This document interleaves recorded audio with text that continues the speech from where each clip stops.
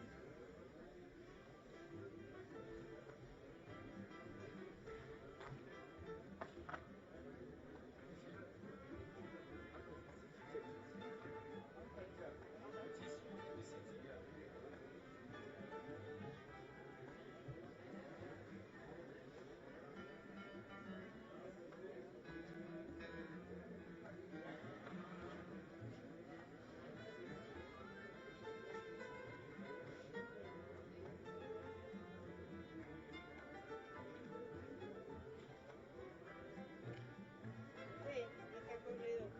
Es que los micrófonos son los que...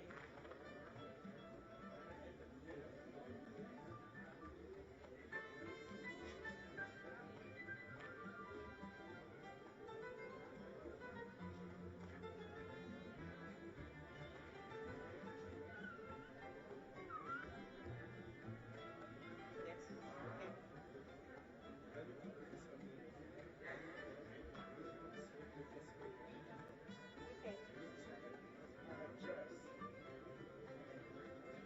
Okay.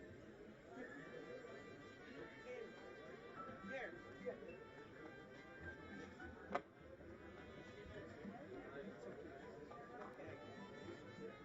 Es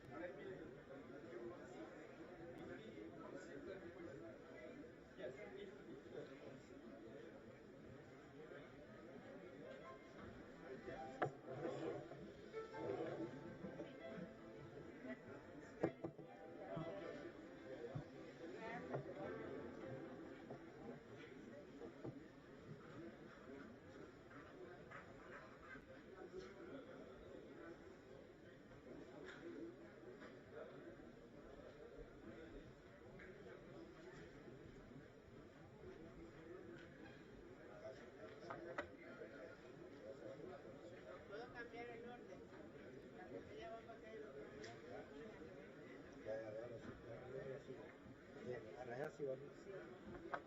Ya, uno no va aquí.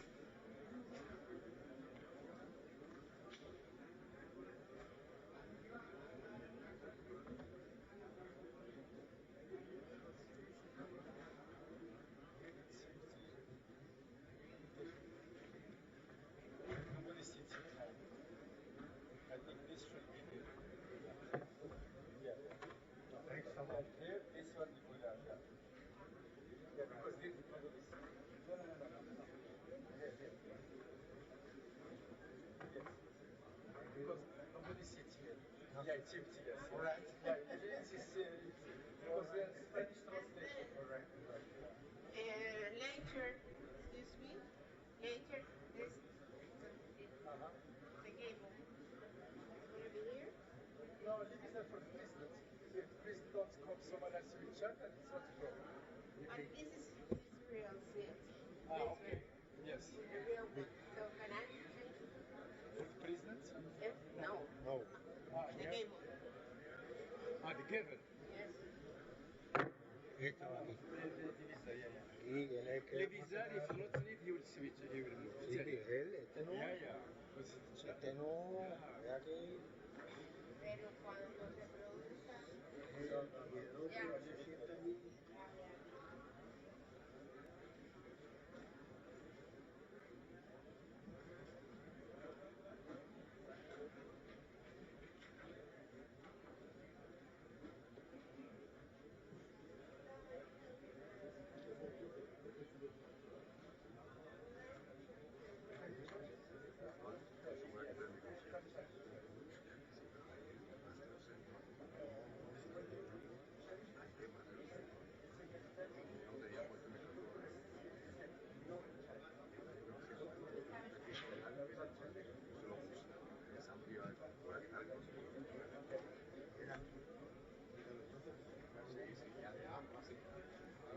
Señor, por favor.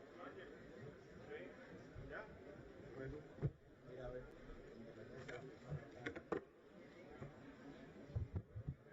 No, Marrero, Salvador está, Marrero no viene, porque Marrero tiene el programa bilateral allá. Salvador sí está ahí. Ponlo aquí.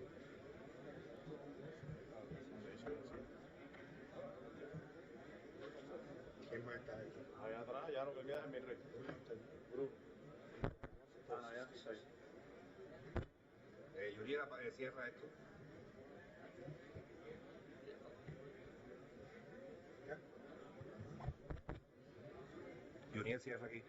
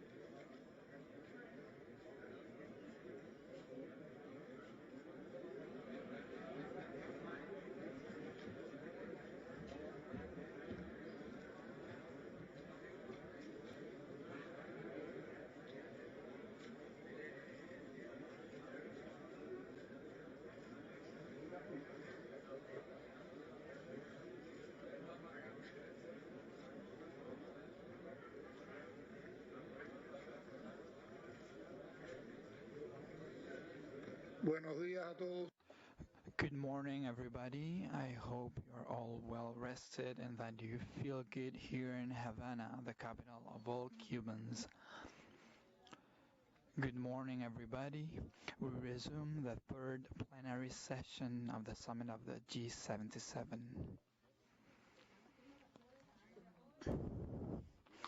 I have the high honor to give the floor to His Excellency Luis Ignacio Lula da Silva, President of the Federative Republic of Brazil. Desde el podio. Lula, desde el podio.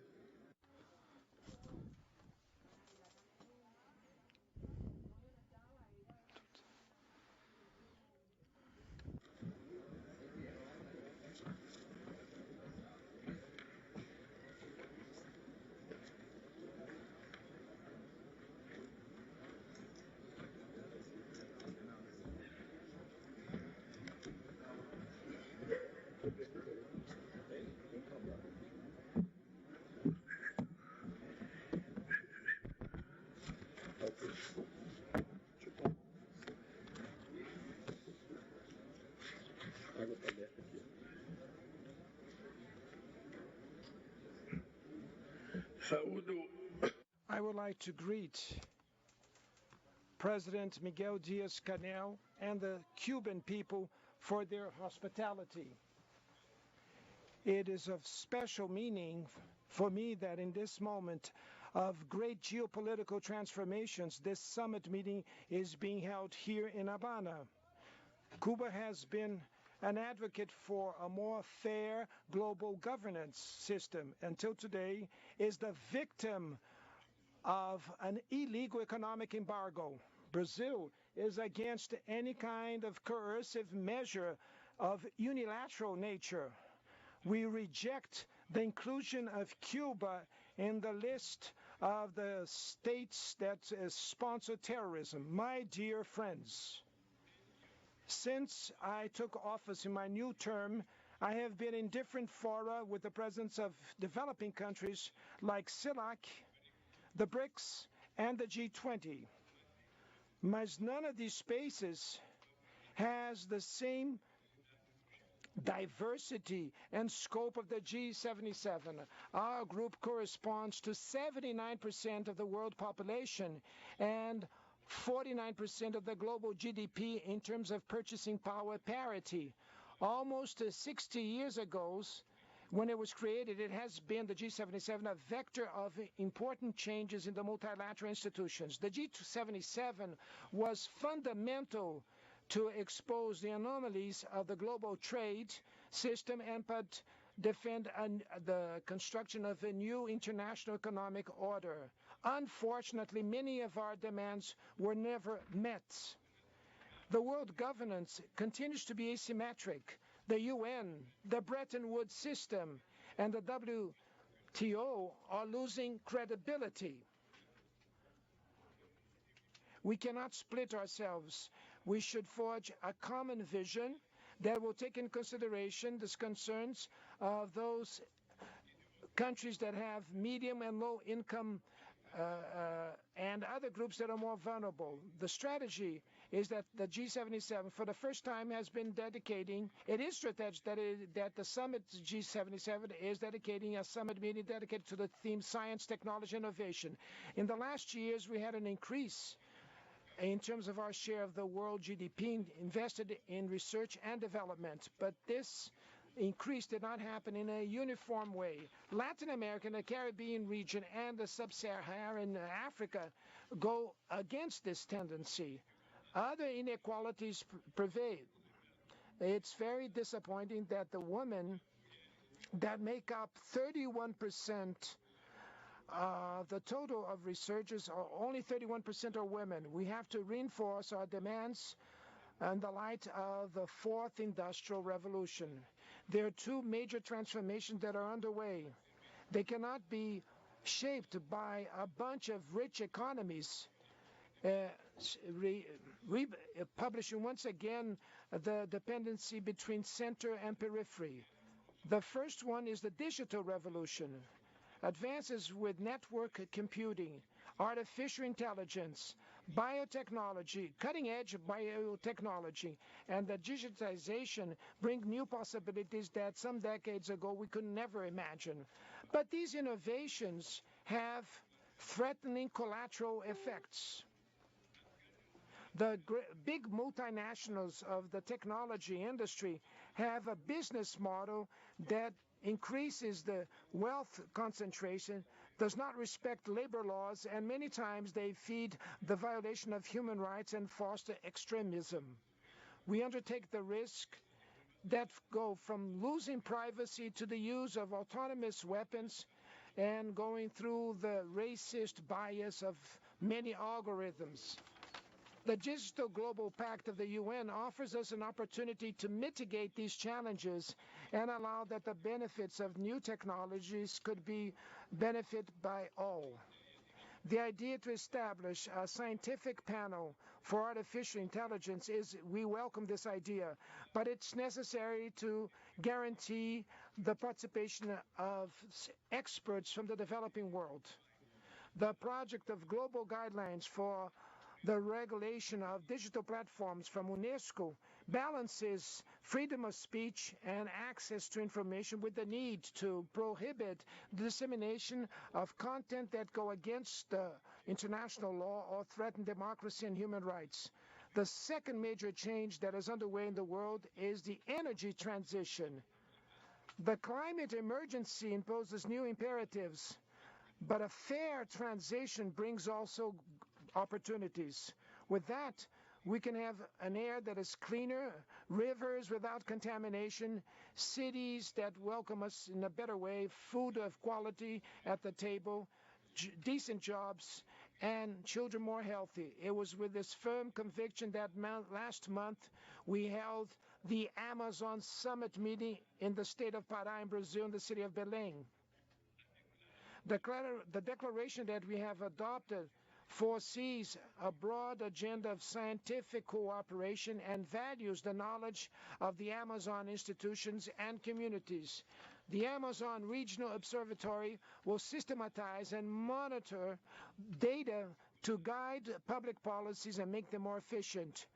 We would like to take advantage of the genetic assets that we have in our biodiversity with a fair share of our benefits, but keeping our intellectual property on resources and traditional knowledge. We will promote a sustainable industrialization, investing in renewable sources of energy with social bioeconomy and agriculture that it will have low carbon. We will do all that without forgetting that we do not have the same historical debt that the rich countries carry for causing the global warming.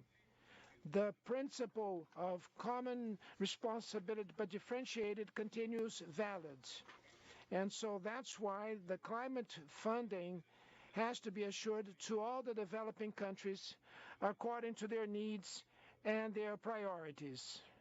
On the way to COP28 in Dubai and COP30 that will be held in the city of Belém, the state of Pará in Brazil, it will be necessary to insist in the implementations of the commitments that were never followed by the rich countries, developed countries.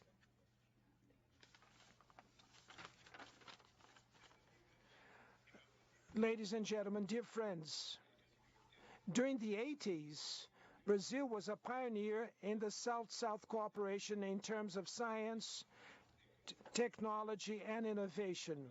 When we established partnership in the nuclear field with Argentina and in the spatial area with China. These two initiatives of cooperation have brought benefits till today. When we reclaim the protagonism of Brazil in the world, we confer special attention to scientific cooperation and technological cooperation between the developing countries in our foreign policy. We will give a new trigger to programs and regional programs through the CELAC, BRICS, and the Portuguese-speaking language countries. The collaboration with Angola and Mozambique and many other countries in Africa demonstrate that the sharing of knowledge, policies, and Brazilian technologies can help us to give a quality leap forward in terms of the agriculture output and in the production of of drugs and medication. Under the Brazilian chair of the G20, we will propose the creation of a working group in science, technology, and innovation to leverage the interests of the developing countries in this field. In New Delhi, we participate in the launch of the Global Alliance for Biofuels. Our objective is to show the potential of bioenergy in the context of the energy transition. Dear friends, at the end of the Cold War, the South Commission, led by Julius Nyerere, gathered dozens of intellectuals, diplomats, and leadership from Africa, Asia, and Latin America, and amongst them, my dear friend Mohamed Singh and the Brazilians Celso Furtado and Paulo Arns, so that we can build a common vision for development. A second edition of the South Commission will allow us to update our vision on sustainable development on the basis of our own realities and priorities in the light of the digital revolution and in the light of a fair transition. I will leave this suggestion to Gand, for which I wish success in the chair of the G77 from next year. The countries from the Global South have all the conditions to occupy the vanguard of science, technology, and innovation. For that, we have to go back and act together, because together we'll be stronger, as we did already in the past. Thank you very much, Mr. Chair.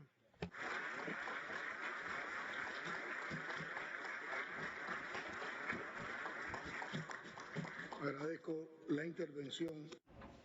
We are grateful for the intervention of His Excellency Luis Ignacio Lula da Silva, President of the Federative Republic of Brazil. I am pleased to give the floor to the Prince Faisal bin Fahad Al Saud, Minister of Foreign Affairs of the Kingdom of Saudi Arabia.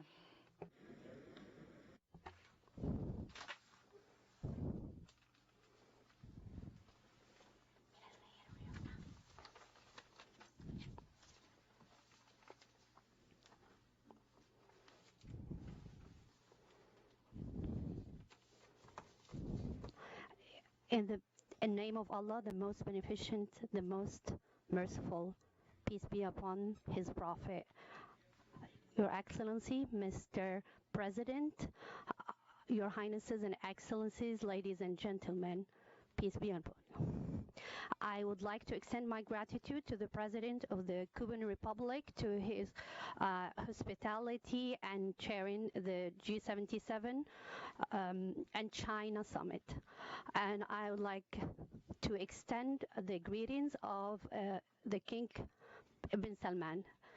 The Kingdom of Morocco, of Saudi Arabia, believes firmly in stability and the rule of law, and aware of its support and engagement towards the developing countries.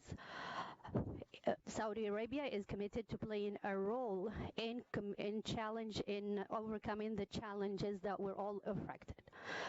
We take a great interest in human and development initiatives, especially the right to development and coexistence, in partnership with international organizations, the United Nations and the Islamic Bank of Development and the World Bank and others. And this is to ensure a great capacity building and infrastructure building. The humanitarian agency and aid of the Saudi government has helped 91 countries, and the Bank of Development of the Kingdom of Saudi Arabia has helped with 700 projects in 85 countries, targeting infrastructure in transportation, agriculture, and other fields. Ladies and gentlemen, we put a great attachment and interest in science and technology. Our Vision 2023 is targeting the building of a digitalized industry and investment business industry, technology, state-of-the-art research and development. This is to achieve development, and especially sustainable development. We are committed to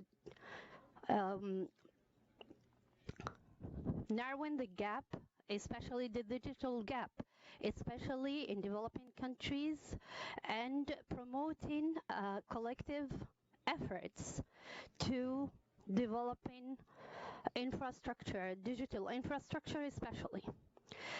We are working with other countries in ICTs, in investment in infrastructure, and green infrastructure will revolutionize the transformation of our technologies, especially low carbon industries.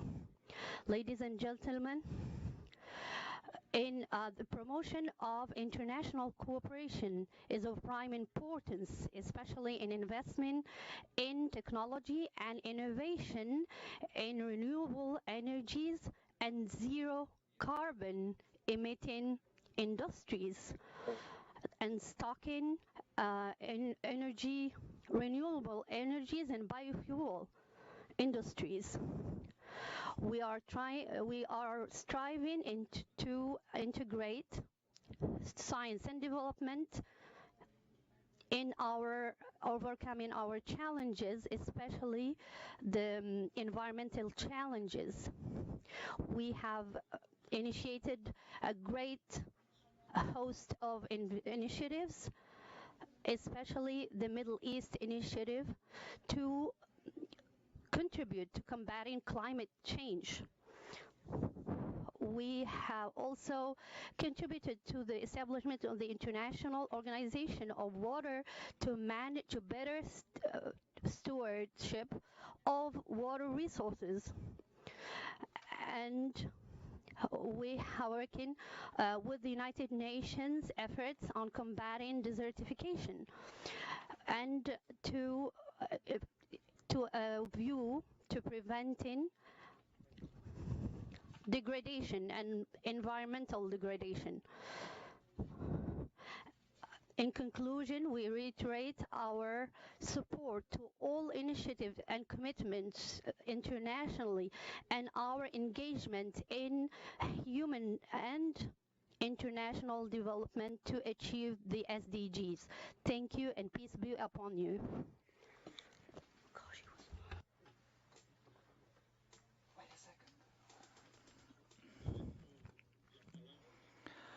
I thank the address by His Highness Prince and Minister of Foreign Affairs of the Kingdom of Saudi Arabia, and I'm pleased to invite His Excellency Mr. Dr. Mohammed Maliki bin Osman, Minister in the Prime Minister's Office, Second Minister for Education, and Second Minister for Foreign Affairs from Saudi Arabia. For the lives lost in the recent natural disaster from Singapore, sorry. Morocco and Libya during these difficult times.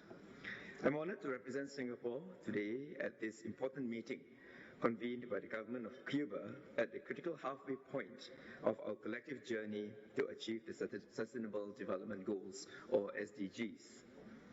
Simultaneous crises ranging from the COVID-19 pandemic, surging food and energy prices, and the planetary threat of climate change have derailed our progress on the SDGs.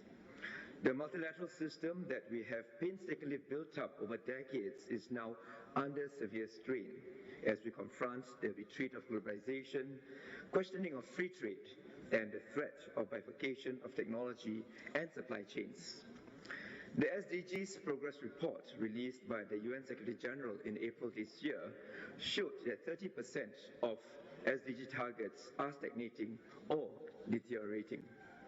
With SDGs badly off track, it is crucial to mobilize science, technology, and innovation to accelerate action and develop transformative solutions. The benefits can be enormous. generative artificial intelligence or AI can drive a 7% increase in global GDP and lift productivity growth by 1.5 percentage points over a 10-year period. Food technology, alternative proteins, and smart agriculture may provide the answer to climate change, a climate-resilient future. How can we harness the potential of science, technology, and innovation? There are 3 I's to this that I would like to introduce: infrastructure, inclusion, and international cooperation. First, we must build up our digital public infrastructure as the critical backbone to harness the social and economic benefits of technology. This means open, secure, and interoperable digital platforms that can provide public services such as digital cash transfers, online education, or e-health. Research by the UN Development Programme, or UNDP, projected that the adoption of financial digital public infrastructure can contribute up to 33% of economic growth in low and middle income countries. Singapore's adoption of mobile banking and digital payment systems has shown positive results. The Singapore Quick Response Code, the world's first unified national e-payment system, has allowed us to scale up e-payment and create innovative business opportunities. This is a key pillar of SDG 9 on infrastructure, industrialization, and innovation. Singapore has also developed a national digital identity system called SingPass to enable users to access more than 2,700 digital services securely and conveniently.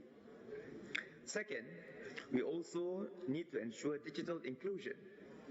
This requires governments to adopt a human-centric approach towards policy making and work with community partners to strengthen digital access to all.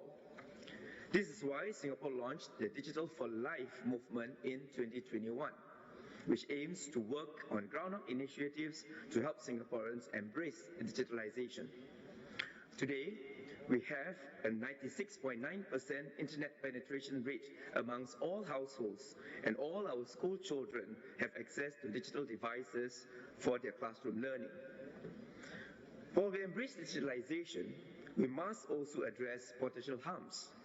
For example, to address online scams, we can use analytic tools to identify and block suspicious websites, or allow banking customers to suspend their accounts quickly if they are compromised. Central banks and financial authorities must work closely with financial institutions to protect the citizens and clients. Given the organized and transnational nature of scams, governments must also work closely with each other to maximize the impact of our preventive measures. This brings me to my third point on the importance of international cooperation to nurture global digital commons that are open, accessible, and interoperable. This is crucial for developing countries' technological advancement and economic development. To this end, the Global Digital Compact provides an important platform for member states to forge common rules and norms that facilitate economic transactions and growth. It could also promote efforts to expand the availability of and access to digital public goods. On our part, Singapore open-sourced AI Verify, an AI governance testing framework and software toolkit that validates the performance of AI systems and is consistent with international AI governance frameworks. We hope that the global community can join us in developing better frameworks, standards, and best practices.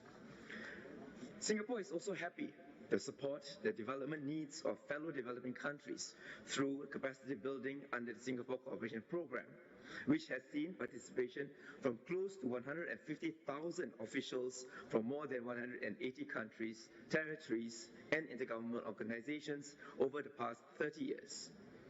We will give greater focus to the digital economy, AI, and cybersecurity, and emerging technologies, and work with partners such as the UNDP to support knowledge exchanges among developing countries.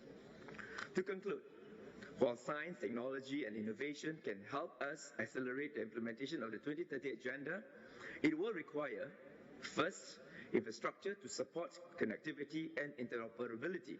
Second, inclusion to ensure that everyone has equal access to the benefits. And third, international cooperation to address potential challenges. Thank you.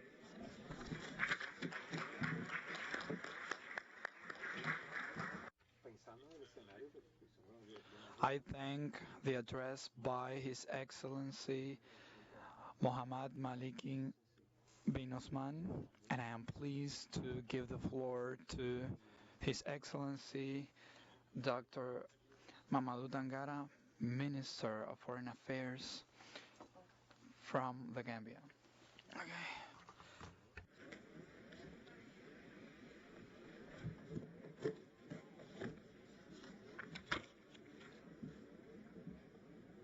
Your Excellencies, ladies and gentlemen, I bring you fraternal greetings from His Excellency President Adama Barrow to his brother, His Excellency Miguel Diaz-Canel Bermudez, President of the Republic of Cuba and current chair of the Group of 77 and China. Your Excellencies, ladies and gentlemen, it's with profound humility I bring you warm greetings from the Gambia on this special summit of the Group of 77 and China being held in the friendly Republic of Cuba.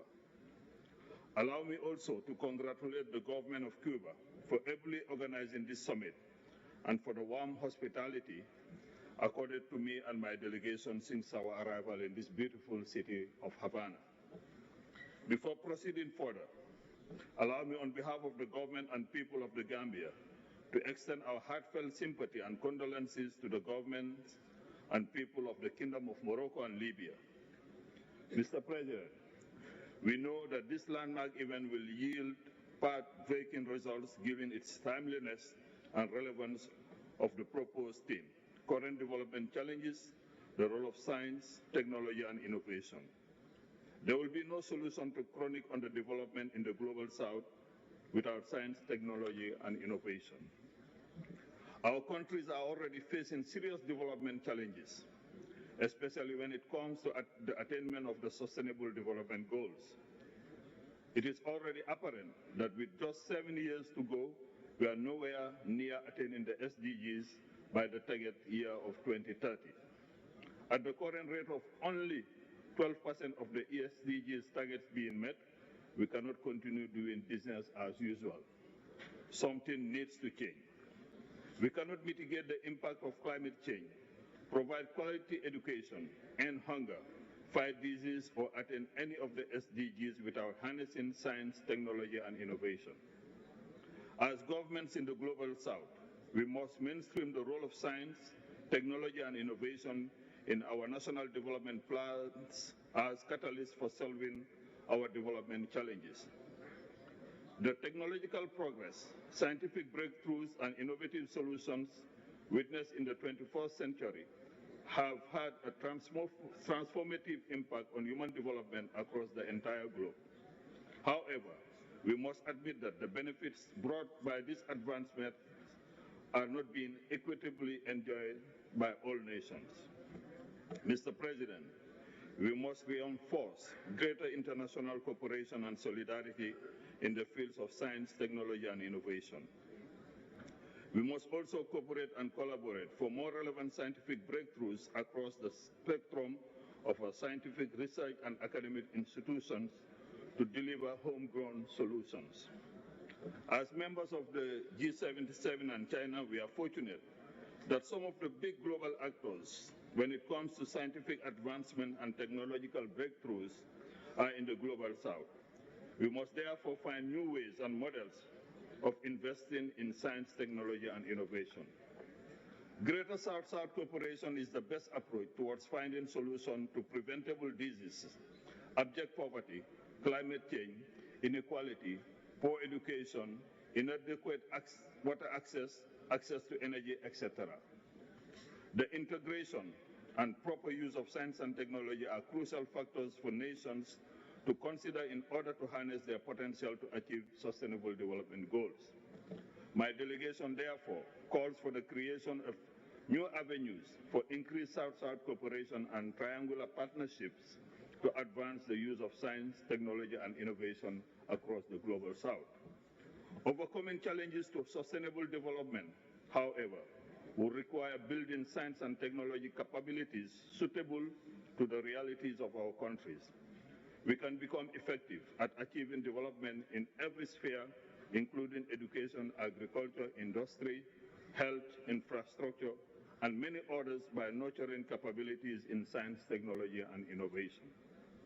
It is for these reasons that in the Gambia we create a new University of Science, Engineering, and Technology geared towards engendering the catalytic role of science in the transformation of our country. Let us consider providing more scholarships in these fields to our young ones.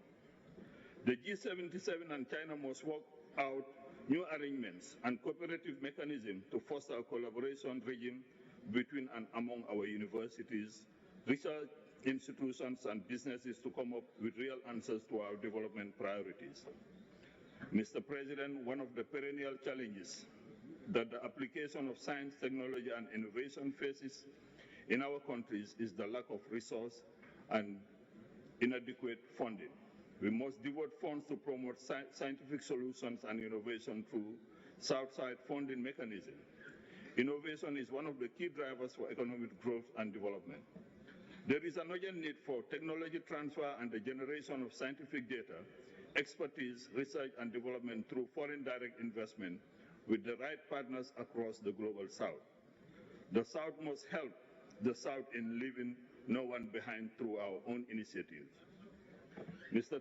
President, today we have a unique opportunity to reinforce international cooperation and solidarity in science, technology, and innovation, to enhance the development of our respective nations by devising technological and scientific tools more accessible, affordable, and suited to the realities in our countries. The G77 and China must continue encouraging initiatives that will continue to bridge the digital divide between developed and development world. The biggest lessons that we all have learned with the outbreak of the COVID-19 pandemic is that when the world comes together and puts resources toward funding scientific research, technological solutions, and innovative approaches, miracles can happen.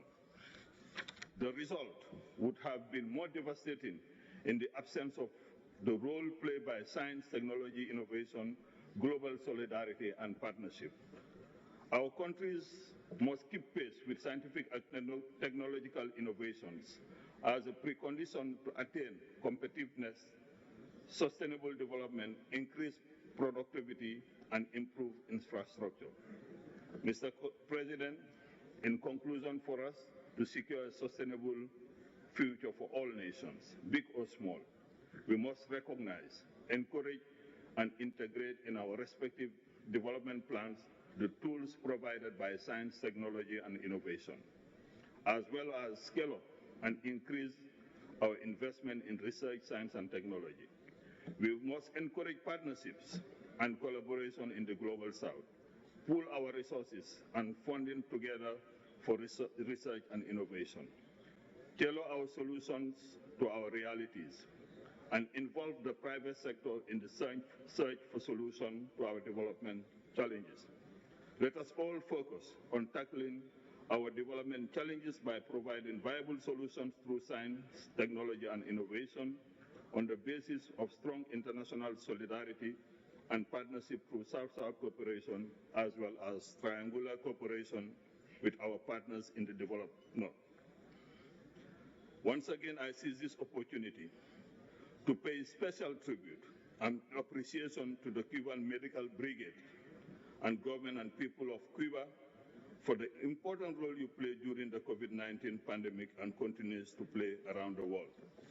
And I would like to paraphrase El Comandante Fidel Castro when he said, El orgullo del pueblo cubano es de envidia. When he said that the pride of the Cuban people is an object of envy because we have doctors in the darkest corners of the world, and we can see Cuban doctors working with love, professionalism, and in the most inhospitable places of the world. I would like to add our voice to call for the lifting of the unjustified blockade against the dignified nation of Cuba. Muchísimas gracias.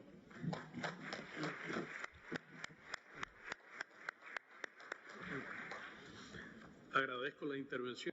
I appreciate the intervention of His Excellency, Minister of Foreign Affairs of the Gambia, and give the floor to Honorable Kamina Johnson-Smith, Minister of Foreign Affairs and Foreign Trade of Jamaica.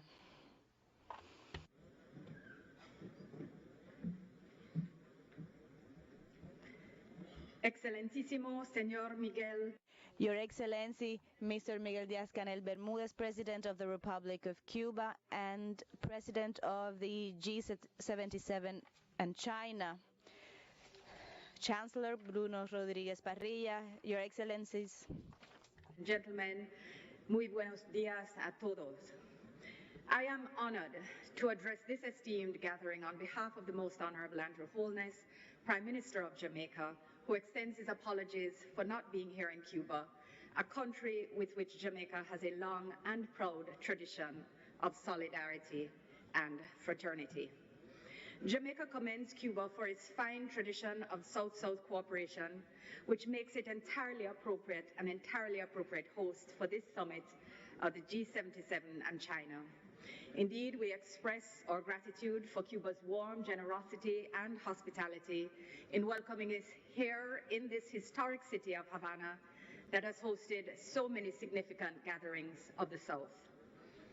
Jamaica also extends its sincere sympathies to the governments and people of the Kingdom of Morocco and Libya as they seek to recover from their most recent disasters, which resulted in such terrible damage, distress, and loss of life.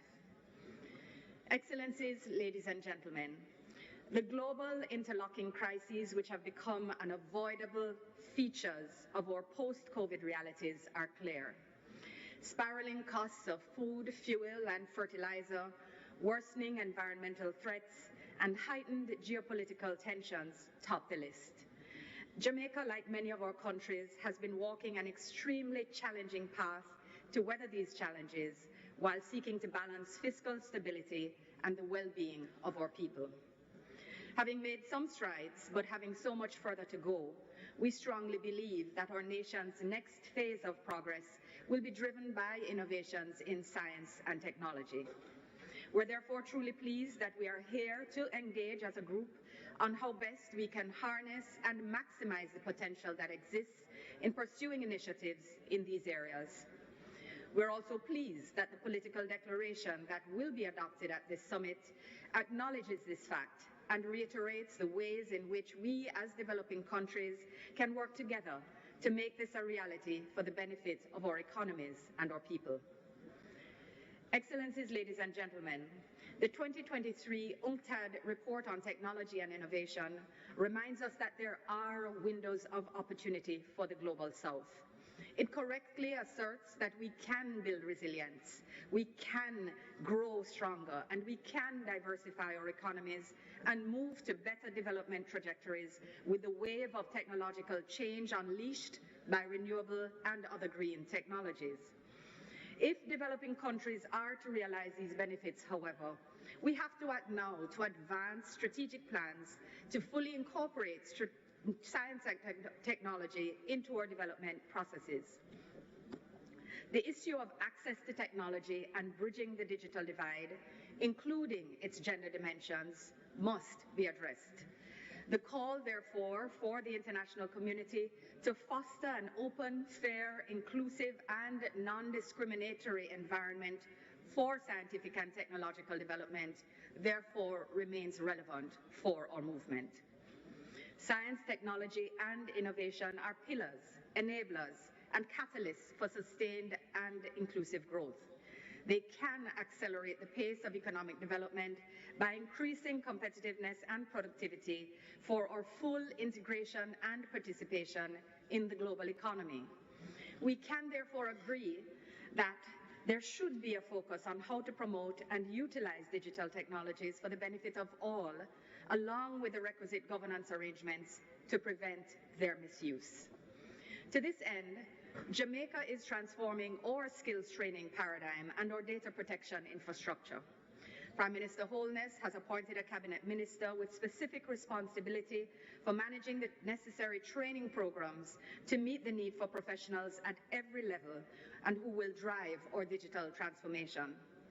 Jamaica's Science, Technology and Innovation Policy of 2022 seeks to integrate science and technology in all areas of development and to establish a dynamic and responsive national innovative system. Our priorities are expanding access to affordable and reliable internet connectivity and the digitalization of critical sectors.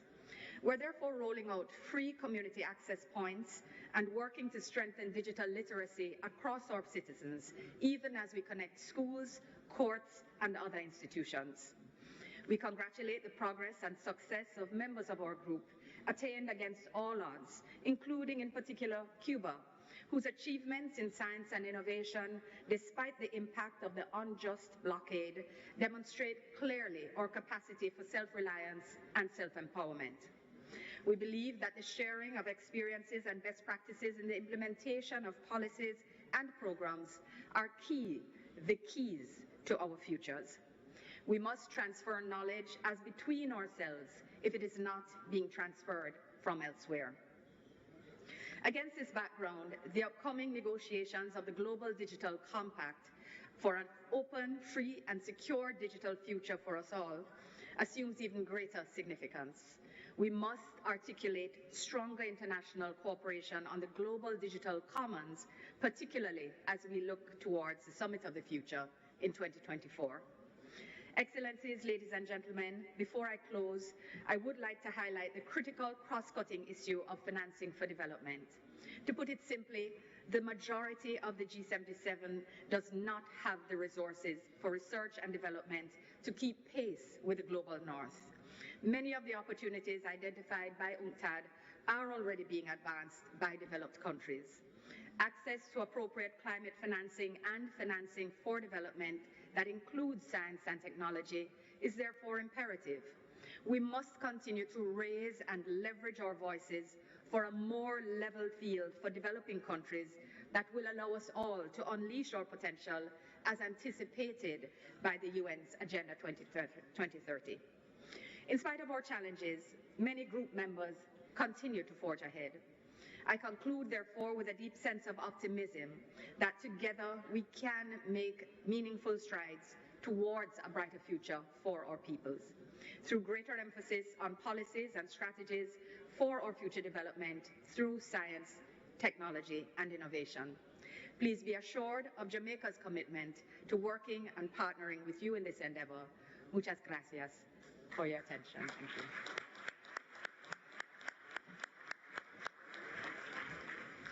Muchas gracias. Thank you very much, Honorable Minister of Foreign Affairs of Jamaica. And we give the floor to Honorable Chet Green, Minister of Foreign Affairs, Agriculture and Trade of Antigua and Barbuda.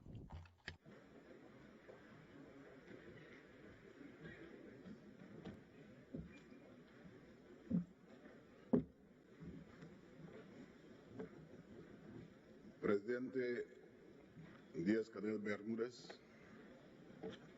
mi amigo y hermano, my friend and brother, Foreign Minister, Excellencies, ladies and gentlemen,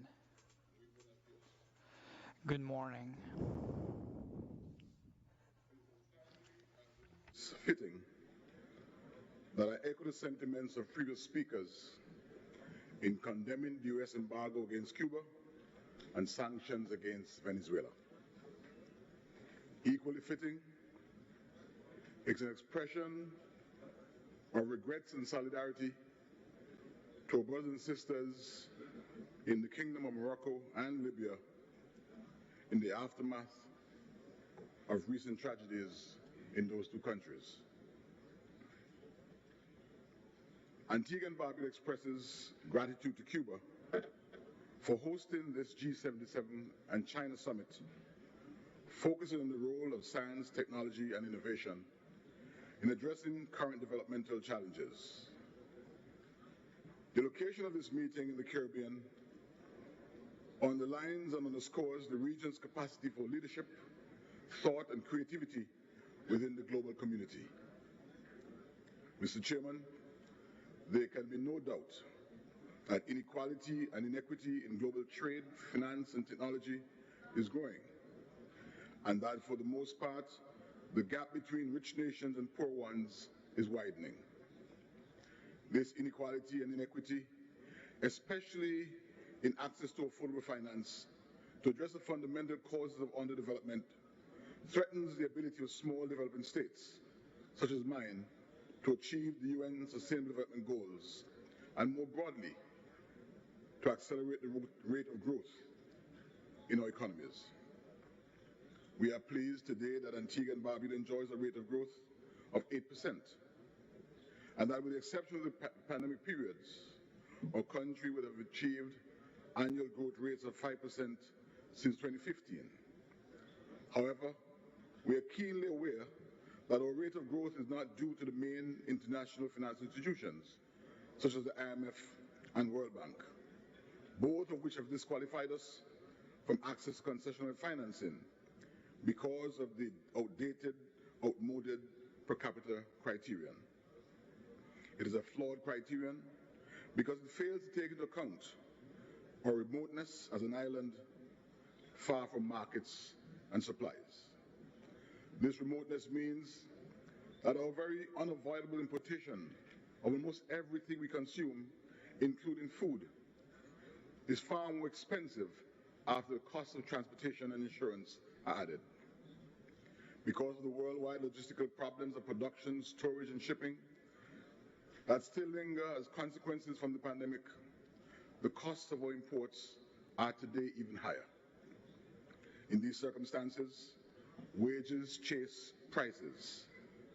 And as a democratic nation whose values are rooted in human and civil rights, we recognize that wages have to keep parity with the rate of imported inflation. If we do not, the obvious consequence would be the expansion of poverty in our society. We do not regard the application of per capita income as fair. Consider Antigua and Barbuda a small island state with all the vulnerabilities of underdevelopment and a limited range of economic activity. As a result of the policies of the IMF and World Bank, coupled with the aid policies of the European Union, my country has been forced to borrow money on the global financial markets to finance our development and to cater to the welfare and well-being of our citizens. The Paris Club, too, has been unhelpful, rejecting our every plea for debt forgiveness, debt restructuring, or debt rescheduling. Yet much of our debt, they very well know, is a result of constant need to rebuild after persistent and extreme weather events arising from climate change, to which we are one of the very least contributors. Our carbon footprint in the world is so tiny, so negligible, that it is not even recorded in the official global records. The unfairness of the policies of the international financial institutions are therefore palpable.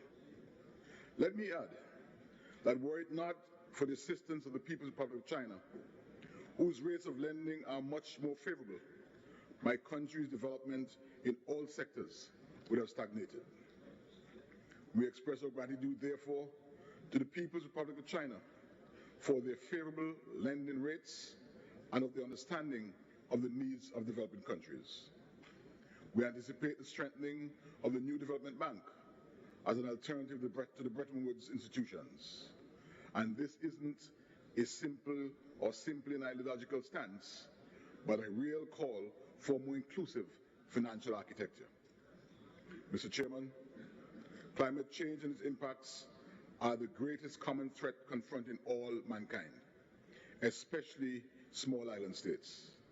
Consequently, we join with other nations in insisting on effective responses to this urgent threat, especially through scaling up the provision of financing and capacity building. Earlier this week, my country, Antigua and Barbuda, and Tuvalu as the co-founders of the Commission of Small States on Climate Change and International Law, began proceedings before the International Tribunal of the Law of the Sea, seeking an advisory opinion. We are of the firm view that small states need authoritative scientific answers on this critical issue, but so too do the major contributors to climate change. There must be a clear guidance on the consequences of their actions. This advisory opinion from ITLAS can serve as a benchmark, as a guidepost for international actions going forward. We remain hopeful for a clear advisory opinion from ITLAS that will guide the actions of all with regard to the damage that is being done to nations and the need for compensation. Chairman, colleagues, as a drought-prone country which has to manufacture water through the use of expensive desalination and reverse osmosis processes, we know all too well the impact of water scarcity and the enormous cost of manufacturing. We, however, have no choice. But we believe that access to technology at an affordable price would help us enormously if only we allowed access to concessional financing, which is a clear imperative in this case. Therefore, we readily join all nations here at this meeting in calling for the transfer of the necessary technologies and access to existing ones, including in the areas of food and nutrition, health, water, sanitation and energy, in order to improve the quality of life and, more importantly, to sustain it. In conclusion, I invoke the spirit, genius, and practical teachings of El Comandante en Jefe Fidel Castro Ruz, in a quote which encapsulates the very theme and purpose of our mission here at the summit.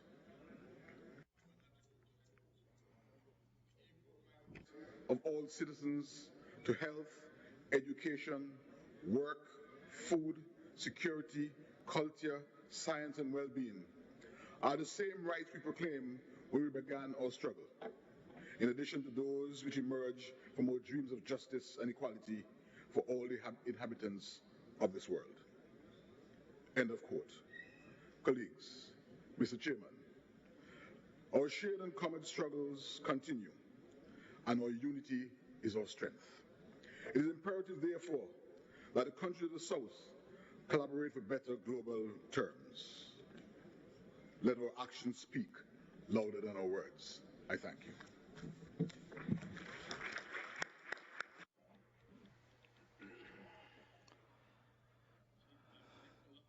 I thank the address by the Honorable Minister of Foreign Affairs of Antigua and Barbuda. And now I give the floor to His Excellency Mr. Abdulatif bin Rashid Al Sayani, Minister of Foreign Affairs of the Kingdom of Bahrain.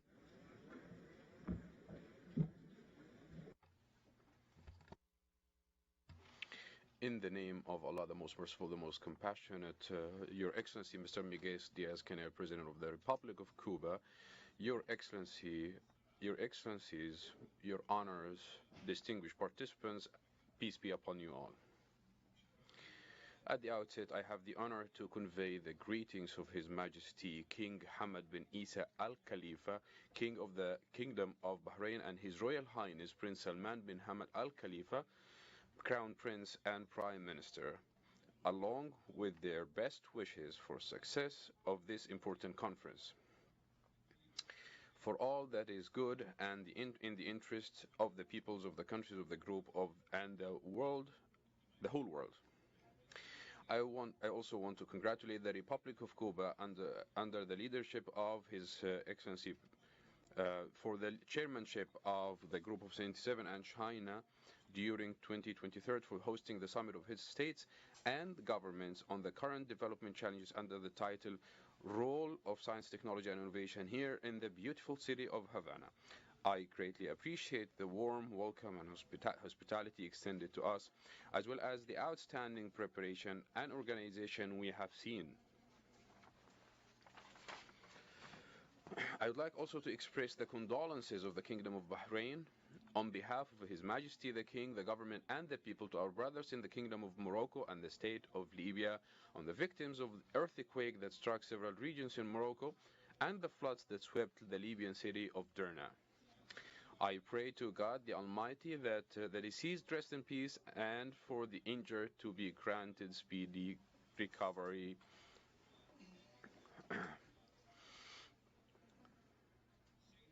Mr. Chairman, we meet today as members of the Group of 77 and China amid global challenges that require countries to join hands and endeavor seriously in order to harness the power of science, technology, and innovation to bridge the knowledge gap between peoples and to empower our youth and women to utilize modern technology in various fields and innovate solutions to deliver goals of sustainable development and advance our progress and prosperity.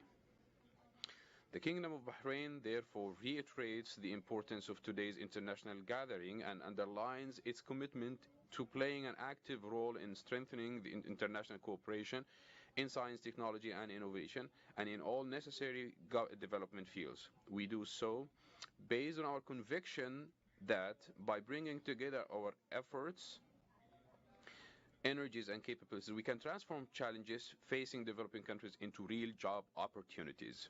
Mr. Chairman, the Kingdom of Bahrain, as a state committed to peace, constantly strives to strengthen peace in our region and coexistence among all its diverse peoples. Our goal is to create an environment in which differences in religion, sect, race, creed, or ideology do not hinder progress, nor stand in the way of constructive relations of communication between people. Bahrain also believes in the importance of protecting and promoting human rights and fundamental freedoms for all, regardless of their backgrounds or beliefs. In today's complex world, filled with numerous conflicts and challenges, it is more important than ever to reaffirm our commitment to resolving disputes through exclusively peaceful means and deepening understanding among nations. We firmly believe that the pillars of dialogue, mutual respect, and cooperation are the only sustainable basis for achieving lasting peace and stability. Accordingly, we should strengthen our collective efforts through the Group of 77 and China to address the pressing issues facing developing countries. The Kingdom of Bahrain acknowledges the importance of comprehensive and equitable development that ensures the well-being of all individuals and leaves no one behind. Because we are convinced that empowering our people, especially the most vulnerable, and promoting sustainable economic growth will enable us to achieve stability and prosperity for all. The Kingdom of Bahrain also recognizes the importance of international partnerships and solidarity in addressing global challenges such as poverty, hunger, climate change, and sustainable development. We therefore stand ready to actively engage and cooperate with our fellow members of this group to develop innovative solutions and implement effective strategies to address these issues in a comprehensive and effective manner. The Kingdom of Bahrain believes in the importance of investing in knowledge-based industries to build a competitive and sustainable economy. And through our national strategy for ICT sector and digital economy, the Kingdom of Bahrain has reaffirmed its commitment to a culture of innovation and research, and to utilize science and technology as tools to enhance productivity, drive entrepreneurship, and address societal challenges by focusing on critical areas such as renewable energy, artificial intelligence, and digital transformation.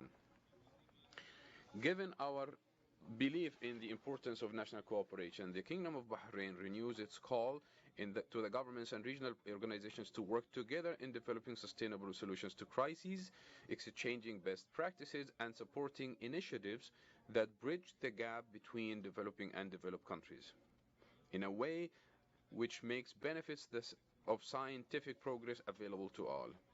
By doing so, we achieve our shared vision of a peaceful and prosperous world capable of meeting any challenges.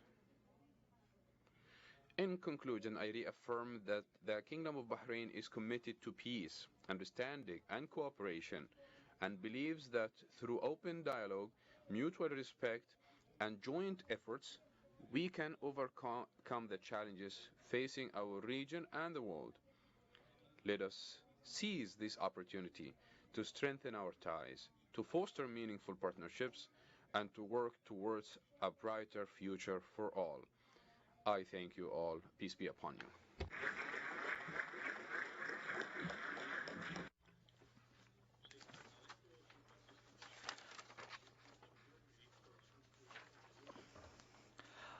I thank His Excellency, Minister of Foreign Affairs of the Kingdom of Bahrain. I have to inform to all the distinguished delegations that yesterday we had an 8-hour-long session and statements were made by 49 member states and delegations. That took around 10 minutes while making their statements. So far, speakers have been taking around 9 minutes. Therefore, we beg you to comply with the time of 5 minutes, taking into account that in the list we have over 50 delegations at the moment, and then since we want to make the closing ceremony early this afternoon, taking into account your understanding and collaboration, I wish to give the floor to the Honorable Dr. Denzil Douglas, Minister of Foreign Relations of St. Kitts and Nevis.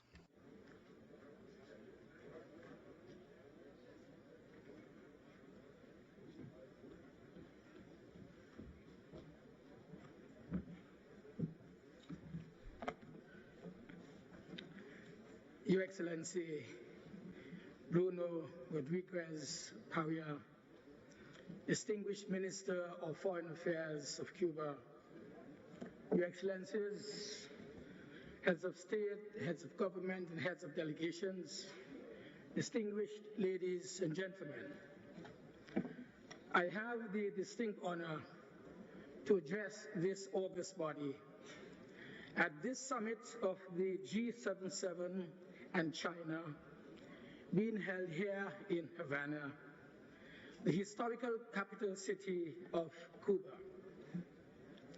And I do so on behalf of the Honorable Prime Minister of St. Kitts and Nevis, Dr. Terence Drew.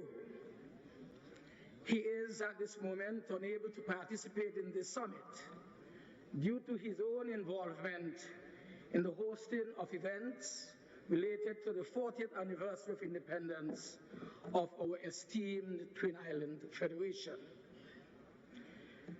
I would like to thank the government and the people of Cuba for the warm hospitality extended to our delegation since our arrival here for the summit. I also take this opportunity to commend the government and people of Cuba and for their hard work and commitment in steering the activities of the Group of 7 and China since assuming the chairmanship earlier this year. Mr. President, we are indeed grateful for the opportunity to have this high-level constructive engagement whereby we can develop strategic partnerships for sustainable economic growth, which will redound to advancement of the peoples of our countries.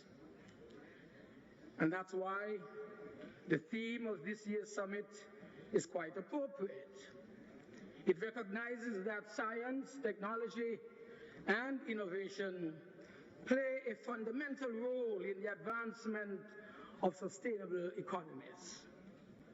St. Kitts and Nevis is well on its way with its objectives of pursuing a digital economy and the introduction of new innovative technologies that will help us keep pace with the latest development of artificial intelligence and technological change in an accelerated world.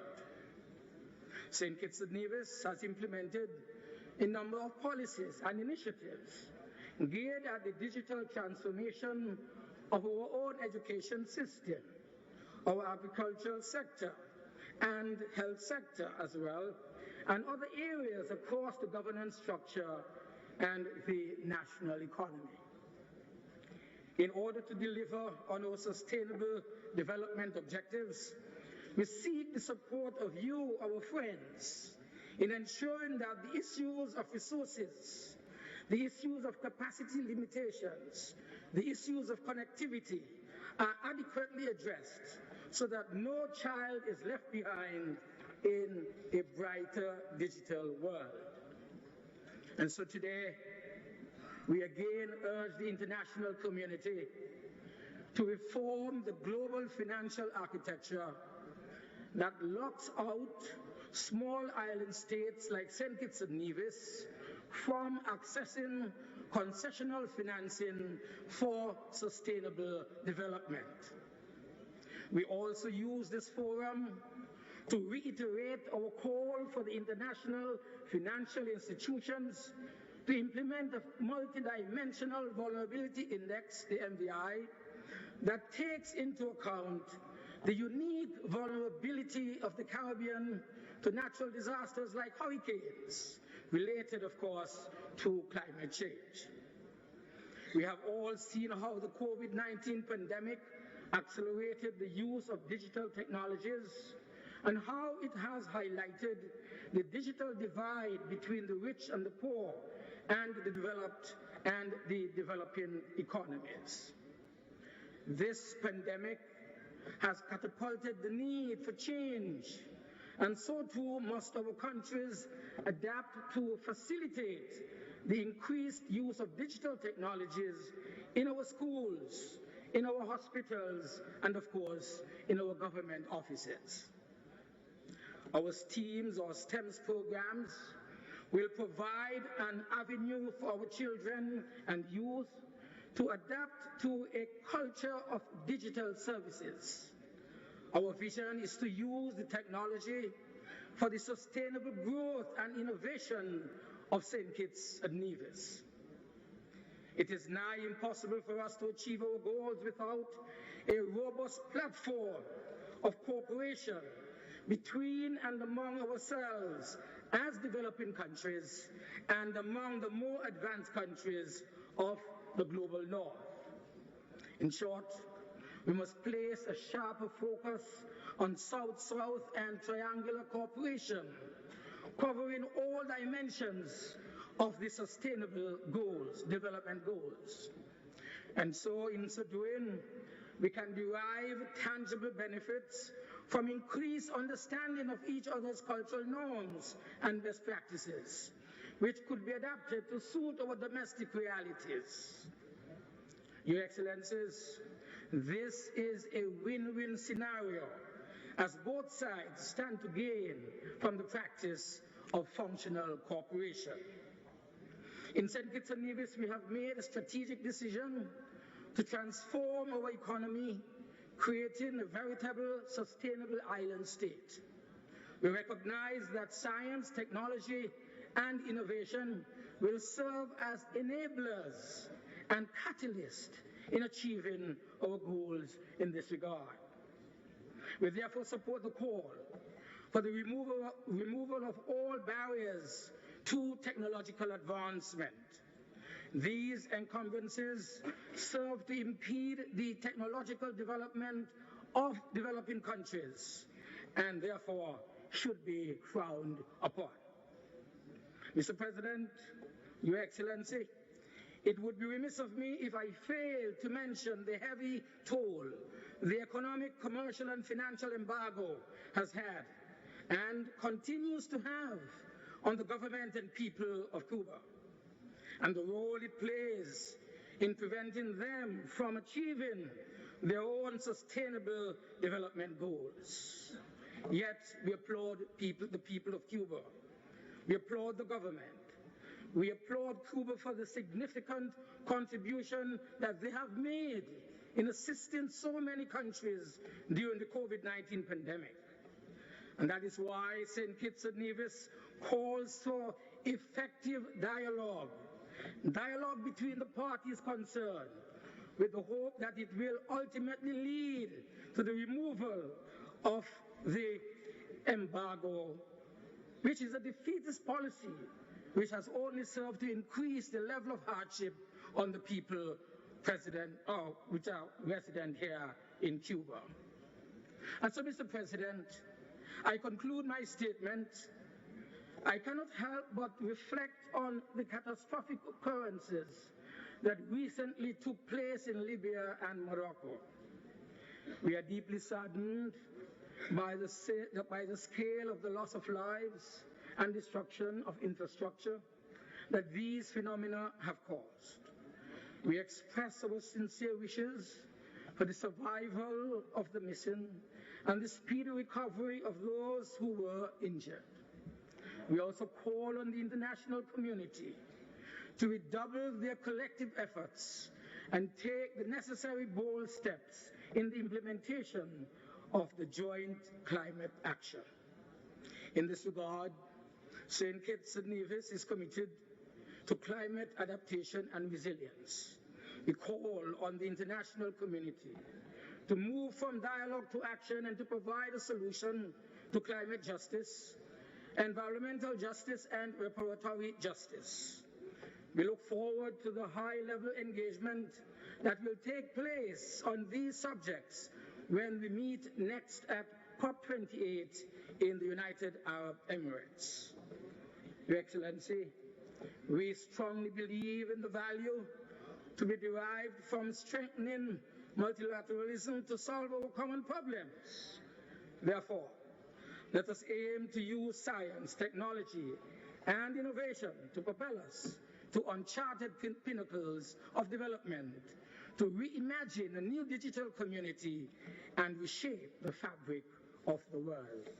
May it please you, Your Excellency. Thank you.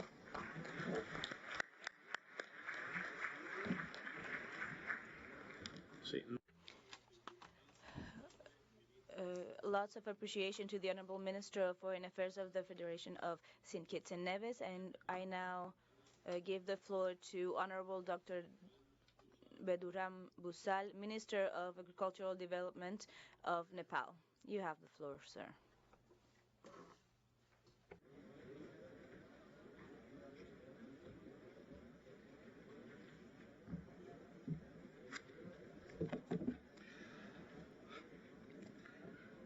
His Excellency, President of the Republic of Cuba, Their Excellencies, Head of States and Governments, distinguished delegates, ladies and gentlemen, I express my deepest gratitude to the government and people of the Republic of Cuba for the excellent organization of this summit on a very pertinent theme.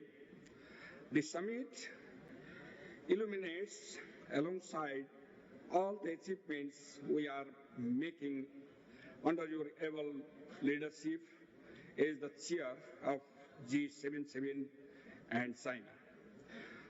I would at first like to deliver some remarks in the August gathering on behalf of the least developed countries, which is an integral part of G77 and China.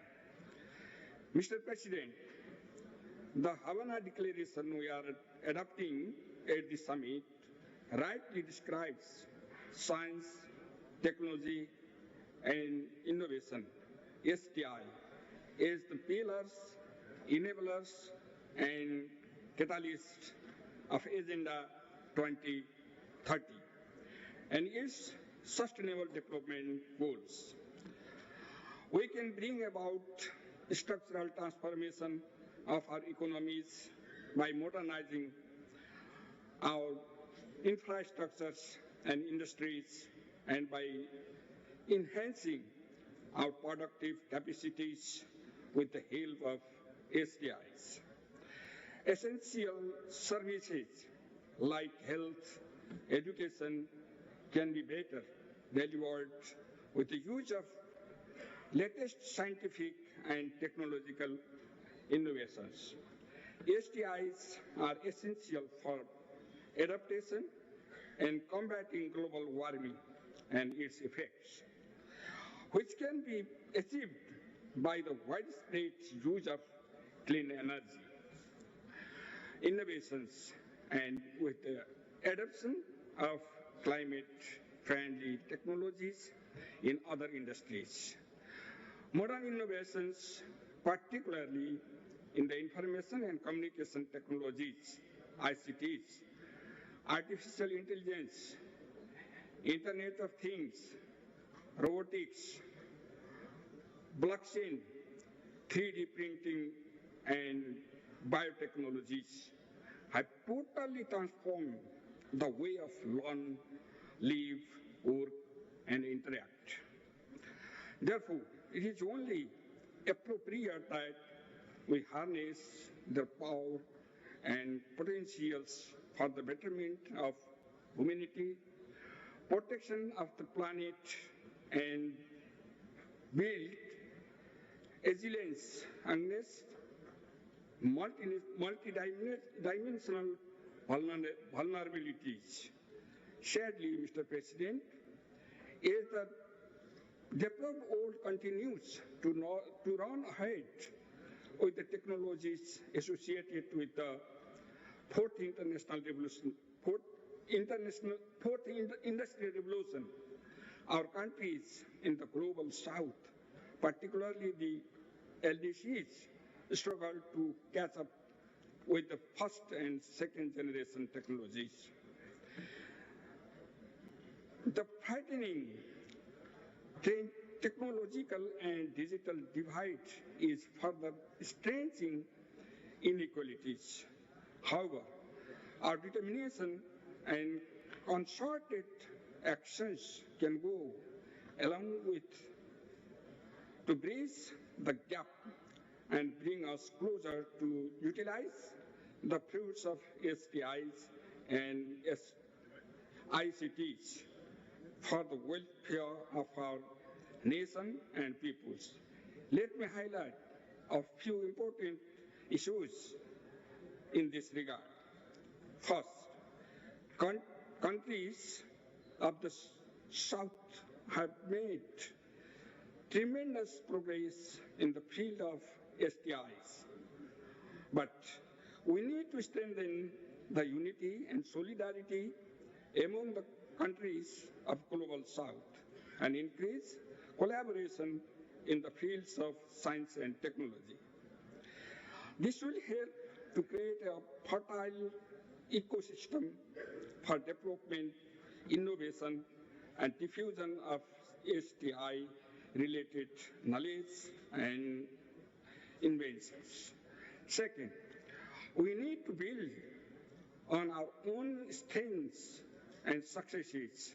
Not only did several countries of the South produce their own vaccines for the COVID pandemic, but they also assisted others in prevention and control of the disease. This sets a concrete example of furthering cooperation among the countries of the South. Third, we need to produce conducive environment within our own countries to encourage scientific and technological developments. We need to implement national strategies, policies, and programs to this end. Strengthen science policy interface, build and upgrade science and technology-based education systems. Fourth, we need to promote technology-driven entrepreneurship, make concerted efforts to increase adoption and uptake of digital and non-digital technologies in our industries, educate and train our workforce. Fifth, one of the root causes of inequalities among developed and developing countries is the persistence of unfair international financial and economic order. We must keep on making concerted efforts to reform it, to transfer resources and unlock investments in productive sectors and in scientific and technological developments. Sixth, we must keep on pushing for the transfer of technologies from the developed nations, which has not materialized even after decades, in spite of concrete promises, especially those made under Article 6.2 of the TRIPS Agreement. Mr. President, we see that the unprecedented developments of ICTs is enveloping the transformation everything.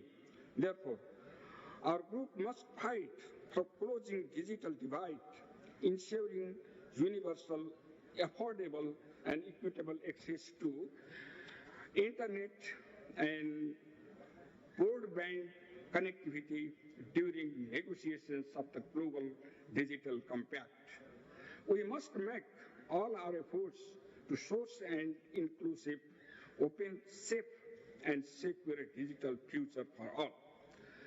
Mr. President, the Doha Program of Action for the LDCs pledges to leverage the power of science, technology, and innovation for socio-economic development and for fighting against multidimensional vulnerabilities. SDI is built across all its plans, priorities, and targets. It also designates the UN Technology Bank as a focal agency for assisting in the scientific and technological development of LDCs. We are committed to implement the program of action and its SDI agenda. And in this regard, I would urge for the solidarity and enhanced support of our development partners from the North and the South to pave the way for LDCs to harness the extraordinary potentials offered by the SDIs in the current era of technological revolution. Mr. President, let me add something in my national context briefly. We brought about a political transformation in our country, changing our country from a monarchy into a federal republic setup. We adopted a new constitution, institutionalizing this transformation in 2015, which stipulates the building of an egalitarian, socialism-oriented economy and society free of all inequalities, oppressions, and backwardness. Our foreign policy is based on the Charter of UN, principles about peace, mutual aspects for sovereignty and territorial integrity, non-alignment, non-interference in internal affairs of other countries, and non-alignment. We are making our best endeavors for the all-round development of our nation and for uplifting our people from poverty and inequalities with the focus on sustainable graduation from the status of LDC by 2026. Development of science and technology and harnessing their potential for the betterment and welfare of our people is a top priority of my nation. I request our partners to join hands with us in this endeavor. Finally, Mr. President, as the countries of the Global South, we are bound by the common goal of encouraging welfare of our people and the social and economic progress of our nations. As embodied in the right of development, I assure my government's full support for your leadership of the Group of 77 and China. Our determination and concerted efforts should continue to utilize the fruit of STIs and ICTs for the welfare of our people and the planet. I wish the grand success of this summit. Thank you. Thank you very much.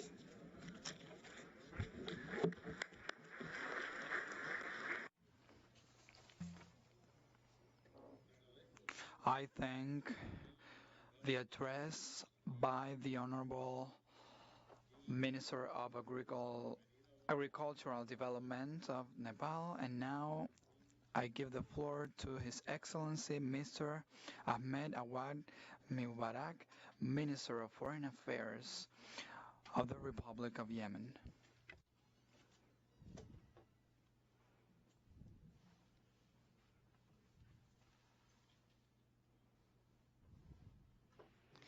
In the name of Allah, the most beneficent, the most merciful, Mr. Miguel Diaz Bermudez, the Mr. President of the Republic of Cuba and Chairperson of the G77 in China. Ladies and gentlemen, I would like to extend my gratitude to the government of Cuba for the warm hospitality and good organization, which is to provide a tribune for overcoming our challenges, especially in science, technology, and innovation. I would like also to transmit and convey the greetings of the chairperson of the Presidential Leadership Council and for presiding the G77 by Cuba and its great insight and leadership in promoting South-South cooperation to achieve prosperity.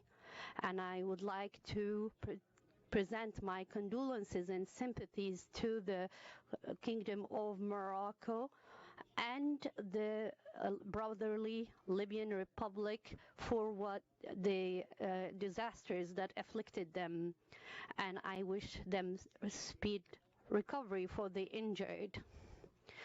We are confronting huge challenges: food security, poverty, and insecurity. To achieve development, we need to focus our attention to promoting infrastructure in science and innovation. I would like to highlight the importance of these aspects in achieving the SDGs in healthcare, education, and standards of living and economic progress, so that we can achieve better living conditions for all citizens. We attach great importance to science and technologies for a better and inclusive future, but we are aware of the widening gap between the developed and developing countries, which is an impediment to achieving progress. These tools are necessary and prerequisite to overcome all challenges confronted by developing and least developing countries. That's why we are in urgent need of a more just international order, working to focus on better financial governance and equitable access to finance and technology, so that nobody is left behind. Achieving sustainable development requires investment in sciences and technology to achieve greater sustainability in agriculture, education, and health. Education is very important in this aspect, and that's why we need more infrastructure to harness these potential economies. Education has took a great toll in the wake of the war waged by the Houthi militias, especially that women and children and youth have dropped out of basic and tertiary schooling. That's why we need international partners and international organizations working in this field to support Yemen and to provide best practices and technologies to enable these youth and children to be able to enjoy the rights like other peers in all over the world. We also need healthcare improvements. Healthcare is still living under the aftermath of the war. 50% of the healthcare sector has been damaged, and we have a greater segment of society that is among the most vulnerable and marginalized, and we need to promote rights to ensure that we have a more better future and inclusive, and to provide them the right to education and participation in the economic progress of the country. After over 8 years of war, we are facing challenges in terms of economic recovery, reconstruction, and science and technology will play a pivotal role in accelerating reconstruction and better improvements of the conditions of living, especially with limited resources in Yemen. We need to direct attention to technology transfer and help these countries combat climate challenges and fulfill their climate-related commitments. We need to provide early warning systems and monitoring tools for forecasting disasters, and also to enable them to have the needed tools to overcome disasters and manage these disasters to respond to all climate phenomena. I would like to reiterate that science and technology are a prerequisite to sustainable development in Yemen and all other countries in the world, and that we could be able, if we harness these potential industries, to be able to generalize and widen and extend the benefits of these sciences to all segments of our peoples. Chairperson, I would like to denounce the embargo on Cuba, and I would like to express our support to the Cuban government. Thank you.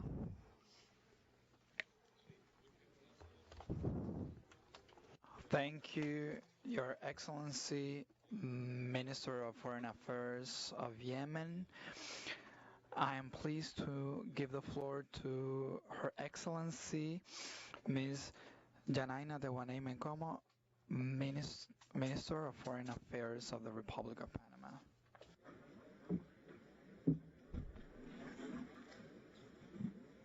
Excelentísimo señor. Your Excellency, Mr. Miguel Díaz-Canel, President of the Republic of Cuba, Excellencies, Heads of State and Government, Your Excellency, Bruno Rodriguez, Minister of Foreign Affairs of Cuba, Excellencies, Ministers of Member States of the G77 and China. Allow me to begin by extending our heartfelt condolences and solidarity to the distinguished delegations of Morocco and Libya in these complex times that these both friends are facing now. It is a great honor to be in the homeland of Martí and extend greetings on behalf of His Excellency the President of the Republic of Panama, Laurentino Cortizo Cohen, on this occasion. A bloc of states, of developing states, committed and aligned under the same objective, development and a dignifying life of all human beings. I would like to start by thanking Cuba for its outstanding role as chair of the G77 in China and the outstanding work in the organization, on the organization of the summit held in this city that is a fraternal, that has a meaning of fraternity. The city of Panama is the only Caribbean city in the Pacific. It has been able to adapt ingeniously and to participate in this multilateral system that we all manage. We gather today here to address a central topic, current development challenges, the role of science, technology, and innovation. To start from a fair ground, it is indispensable to acknowledge that for all to have the same access to the same development opportunities, we should also have timely access to the same methods of funding and equitable treatment before the global financial system, and then to foster the economic opportunity to which all states aspire for the benefit and development of our nations. There is no place here for unilateral measures as the blockade affecting our Cuban brothers, and Panama states again this position.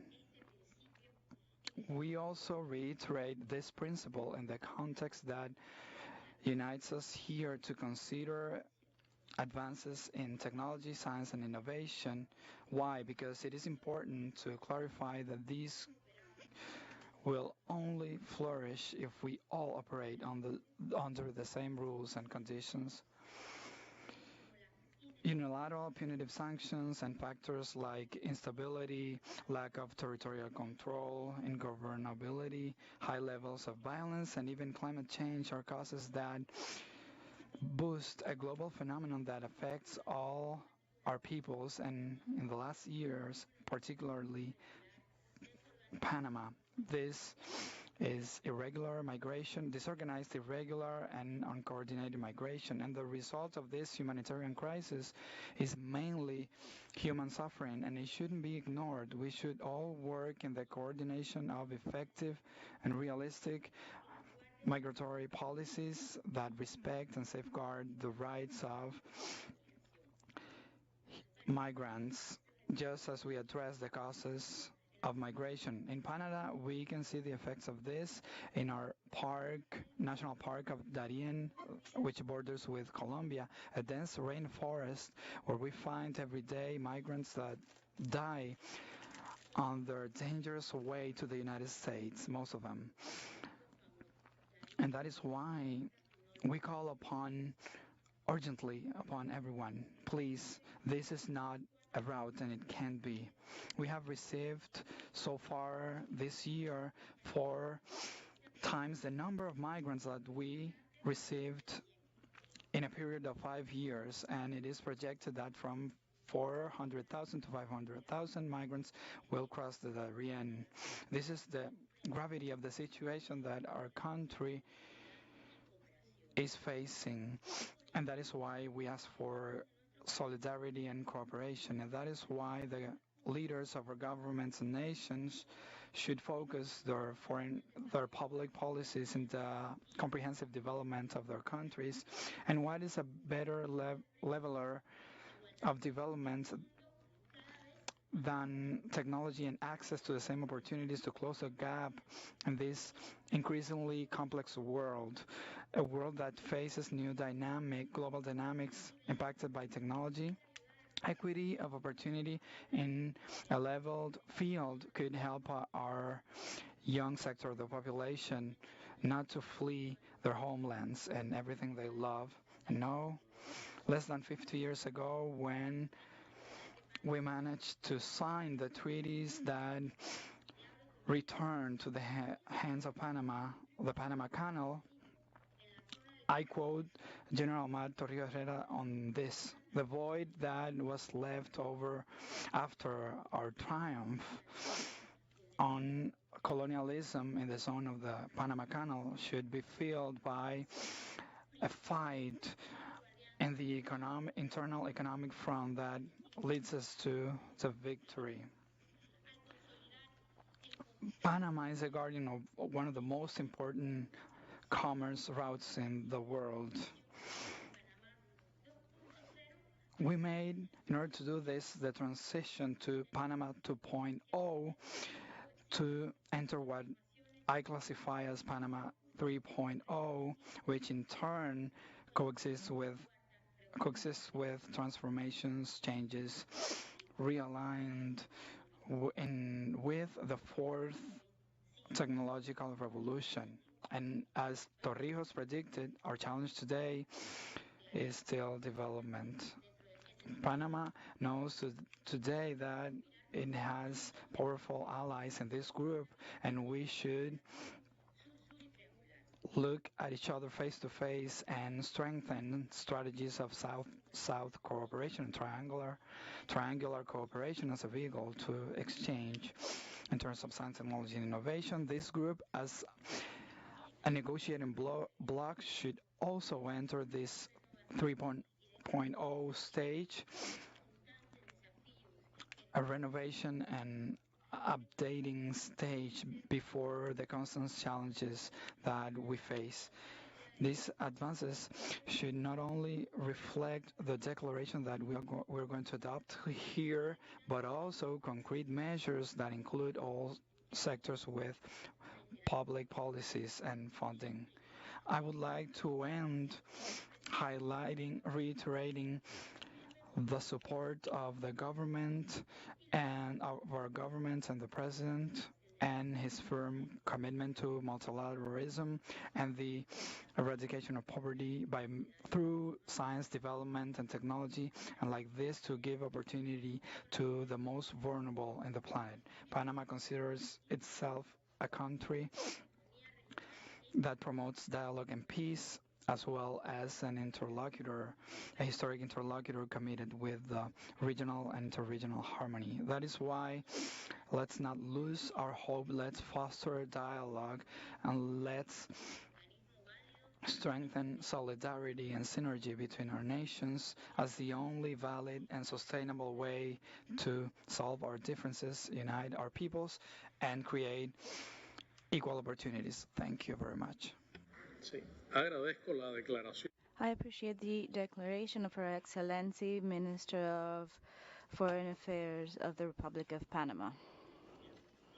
I would like to deeply thank the contribution of His Excellency Sirin Mohamed Lagdaf, permanent representative of the Islamic Republic of Mauritania to the United Nations, who has sent to this presidency the text of their intervention.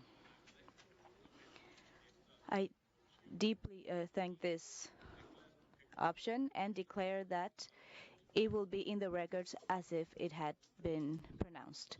Thank you very much, Mr. Mohamed Lagdaf. I will now give the floor to Mr. Jose Manuel Salazar Sirinac, Executive Secretary of CEPAL, the Economic Commission of Latin America and the Caribbean, who will speak on behalf of the regional economic commissions of the United Nations. Good morning, Mr. President of the Republic of Cuba, Mr. Miguel Díaz-Canel, Mr. Minister of Foreign Affairs of the Republic of Cuba, Mr. Rodriguez Parrilla, Excellencies, ladies and gentlemen.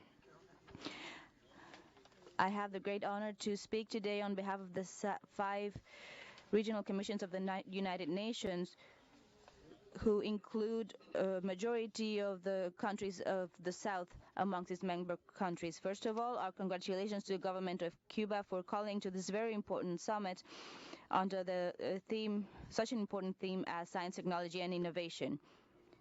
We would also like to appreciate our gratefulness to the members of G77 and China for their support to our work. Humankind faces the existential challenge of climate change. It is in our hands to take action and take the opportunities and maximize the benefits of emerging technologies in order to build the resilience of our countries and economies and reduce the negative impacts.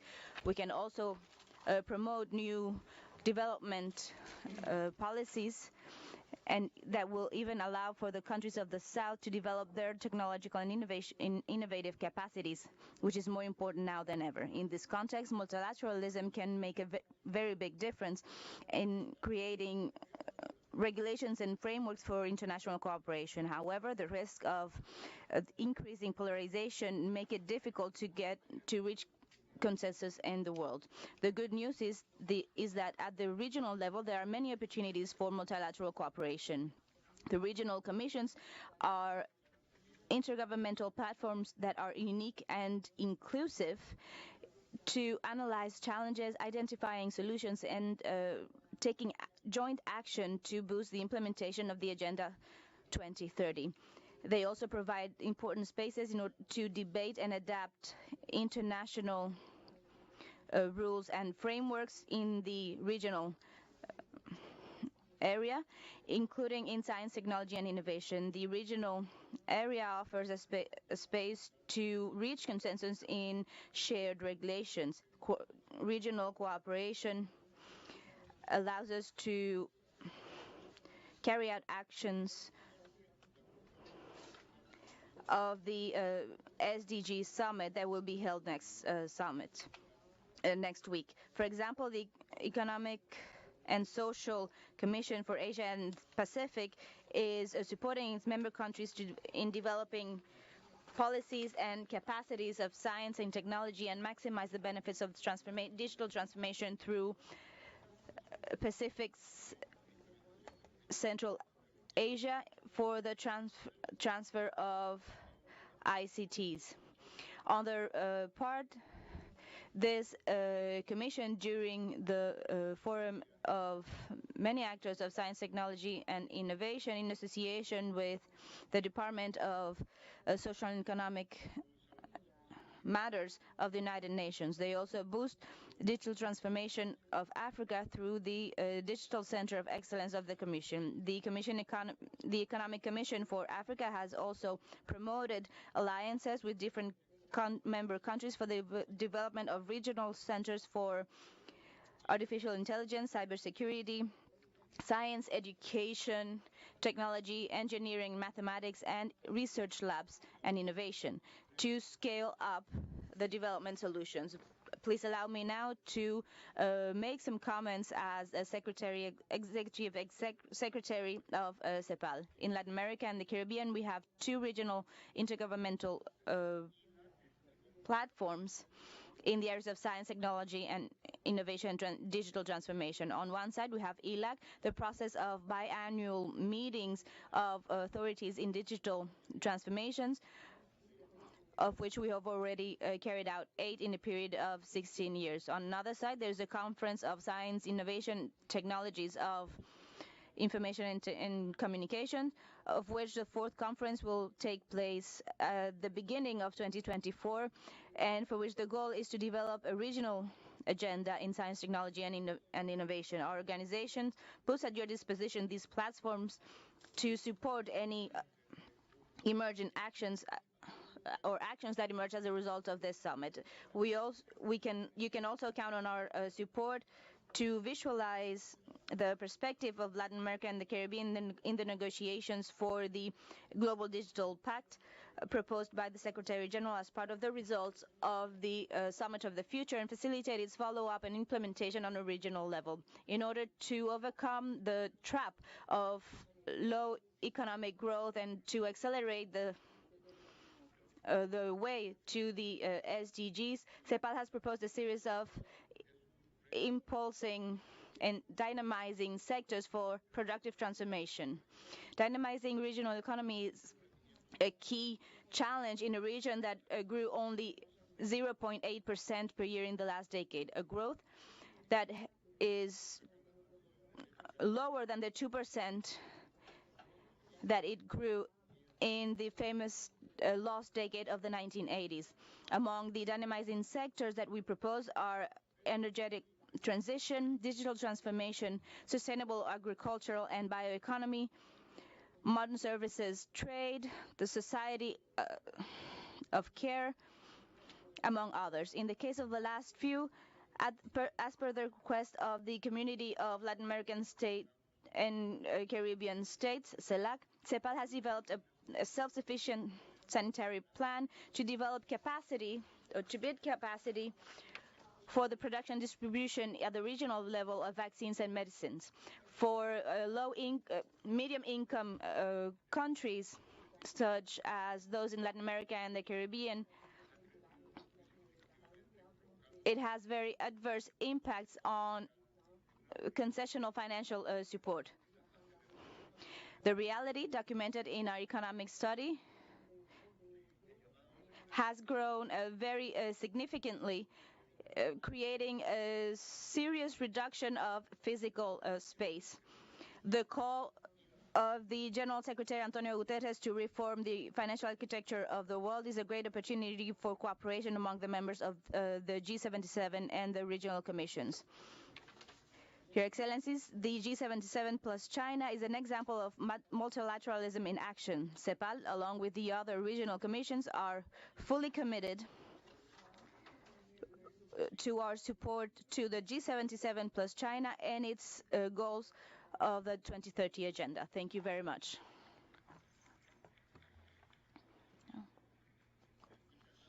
Thank you very much, Mr. Executive Secretary of CEPAL. I will now give the floor to Her Excellency Naledi Pandor, Minister of International Affairs and Cooperation of the Republic of South Africa.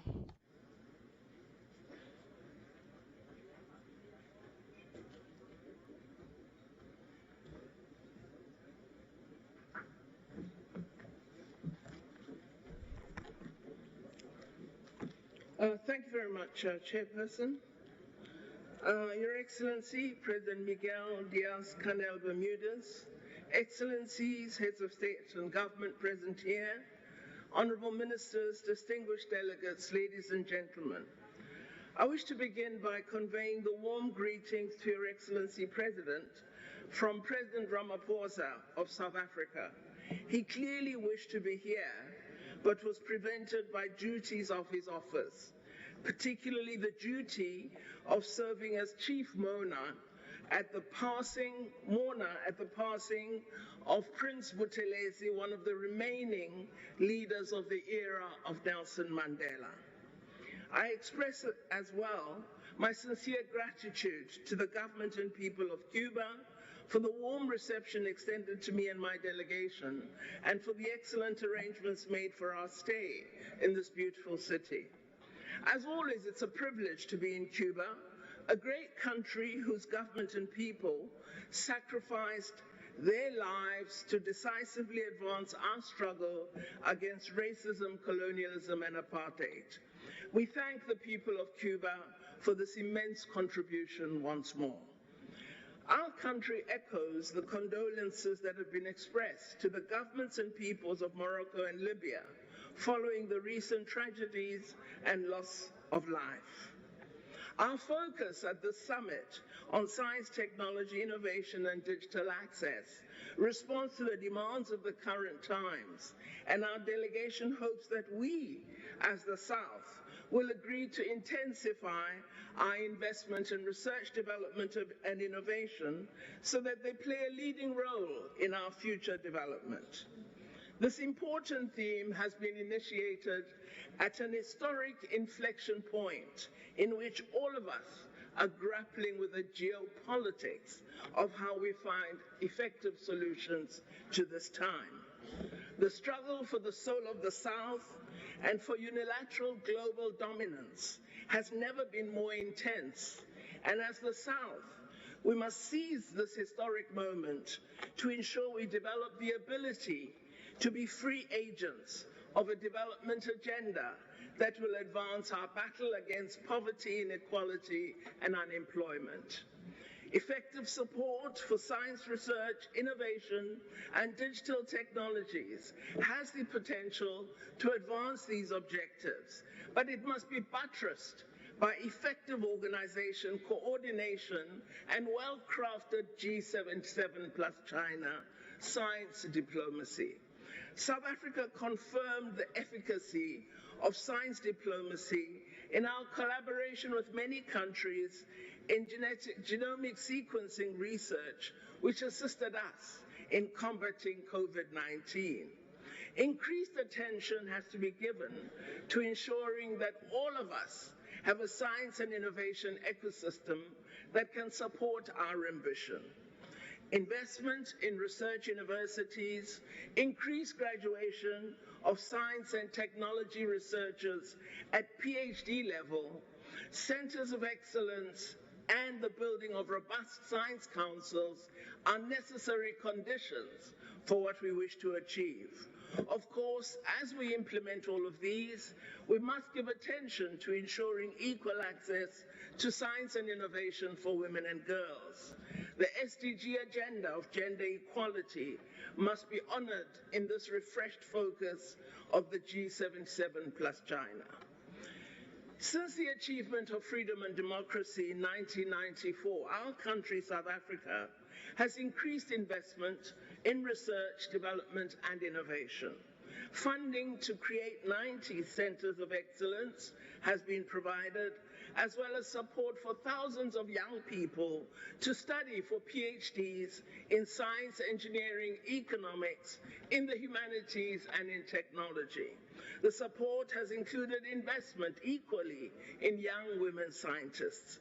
We have also funded over 200 research chairs and attracted local and international talent to head these chairs. Our ambition means the global South has to move beyond excellent progressive rhetoric to well-designed implementation. There is no doubt science, technology, and innovation are strategic levers for development. We can see their value in the advances recorded by the Republic of Cuba, even under the most inhumane, cruel, unilateral economic sanctions, which must be ended by us as the G77, but by our activism. Rising from here, we must form science partnerships between our researchers and our university systems. We must draw on the success of Cuba, of China, and of India. Greater focus must be given to Africa expanding its science and innovation ecosystem and to using science to resolve our most intractable challenges. It's vital for us to be aware that our ambition will not be a popular one, as control of global innovation grants immense power over us to developed countries. Thus, it's not in their interest that we succeed. We all saw this when we sought relaxation of the TRIPS regulations at the WTO, and we see it now as we expand vaccine production capacity in Africa. We see it in resistance to honoring climate finance commitments. Honorable Mr. President, science and innovation will provide the means to grow a green economy in the South, to increase productive capacity and high-value addition to our mineral wealth. Alongside pursuing this important agenda, let us also reinforce our commitment to effective reform of the United Nations mechanisms, especially the Security Council, and also jointly advance the fundamental reform of international development finance institutions. Let us, as the G77 plus China, be united as never before on this important agenda. This is the time for the South. Unity will be critical, as many so-called partners will strive to divert our attention and break our unity. Let us rise from the Havana summit, determined as never before to change our condition through advantageous use of the value of science, technology, and innovation. Viva G77 plus China. Viva. I thank you.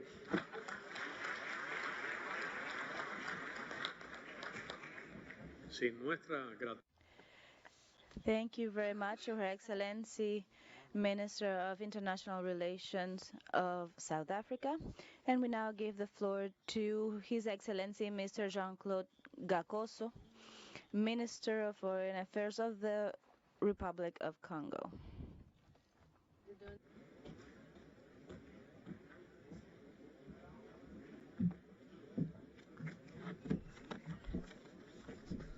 Monsieur le Président, Mr. Chairman,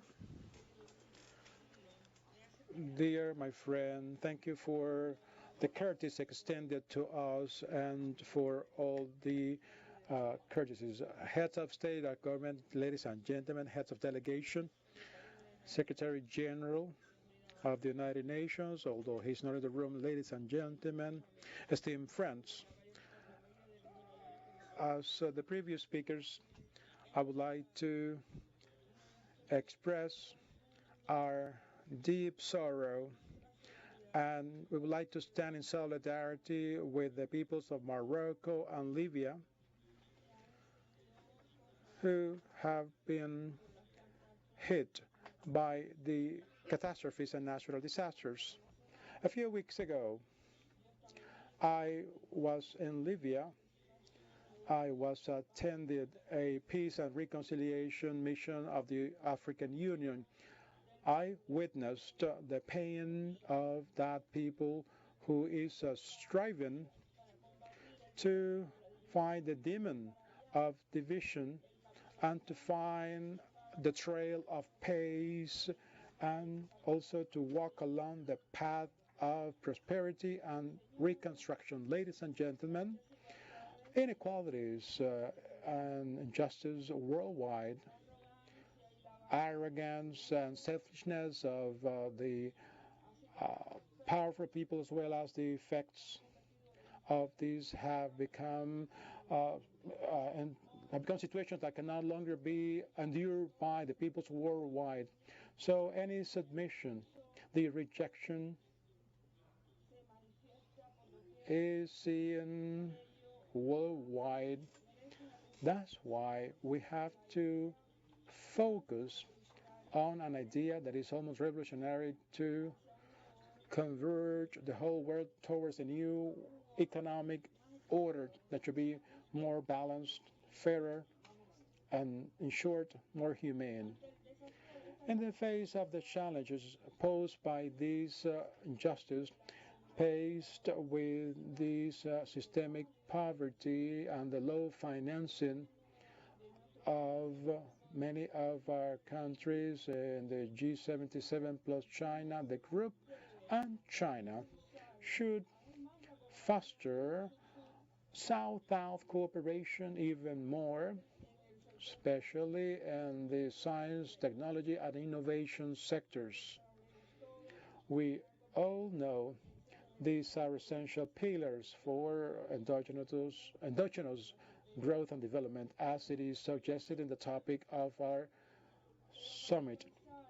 But in order to reach the objectives set in the 2030 Agenda of the United Nations, and in order to reach the 2050 objectives of the African Union, we have to support each other as part of this driving force. And it's the countless amount of people that we have, because this is a huge force that it is at our disposal. And we have to dwell into the values that we have. I'm talking about the values of the founding fathers of this organization. Mr. President, ladies and gentlemen, after the beginning of the 68th session of the United Nations, I would like to take advantage of this opportunity to work against non-interference in the domestic affairs of the state. So we have to face the peaceful resolution of conflict, and also we have to bear in mind non-proliferation of nuclear weapons under the United Nations, mostly at the Security Council. To conclude, how, after the previous speaker, in this island that is welcoming us, how cannot address the coercive measures and the punitive sanctions that have been in place since last century, and the Cuban people has been submitted to countless hardships in the name of a blockade, and there is actually no grounds for that. And it's a flagrant violation of the international law. In fact, we have said this in the past at the United Nations.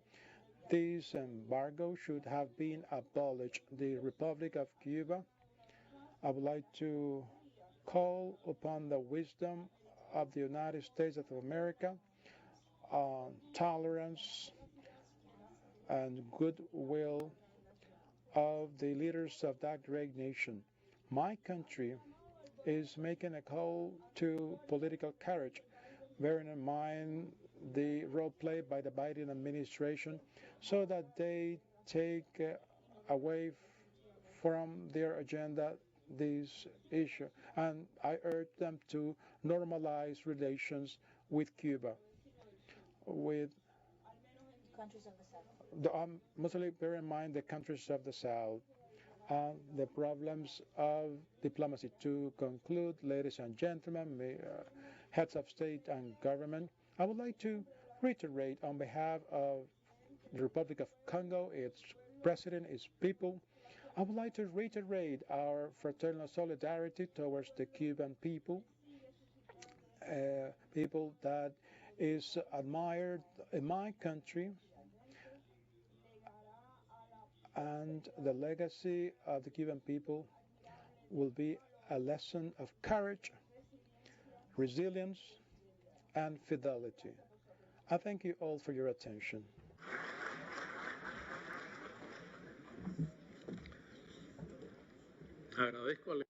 Thank you very much, His Excellency Minister of Foreign Affairs of the Republic of Congo. I am pleased to announce that Her Excellency Mrs. Mariam Al-Hay, the Minister of Climate Change and Environment of the United Arab Emirates, has sent us her intervention. In wishing success to the COP28 conference, I thank Her Excellency, Madam Minister, for her contribution, which will be recorded.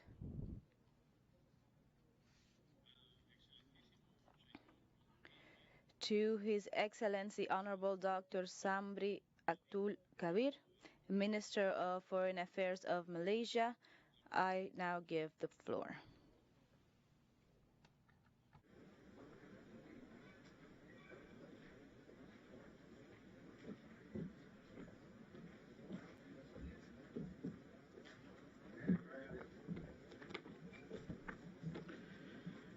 Excellency Chairman Mr. Bruno Rodriguez Paria, Excellencies, ladies and gentlemen, first and foremost, I wish to join others in thanking the Cuban government for convening today's summit in this historic city of Havana.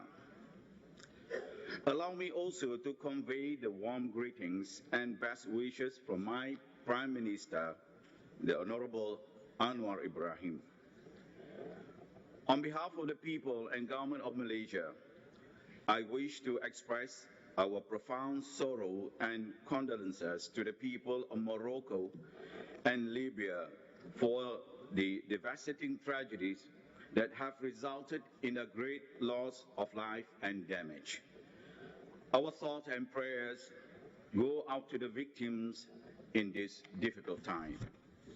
Mr. Chairman, As one of the group's founding members, Malaysia takes great pride in the progress made by the Group 77 and China on issues of importance to the developing countries.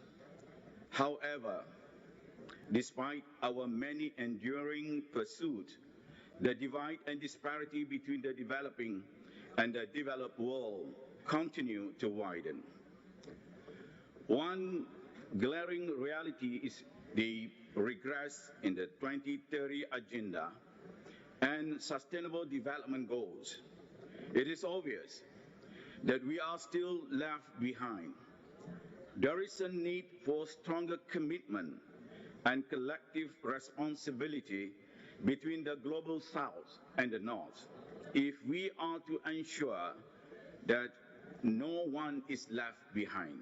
We need the commitment and responsibility to bridge the gap of our priorities in accelerating the 2030 Agenda. Mr. Chairman, developing nations are often accused of not being ambitious enough on climate actions. The truth is, we do not lack ambition, we simply lack the capacity. In the absence of equity, justice, and necessary means, it is an uphill battle for developing countries to undertake greater climate action. Therefore, we need to strengthen the core for a balanced approach between development needs and climate action.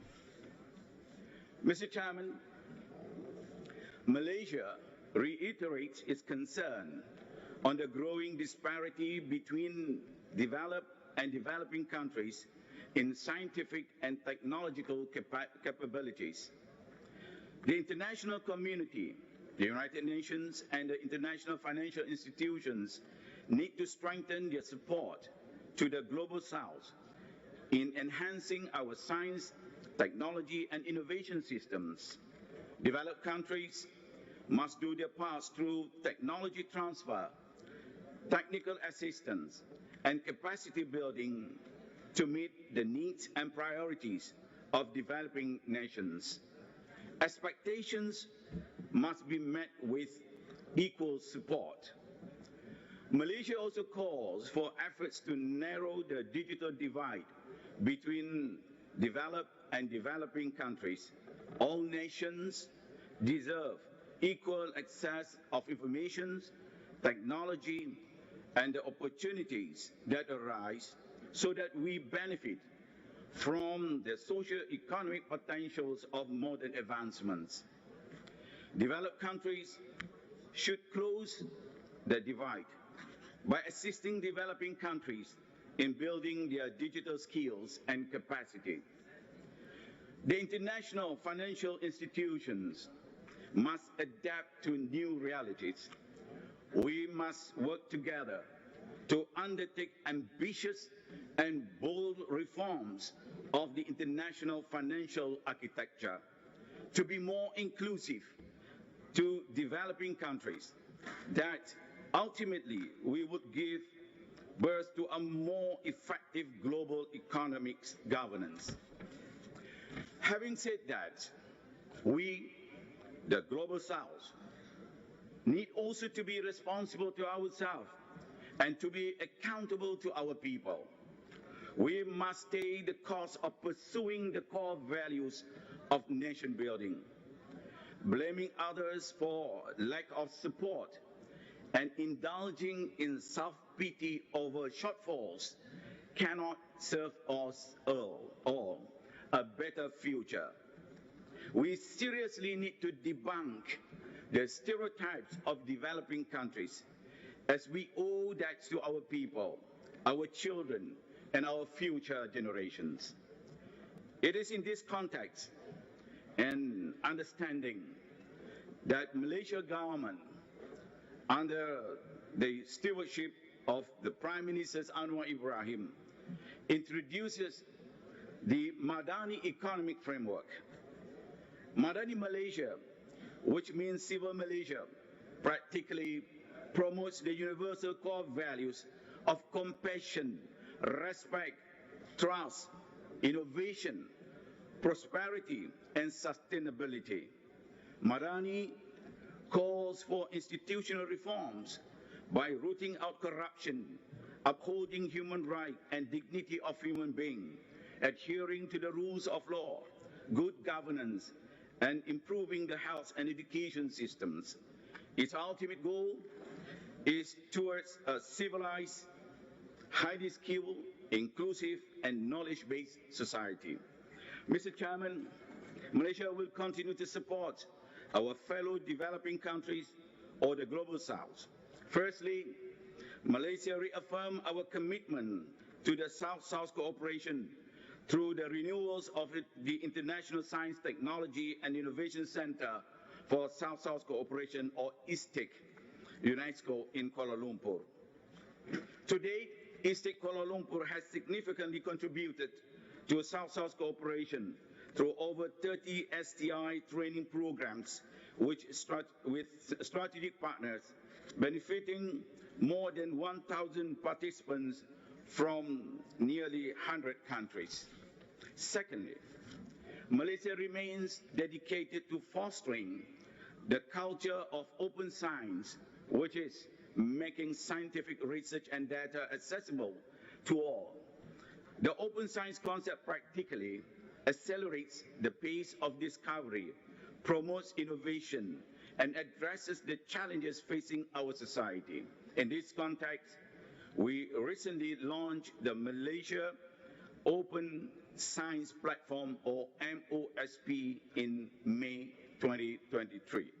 Thirdly, Malaysia will continue to promote and increase the participation of developing countries in the Malaysian Technical Cooperation Program, or MTCP, where we share our developmental experiences and expertise. Since its inception in 1980, MTCP has benefited more than 37,000 participants from 144 recipient countries. Up to today, MTCP remains a strong manifestation of Malaysia's commitment to South-South cooperation. Mr. Chairman, finally, it is our earnest hope that developing countries will demonstrate unity, resilience, and solidarity to continue advocating our common interests. We have to be bold, push boundaries, and punch above our weight in order to effect change. We talk less and do more, and we prove our worth as a progressive developing nation with our action. Our collective voice remains our strength and leverage. Therefore, Malaysia stands ready to work closely with this G77 and its members in our common pursuit of sustainable economic development, peace, and prosperity. With that, I thank you all for listening. Thank you, Mr. Chairman. Sí, agradezco. Thank you very much for your words, Your Excellency, Honorable Minister of Foreign Affairs of Malaysia. I am pleased to inform that His Excellency Professor Robert Dussey, Minister of Foreign Affairs of Togo, will be sending his intervention, which will be included in the records as if it had been given. I now offer the floor to His Excellency Mr. Bendito dos Santos Freitas, Minister of Foreign Affairs of the Republic of Timor-Leste.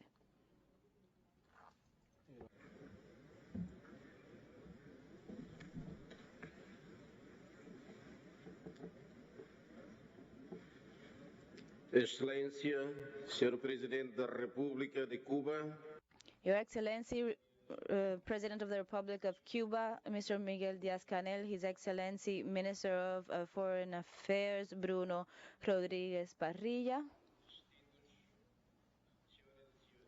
distinguished ladies and gentlemen, allow me on behalf of the government and people of the Democratic Republic of Timor-Leste, to congratulate Mr. President for the excellent way in which Cuba has led the G77 and China. I would like also to present our gratefulness to the government and people of Cuba for the warm hospitality that we were welcomed in this charming city of Havana. I would like to take this opportunity to express on behalf of our President of the Republic, José Ramos Horta, and our Prime Minister, and on behalf of the people of Timor-Leste, our most profound gratitude for the generous solidarity and friendship with which Cuba supported our country during the long period of the recovery of our national independence. Your Excellencies, Heads of State of Government, ladies and gentlemen. It is a great honor for me in my position of Minister of Foreign Affairs and Cooperation to represent the Democratic Republic of Timor-Leste in this summit that is emphasizing on the needs of people to promote a new international order for developing states.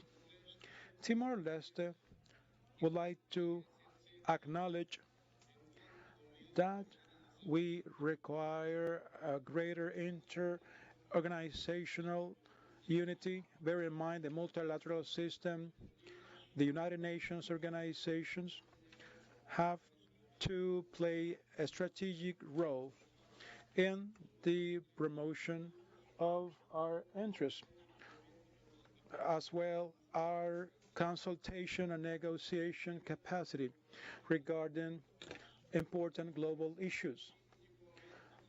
Likewise, we attach great importance to the decisive role played by the defense of our common interest of the developing countries, mostly through Agenda 2030 for the sustainable development that has stated an unprecedented action plan for people and by people. Of course, we have to take into account collaboration of state, and we have to set a number of priorities and goals until year 2030. Excellencies, we're here gathering at a crucial time in history where we're facing several world crises, and we have to take into account the special impact on developing countries. The war in Ukraine has escalated very quickly and has also caused humanitarian crisis in Europe and also worldwide. And it has led to a food and energy crisis, and also raising questions regarding the current peace and security architecture worldwide. We have to bear in mind the new threats and the democratic values that affect also international commitments, also in key instruments for sustainable development can be reached. Bear in mind our set targets. Climate change is also an issue that we have to take into account, and we have to come up with concrete plans on the short term to prevent the ecological collapse that is threatening our own existence. In addition, we have to take into account the situation worldwide. That is the biggest economic crisis that has posed global challenges, has brought about inequalities among all, and has affected mostly us. Excellencies, we have to take into account our common agenda, and we have to come up with concrete proposals to adequately tackle these issues as priorities to face global challenges that are posed. Dear delegates, to conclude, I would like to restate our deep commitment that we shall continue to work in this spirit in favoring cooperation and also to favor equality in the world economic order so that we can attain the aims within the Agenda 2030 as part of the development goals. I would like to express my condolences as well and to stand in solidarity regarding the people of Libya and Morocco. That require urgent assistance as a result of the devastating effects of the natural disaster. Thank you very much to you all. Thank you. I'd like to thank the Minister of Foreign Affairs of the Republic of Timor-Leste. I'm pleased to give the floor to the Honorable Senator Emery Ground, Minister of Foreign Affairs of the Republic of Trinidad and Tobago.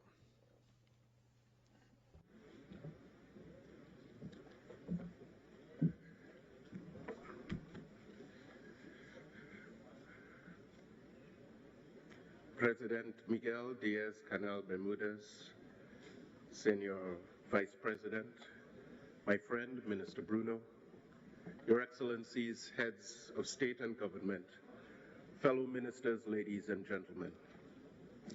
On behalf of Prime Minister Keith Rowley, I bring a warm Trinidad and Tobago greeting to the entire G77 family. Trinidad and Tobago joins the international community in extending condolences to the people of Libya and Morocco following the devastating recent natural disasters. I must express my heartfelt appreciation to the government and people of the Republic of Cuba for the arrangements put in place and for the generous hospitality and courtesies extended to me and my delegation in this beautiful and resilient nation. The government of Trinidad and Tobago recognizes Cuba's astute leadership of the G77 and China. You have performed exceptionally in maintaining the group's strength and solidarity as we navigate the complex challenges of the COVID-19 pandemic recovery, climate crisis, shortages in food and medical supplies, and a war in Europe which began with the invasion of Ukraine and which places us closer to the prospect of nuclear weapons being used than ever before in my lifetime. While we continue to confront these challenges, we retain the hope that science, technology, and innovation will contribute comprehensive solutions as our nations work together for a sustainable future. We applaud the tireless efforts of those pursuing scientific endeavors and are cognizant of the immense quantum of resources necessary to transform one stroke of genius into an application of ubiquitous use which benefits the whole of society. Through science, technology, and innovation, the good of one individual can redound exponentially to the benefit of all. It is incumbent upon us, therefore, to ensure that the positive developments of science and technology are enjoyed equitably by every individual on the face of the planet. Mr. Chairman, the right to access science and its benefits was articulated in the 1948 Universal Declaration of Human Rights. But many in the scientific community are of the view that existing restrictions on the availability of scientific knowledge is retarding scientific progress. And now there's a growing support for the idea of a global transition to open science. In this vein, I refer to the UNESCO recommendation defining the norms, values, principles, and actions for achieving open science. But within the global financial architecture, as it currently stands, it comes as no surprise that access to technology has not been fully democratized across the globe. Humankind has the capacity to end world hunger and to solve many of the long-standing challenges. But at the end of the day, we have to decide if we will prioritize investments in sustaining life or in fueling death, to focus on our reality or on someone else's fantasy. In today's world, it costs far less to land on the moon than it costs to make a feature film about landing on the moon. With all our resources, including our human resources, it is not just about what you have, but how you use it.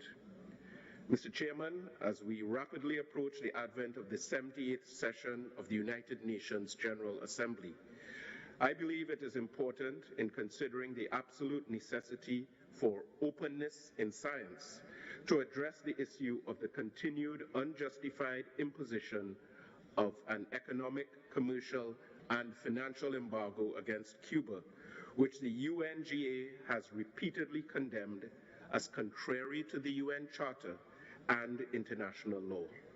Trinidad and Tobago consistently rejects the imposition of these unilateral coercive measures against Cuba and against Venezuela, and we again call for their immediate end. Mr. Chairman, small island developing states are required to adopt a more strategic approach in allocating funding to science, technology, and innovation. We in Trinidad and Tobago have invested significantly into building our human capital to the extent that we have been able to raise the percentage of our workforce with tertiary qualifications to nearly 20%. Our private sector also serves an important role in increasing research and innovation, and our government has invested heavily in supporting private sector research by offering tax incentives for investments in research and development. These strategies escalate our commitment to science, technology, and innovation as are embedded in national policy as Trinidad and Tobago's National Development Strategy, Vision 2030. We advocate for the continued global recognition of SIDS as a special case for sustainable development, and we reinforce the importance of this group's solidarity for supporting tailored measures and solutions to address their unique challenges. The government of Trinidad and Tobago continues to fully support the G77 and China. And finally, science, technology, and innovation. Nuclear science helped us to split the atom. That is the past. The new challenge is for us to split the resources, to develop a reformed global financial system, because the current architecture was not designed by us, and it certainly was not designed for us. Muchísimas gracias, Cuba, for reunir a la familia. Salud.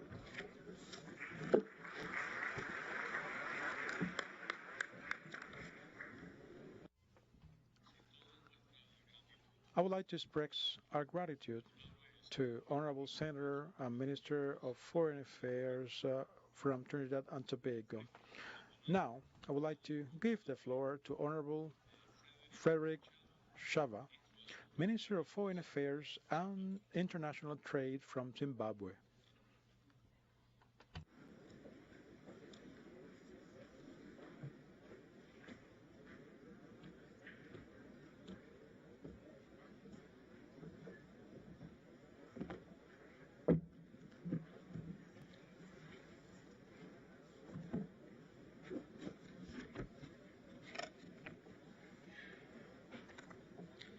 Your Excellency Miguel Diaz-Canel Bermudez, President of the Republic of Cuba, Excellencies, distinguished delegates, I bring greetings from the President of the Republic of Zimbabwe, Dr. Emerson Dambudzo Mnangagwa, who could not be here due to circumstances beyond his control. He, however, assigned me to represent him on this auspicious occasion, which will enable us to discuss and share experiences on ways to address the many challenges confronting us today. I will now proceed to read out His Excellency the President's message to the summit. At the outset, I wish to thank you, President Bermudez, and the people of the Republic of Cuba for your warm welcome and the hospitality extended to my delegation since their arrival in this beautiful city of Havana. Many of our countries are grappling with interlinked crises, and for us to develop sustainable and resilient solutions to these challenges, we need to be innovative and make use of the dynamic new technologies. The choice of the theme for our discussion is therefore not only timely, but very pertinent. It is important to note that effective channels for technology transfer, particularly those related to sustainable development, green and low carbon technologies, are essential in the implementation of the 2030 Agenda. Mr. Chairman, we totally agree with your assessment that causes of some of the major challenges facing members of our group are a result of the unjust prevailing international economic order, which favors countries of the global north. There is urgent need, therefore, to reform the unjust financial architecture. Excellencies, Zimbabwe went to the polls and exercised their democratic rights to choose a government of their choice in a peaceful, free and fair, harmonized election, which was held on the 23rd of August.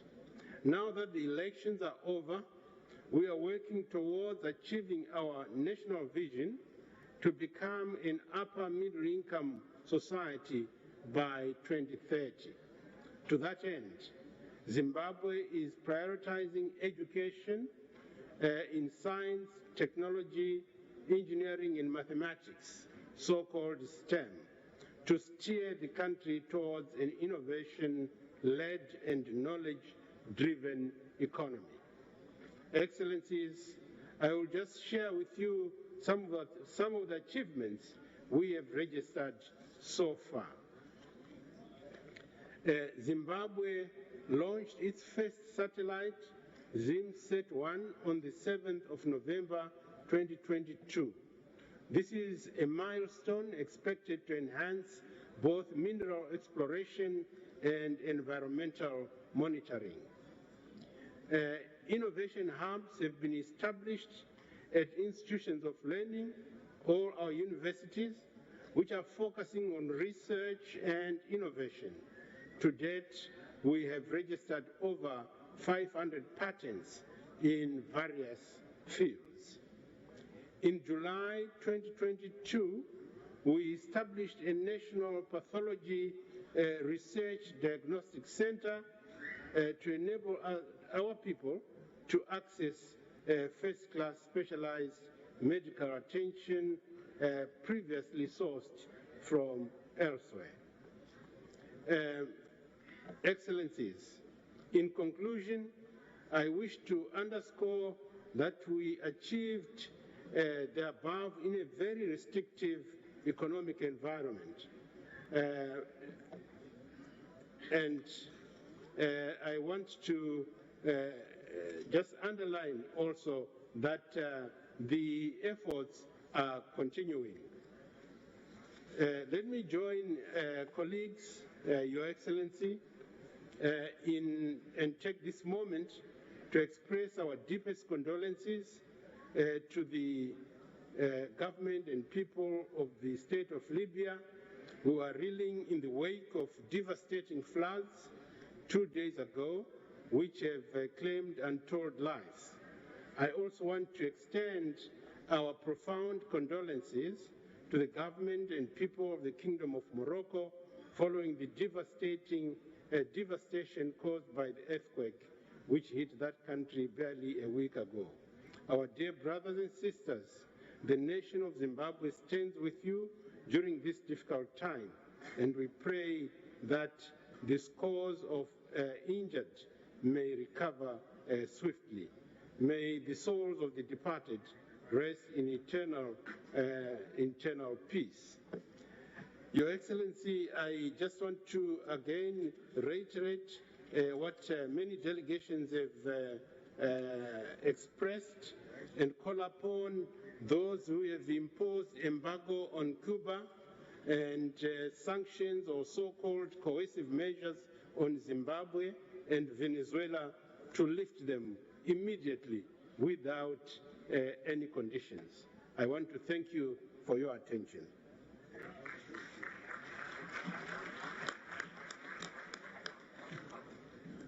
Muchas gracias. Thank you so much. The Honorable Minister of Foreign Affairs of Zimbabwe.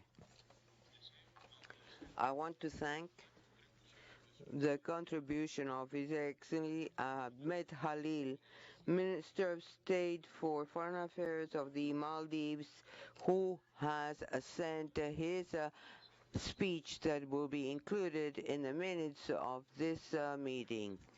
I now give the floor to His Excellency Abchil Omar Hama, Minister of Foreign Affairs and International Cooperation of the Federal Republic of Somalia.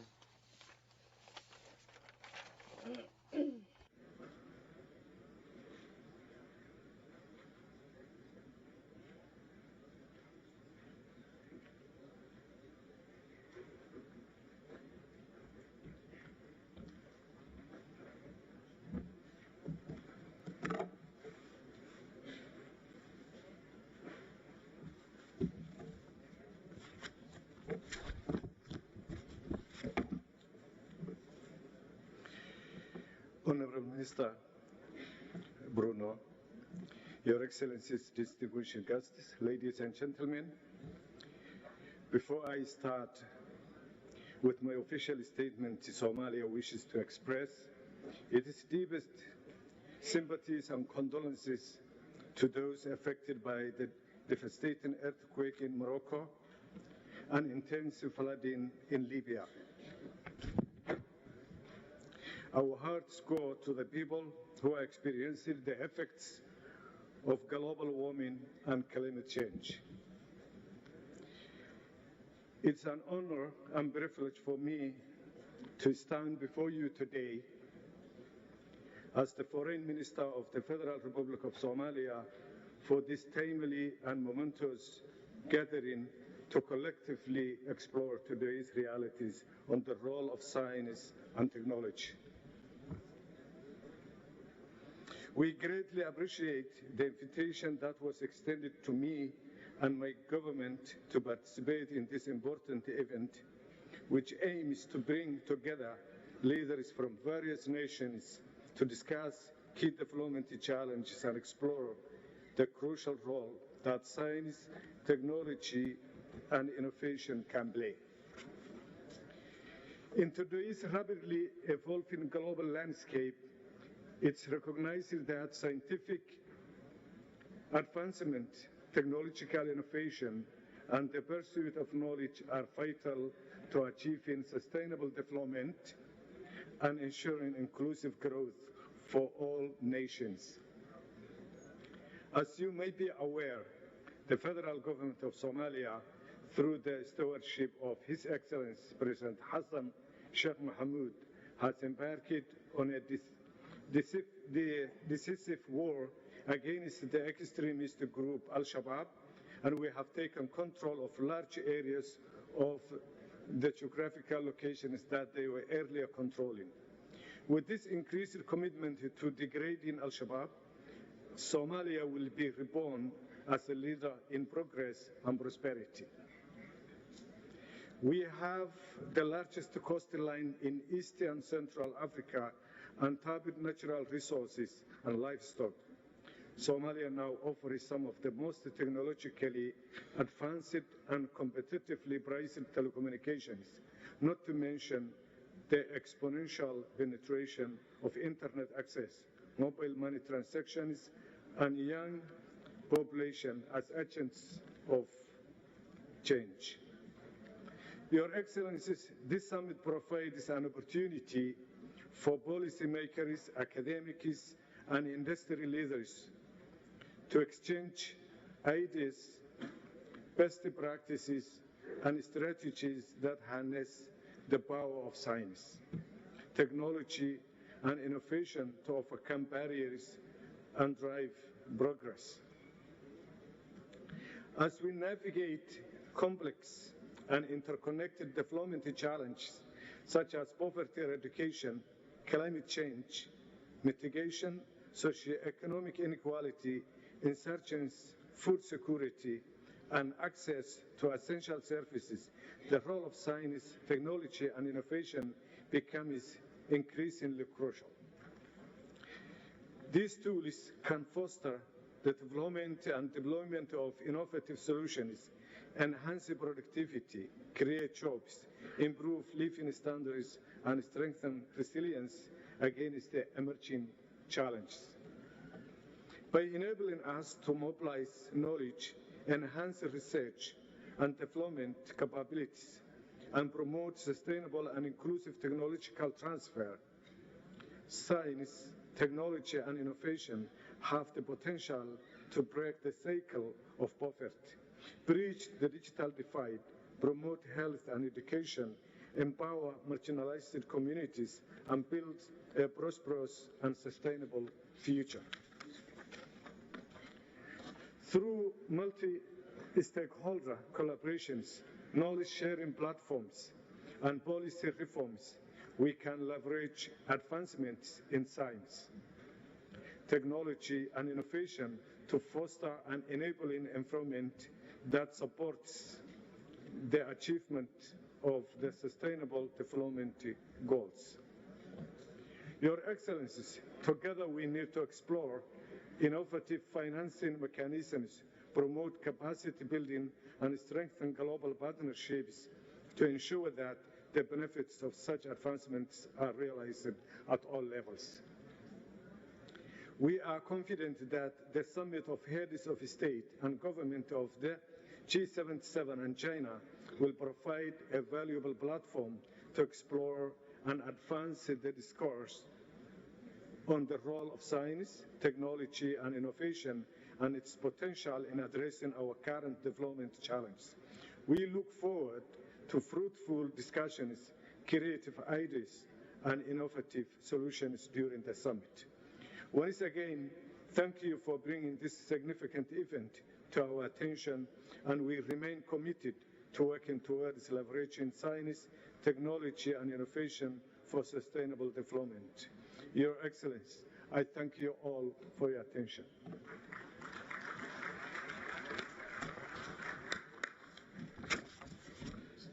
Muchas gracias al excelentísimo. Thanks to His Excellency Minister of Foreign Affairs from Somalia. Now I give the floor to His Excellency Sangare Bakari, Foreign Minister of Niger.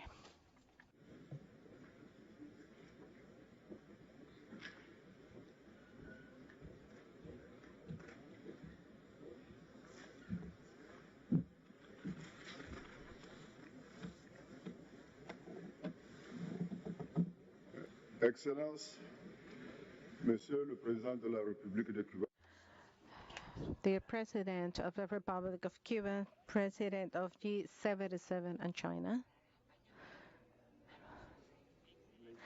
Excellencies, ladies and gentlemen, heads of states and governments,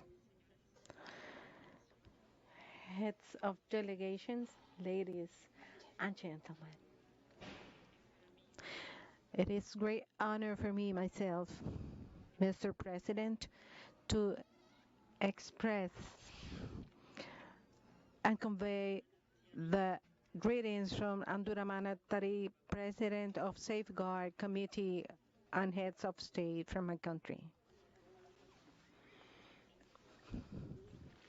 I would like as well to congratulate you for being the President of G77 and China and for organizing this important summit at times when most of the member countries of our group has been impacted by COVID-19 pandemic, are also going through the disastrous consequences of a world order which is unbalanced.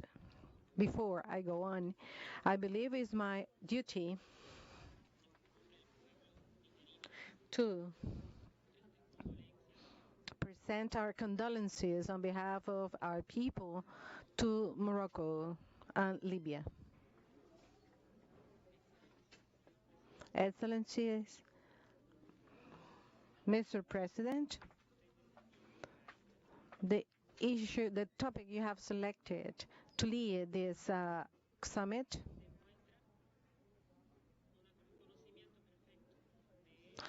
shows that you are in perfect knowledge of the challenges we have in our time. We are not to deny that new technologies of information and communication are fundamental to achieve sustainable development goals.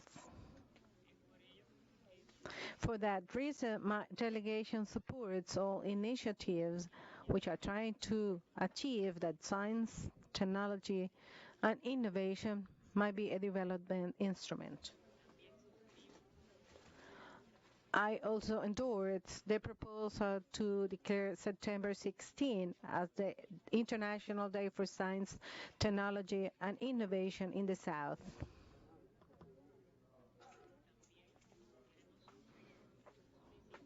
And we would like, likewise, to request the United Nations Secretary General to organize a high-level meeting about science, technology, and innovation in the context of the 28th session of the United Nations General Assembly. These initiatives shall be seeking for the reduction of injustice and differences of the present international world order. Mr. President, the coercive measures that have been imposed to independent nations in our group are a dimension of this unfair treatment that main powers exert upon our countries. The people of Cuba, which is receiving here in this nation, that has been under, for more than 60 years, under this economic blockade, is one of the most relevant examples about these problems. Through my voice, Nature would like to reiterate to Cuba all its solidarity and the robust condemn to the blockade. So we also advocate for the elimination of that blockade. Ladies and gentlemen, I would like, if you allow me, to have some words about what is happening in my country.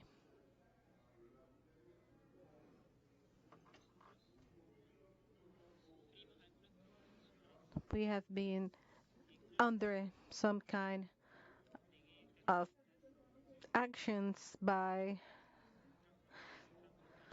some armed forces that have been leading our countries to actions of endangerment of our safeguard in our nation and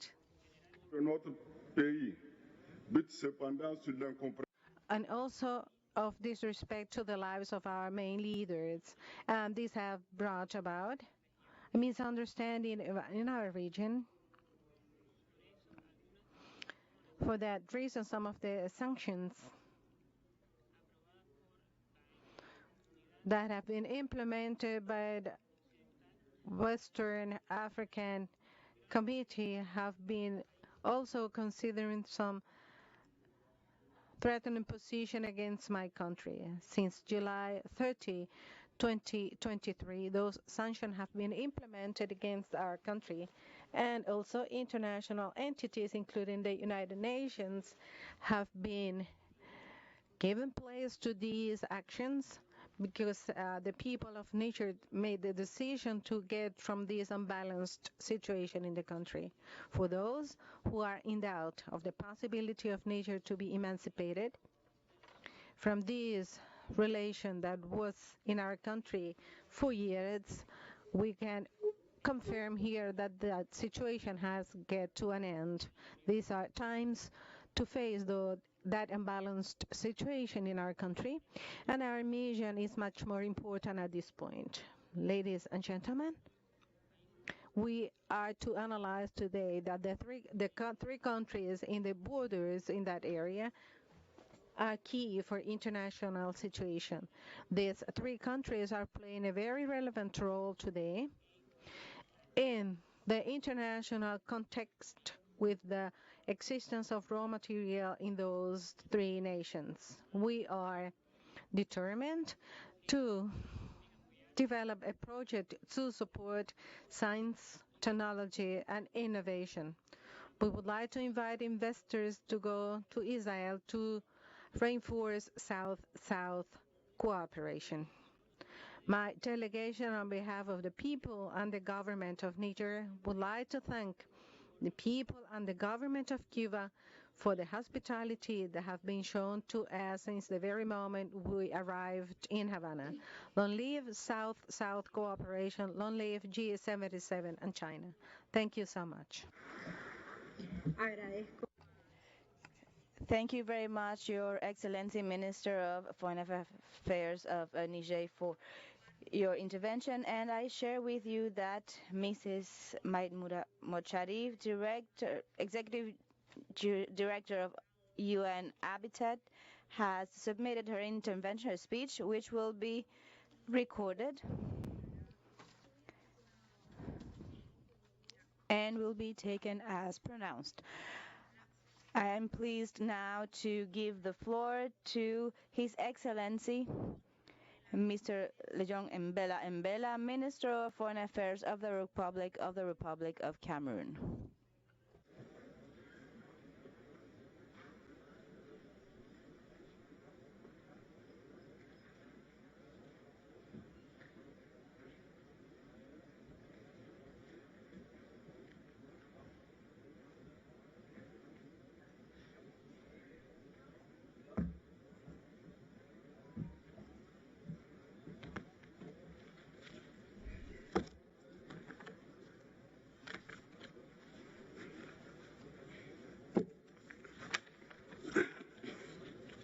Excellence, Your Excellencies, Mr. President of the Republic of Cuba, His Excellency Miguel Díaz-Canel Bermúdez,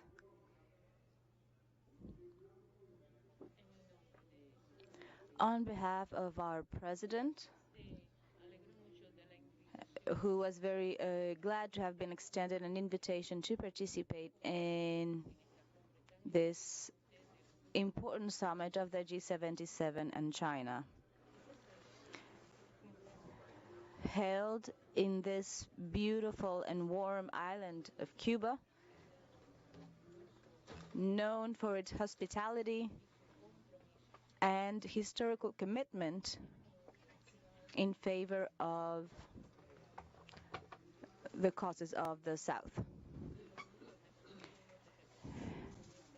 The President gave me the honor of representing him in this meeting and told me to express our friendship and his warm greeting, and he wishes much success to the debates to be held in this summit. Therefore, my delegation would like to express their sincere gratefulness to the Cuban authorities for the warmth and the generous hospitality awarded to us since our arrival in Havana. Your Excellencies, Ladies and gentlemen, the topic selected for this summit, current challenges of development and the role of science, technology, and innovation,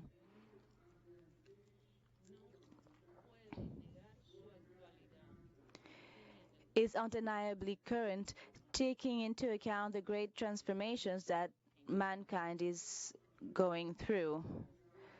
Right now, thanks to factors such as this, the countries of the North have a much greater development thanks to the application of these components in all activities of human life. We can mention as an example the way in which science, technology, and innovation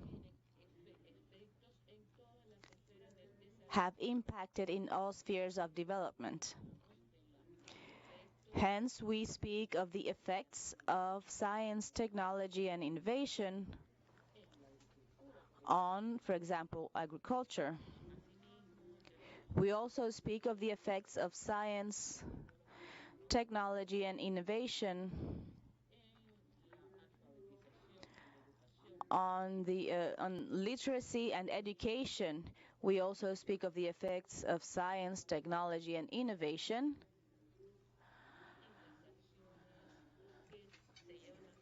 on the different actions carried out in the Intergovernmental Committee that fights against climate change. We also speak of the effects of science, technology, and innovation in medicine and pharmaceutical sciences.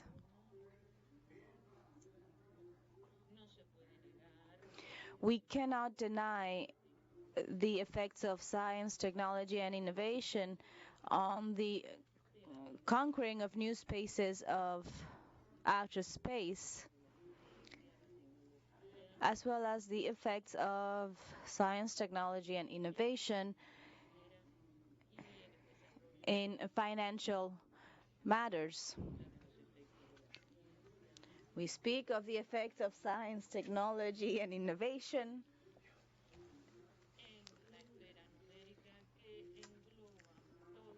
in the numerical area involving all sectors that contribute to our lives. Your Excellencies, ladies and gentlemen, as you can see, there are many examples to be mentioned in which science, technology, and innovation occupy or impact all sectors of modern human development.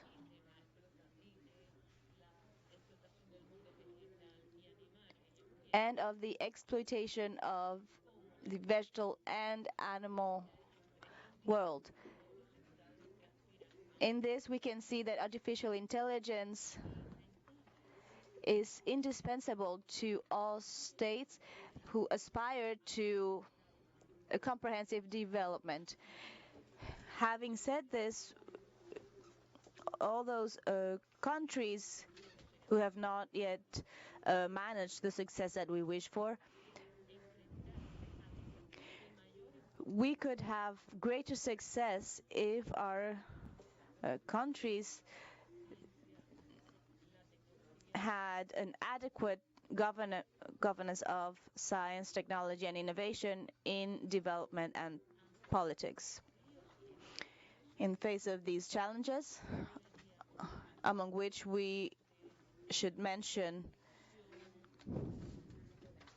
the research of modern techniques, human resources, qualified human resources are necessary. The fight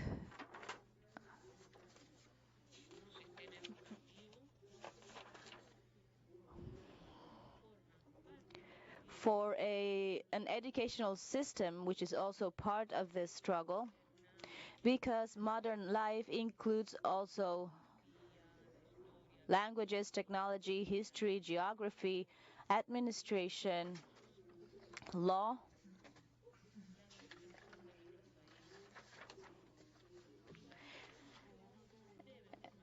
And we have to take into account our country's adaptation, and education must be a part of this struggle. We have to also take into account intellectual property, and the knowledge and savoir-faire of the world must be shared, and then their application must also be broadcasted, as must be broadcasted the researches that have been carried out in our different countries. We must fight for a more comprehensive research.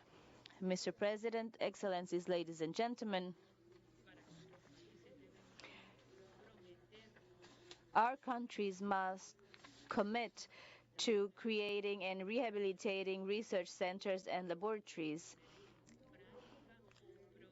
We must implement programs against brain leaks,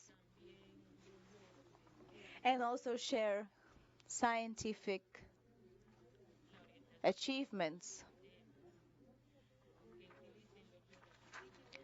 Those systems who use or focus scientific achievements must emphasize on science, technology, and innovation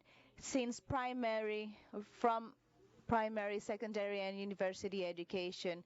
Our policies of information and communication must also be based on research so that we can provide a response to the needs for development, taking into account the natural resources,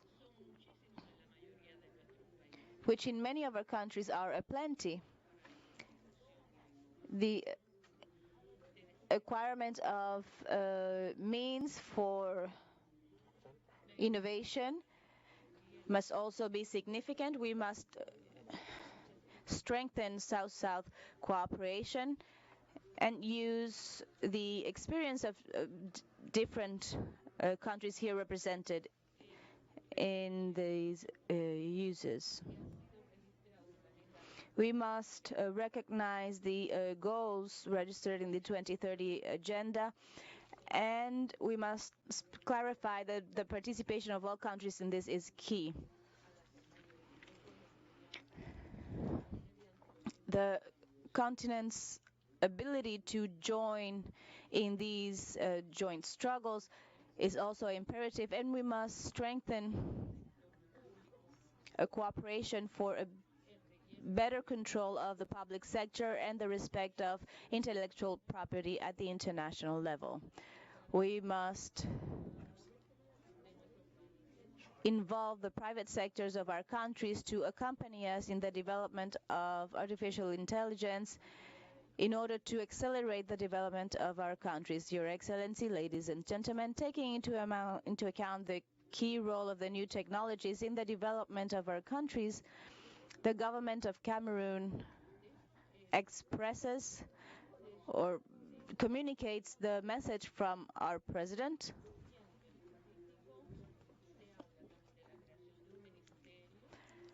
and say that at the political level we are also speaking of the creation of a ministry dedicated to scientific and research and innovation. We will also create different structures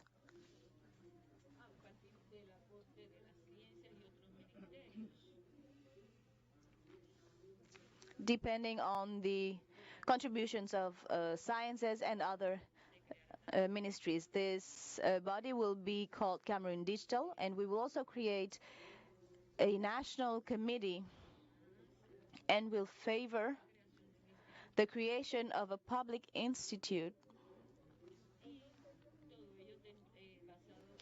All this based on science, technology, and research.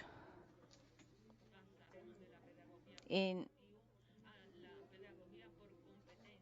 the academic area, we will do teaching by competence in order to train our teachers, and will favor the creativity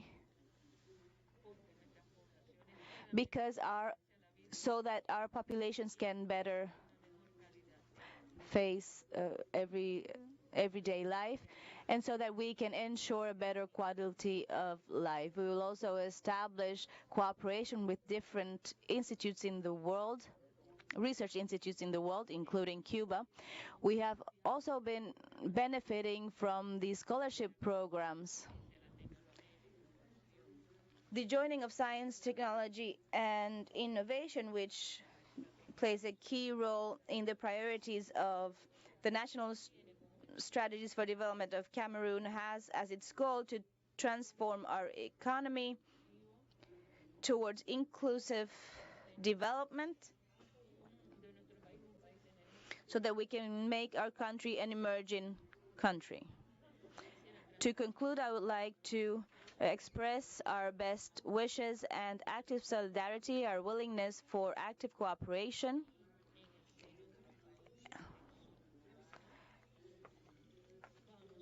and express that as part of the countries of the South, we will be facing all challenges. This willingness takes into account includes the transformation of the financial structure of the world based on a better justice and more equity. Cameroon partners with this dynamic of the G77 and China, as this will benefit all of our countries. And we commit to contribute to the development of the South. Thank you very much for your attention.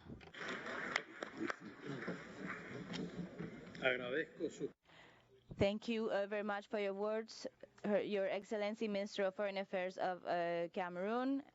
And I now give the floor to His Excellency Professor Dr. Mohamed Ahmed Ashur Ahmed, Minister of Higher Education and Scientific Research of the Arab Republic of Egypt.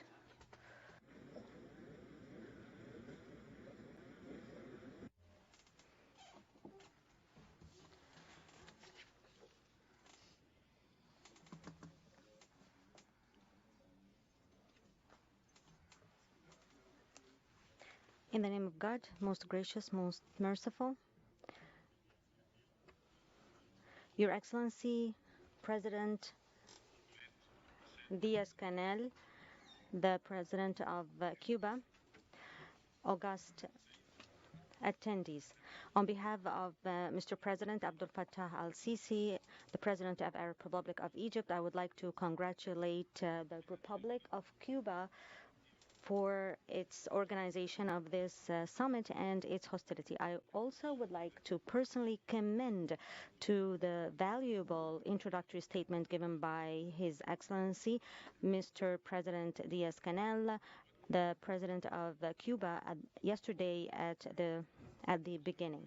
I would like to express our condolences to the people of Morocco and Libya for the victims that have fallen as a result of the natural disasters.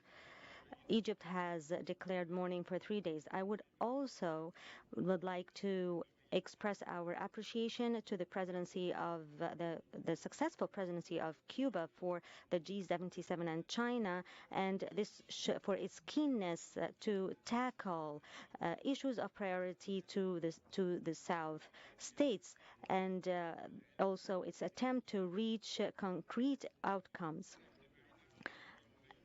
Our meeting for 2 days in the historic city of Havana, as representatives of member states of the G77 and China group, is an affirmation of our collective commitment to harness science, technology, and innovation, STI, as pillars to development. Our pursuit to achieve the international, or rather just global development, to address immense challenges. We look forward to unity and collaboration to reshape the international landscape. We are strongly convinced of the role of science of STI to achieve SDG.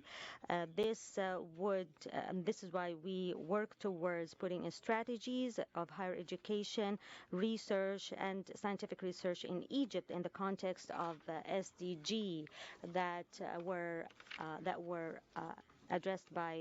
decided by the UN. And the Egyptian strategy of high education and scientific research in Egypt is based on two tracks: creating an environment that enhances innovation and localization of technology, as well as transferring and producing it. This is why we have to work towards strengthening unity of member groups and making productive results regarding the collective measures and to address the current challenges. Egypt is committed to address those or identify those challenges that have no boundaries. Egypt works towards playing a great role. We also know that STI cannot move forward without education and morality.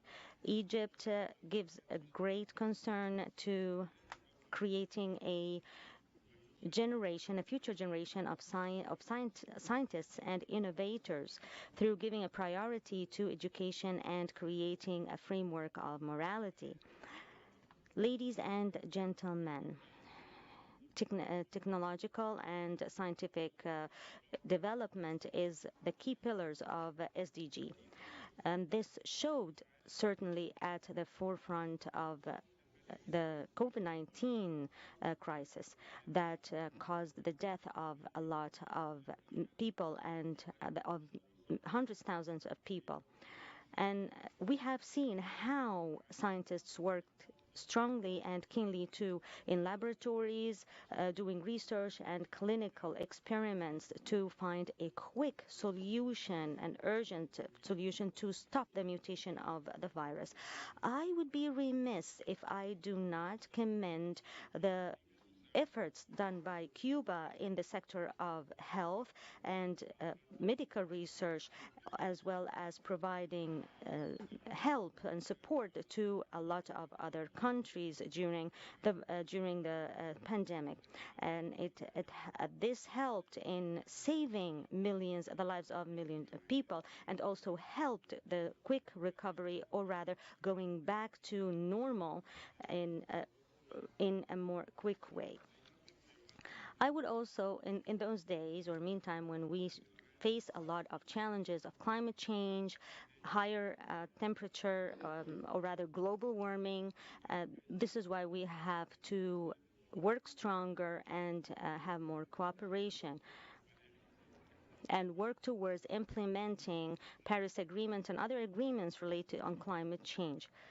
And this is why we have to push forward towards having more advocating to our own interests. And this is also related to protecting and strengthening scientific research, especially in health and other sectors that lead to well-being of individuals. We also reaffirm Egypt's position to have more cooperation and implementing more collaboration with South states, with House member states. This group is one of the key pillars of implementing cooperation. And our meeting would help our countries to find and create possible solutions to the grave challenges that we face today, especially those related to economy and society. Also, the importance of pushing towards the developed countries to provide support, transfer technology, and closing the gap between them and the developing country, and also enhancing cooperation between South member states to achieve SDG. Before I end my statement, I would like to invite you to attend, or rather invite you to the new capital city between 12 to 14 December 2023. This forum, this education forum, is based on education and knowledge, and this will manifest the deep changes, or rather the pivotal changes that are happening in our world. It is not just a talk or discussion, but it is a message that we convey to the world that pursuing technology and science is the cornerstone in our future. We also affirm our support to cooperation between North and South, and ongoing cooperation between South-South. We also call upon developed countries to achieve its promises or deliver its promises to support developing countries, especially that our group represents 80% of world's population. We are trying to work towards creating a just system, and we also push forward towards the UN initiative of stimulus of science of STI for the Global South. The interpreter cannot hear the speaker.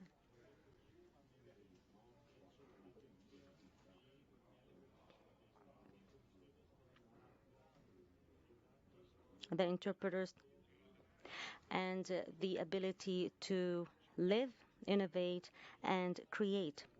Thank you very much for listening. We wish your summit success.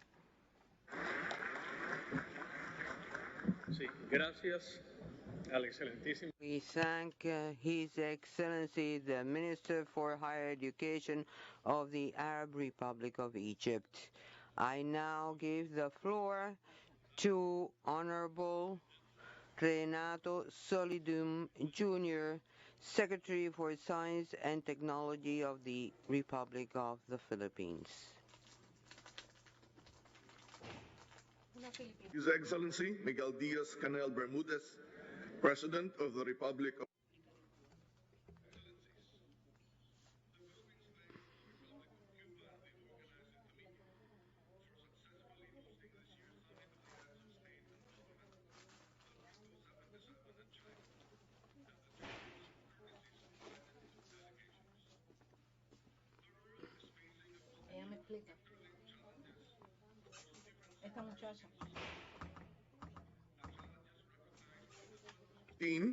Addis Ababa Action Agenda, the Doha Declaration 2005, and the Havana Declaration 2000 remain true and relevant. For the Philippines, it is evident that pressing global issues are aggravated by inequality, which causes developing countries of the Group of 77 and China to bear the negative impacts of policies and practices that govern international mechanisms. Before the outbreak of the COVID-19 disease, we were enjoying progress in the achievement of the 2030 Agenda for Sustainable Development. However, due to the pandemic, some of the milestones have been set back. Poverty, hunger, food insecurity, health, energy, gender inequality, the digital divide, disasters, and climate change are among the major challenges that we have to overcome. As our nations move forward, we need to strengthen our unity and develop accessible instruments that would help the Global South in addressing these challenges.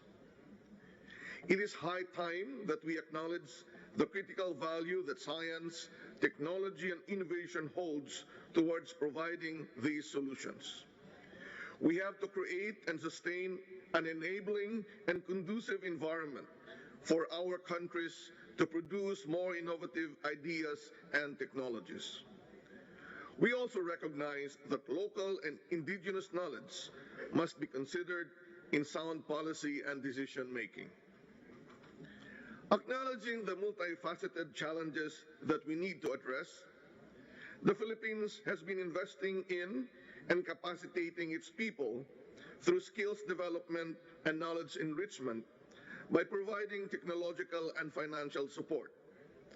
We have scholarships, offerings from secondary education to graduate and postgraduate degrees that will stimulate and entice talented Filipinos to pursue productive careers in science, technology, engineering, and mathematics, which can steer the country towards national progress. One of the key programs of the country's Department of Science and Technology is the Small Enterprise Technology Upgrading Program, or SETUP, where the government provides science and technology interventions for the advancement of technological needs of the micro, small, and medium enterprises in the country. Another is the Community Empowerment through Science and Technology program that empowers the communities in the country through training programs, consultancy, and technologies in health and nutrition, water and sanitation, basic education and literacy, livelihood, economic enterprise development, and disaster risk reduction and climate change adaptation. As one of the most disaster-prone countries in the world, the Philippines also focuses much of its efforts into building resilience against disasters and the adverse impact of climate change. We have GeoRisk Philippines web application, a government-led multi-agency initiative to serve as a central source of information on natural hazards and risk assessment. With the support of data from GeoRisk Philippines, we have also created Plan Smart Ready to Rebuild, which is an automated planning tool that aids disaster rehabilitation and recovery initiatives, most especially in the vulnerable areas. Lastly, the Philippines further believes that there is a need to strengthen, improve, and promote science communication and translate research results and scientific information that will be more understandable and useful for the different stakeholders and sectors in society. Excellencies, together, let us work on creating a more inclusive, fair, and just science, technology, and innovation ecosystem in the international community. Through our concerted efforts in the Group of 77 and China, through the power of South-South cooperation and innovation, we can reform international platforms and mechanisms such as the United Nations, making them more inclusive and responsive to the needs of the Global South, especially of developing, least developed, and small island developing states.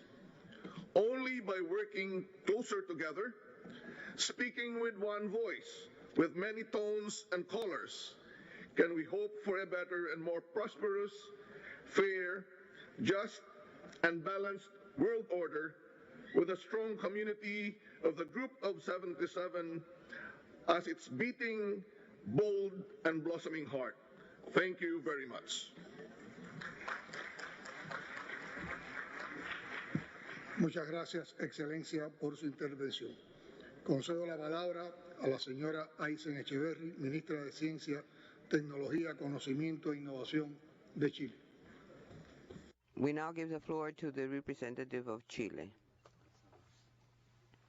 No le corté. Sigue hablando tú con él. Your Excellency, Minister of Foreign Affairs, Bruno Rodríguez Padilla, ladies and gentlemen, I take this opportunity to thank Cuba's hospitality as the host country of this meeting and to acknowledge the efforts made during its chairmanship to lead our work and ensure agreements and consensus in multilateral forums where the group participates. For Chile, G77 plus China continues to be the most important forum for developing countries to harmonize their positions on global economic issues. Common concepts and strategies in the negotiations with the developed countries. G77 and China is closely linked to the agreements and achievements of the UN system. Since the establishment of the group in 1967, its creation and articulation has allowed international community and in particular the Global South to place their priorities in the discussion, contributing to the development of our countries. As a country, we are certain that the summit will allow us to face better the challenges of developing countries and will give us the opportunity to identify converging points and complementarity for our common challenges. Likewise, we believe this meeting will strengthen the voice of the G77 plus China in the wake of different negotiation processes like this Sustainable Development Goals Summit and the Summit of the Future. The negotiation process in New York for these two summits should have an approach of international equality, together with solidarity, fair treatment, and equal treatment among states. Equality among states and respect for international law does not make possible the imposition of unilateral coercive measures nor economic blockades against any country.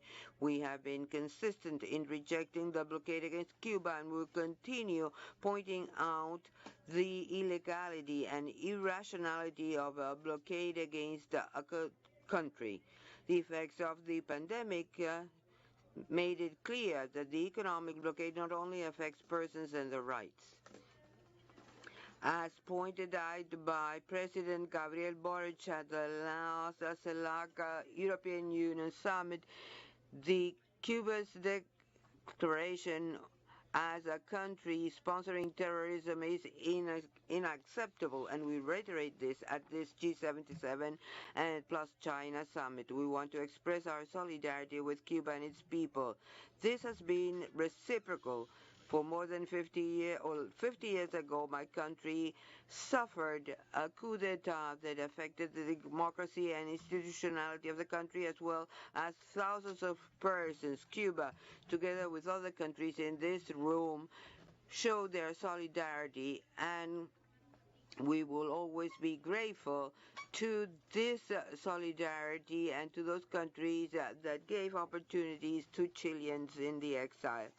Chile is today the chairman of ECOSOC, and we will make efforts for science and technology to be proper instruments, placing emphasis on the Global South.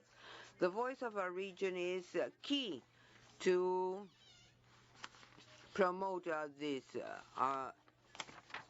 The G77 group needs to establish different strategies for this purpose. We know that under Cuba's chairmanship, social aspects and issues will be properly analyzed within the United Nations. We have also stated some priorities. We want to make progress in the fulfillment of the SDGs in a multi-crisis environment and emphasize recovery after the COVID-19 pandemic. We need to focus in food crisis and to make progress in the discussion regarding the international financial architecture. All this requires coordination among member states of the G77 plus China. The SDG summit that will take place in a few days will be very important in our path towards the fulfillment of the 2030 agenda.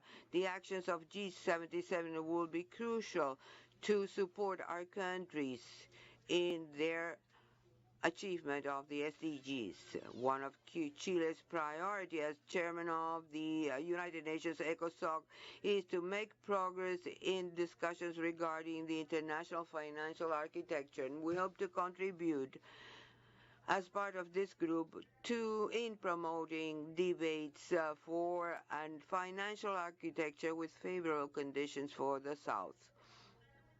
Efforts to address these deficits must be consistent with SDGs and through a concerted action with involvement of all bodies of the UN system. We need to address the increasing external debt of South countries. As G77, we will place this in the international agenda. The need of low-income countries and middle-income countries, which are very important for the countries that are part of this group. In this regard, we believe that gaps and access to knowledge, science, technology is indispensable to toward the sustainable development of our countries. To achieve SDGs, we must promote access and use of scientific knowledge and technological transfer for the benefit of developing countries. Today, we live a very complex international scenario marked by multiple crises affecting the global population. The duty of the states is to find paths and ways for solutions. For this, science, technology, and innovation are essential. Scientific and technological progress is key for sustainable development, and it should go hand in hand with solidarity. Crises affect everybody without distinction. In fact, climate change affects disproportionately the global South and the developing countries. Against this problem, we need to find global solutions. For this, solidarity, equality, and justice should be the basic parameters for coexistence, and G77 must continue to play an essential role in this in multilateral forums. We should analyze converging points in the group, explore new paths to achieve new agreements. To create a better future for our countries, we must harness and strengthen our talent and capacities in different areas and strengthen those channels that will allow us to generate social, cultural, and material value for our societies. We highlight the importance of digital connectivity to overcome the digital divide, as agreed in the World Summit on the Information Society held in Geneva in 2003 and Tunisia 2005. This digital connectivity not only allows us to overcome the digital divide, but it's also important for adopting advanced technologies of the fourth industrial revolution like 5G, artificial intelligence, Internet of the Things, cloud, big data, etc. Likewise, we cannot forget that digital connectivity is important for the exercise of human rights, particularly effective access of populations in public services and in the administration of the state. Linked to this need for our connectivity, we want to talk about the importance of frameworks regarding artificial intelligence. This is an important opportunity to solve the main challenges faced by the countries in terms of health, human rights, mobility, and the challenges of different states in the framework of the SDGs.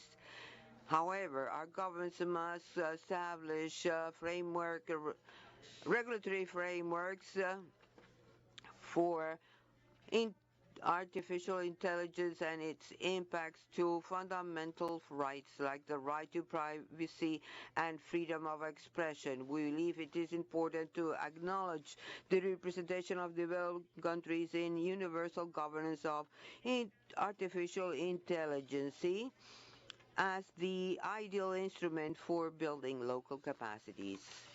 Finally, my country, we deeply regret the tragedy occurred recently in Morocco and Libya. We express our condolences and solidarity towards the Moroccan and Libyan people, in particular the relatives of the victims and those who have been hurt by these catastrophes. Thank you. I thank the representative of Chile, and we now give the floor to His Excellency Basolma Basi, Minister of State for Public Services and Labor and Social Protection of Burkina Faso.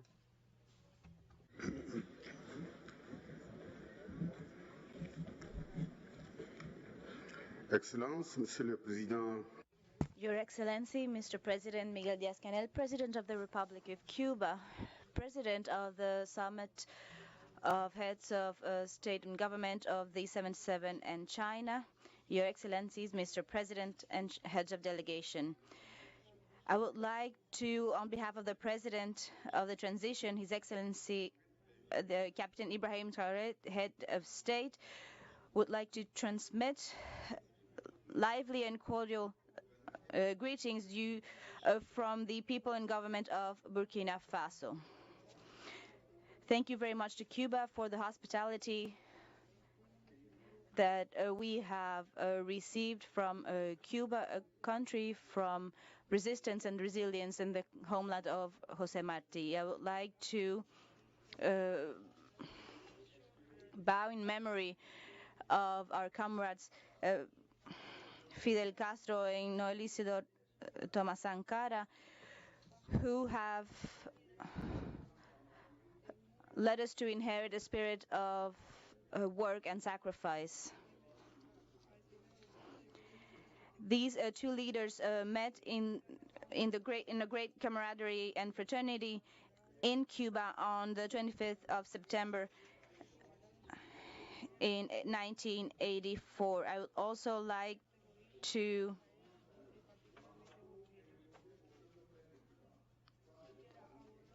bow in memory of the victims of the natural catastrophes, social inequalities and wars, of which terrorism in general and particularly Sahel has been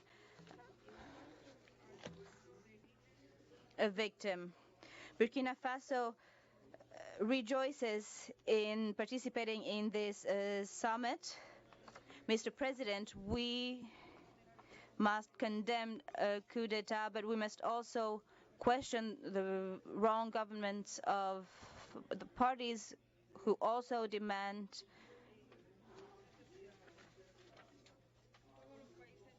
a response to their necessities. All the states member of this group have firmly supported the revolution that took place in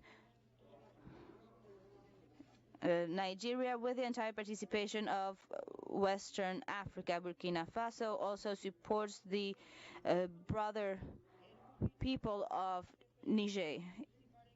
Burkina Faso congratulates ourselves in participating in this summit on science, technology, and innovation, for which the different opportunities must be proven in this new world. Human beings have been facing new technological processes, and although there are deep complexities, we have had discoveries that have revolutionized different walks of life. Man has domesticated rainforests, deserts, and others. We have revolutionized the principles of feeling safe and happy on Earth. But unfortunately, there are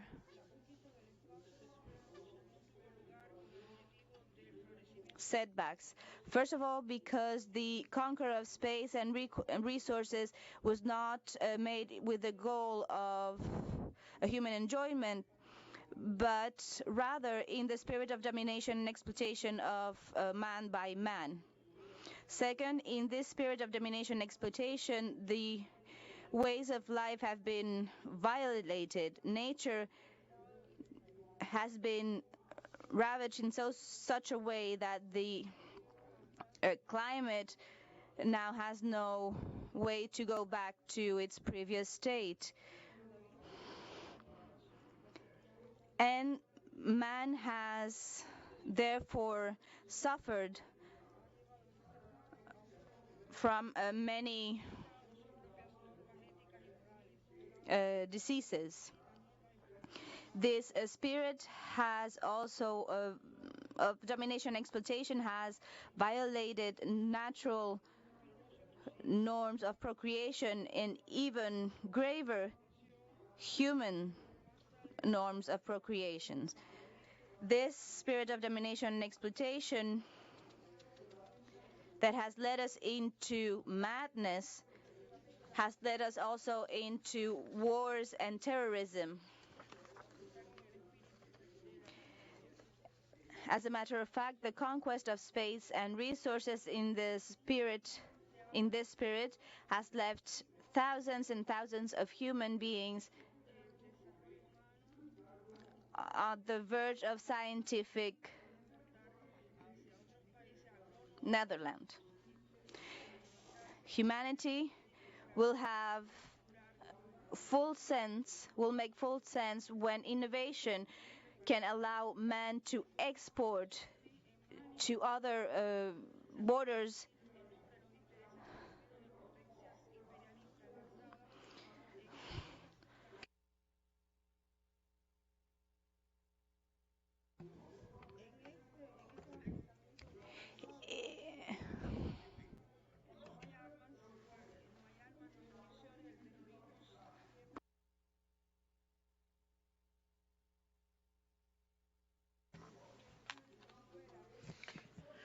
Schools are closed, health centers to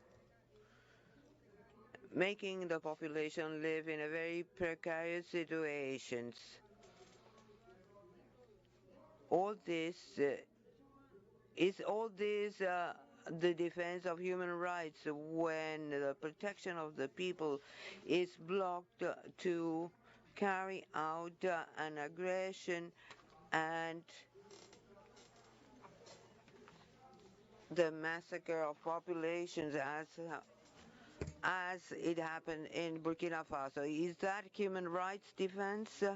When we talk about structural readjustment programs, savage privatizations, are these expression of human rights defense? Mining resources are being plundered. Is this human rights? Unfortunately, people are committed to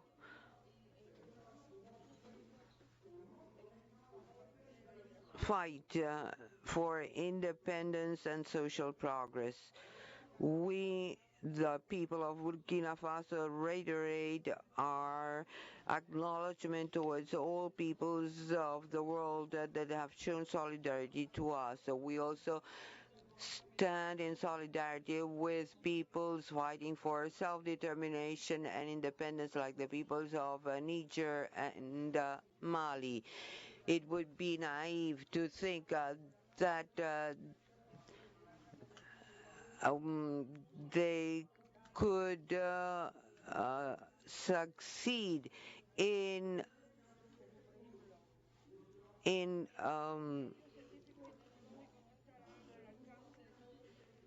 compelling Niger to go back. While scientific progress is in the hands of a few to exploit and plunder mostly 90% of the population, there will be revolutions and coups d'etats.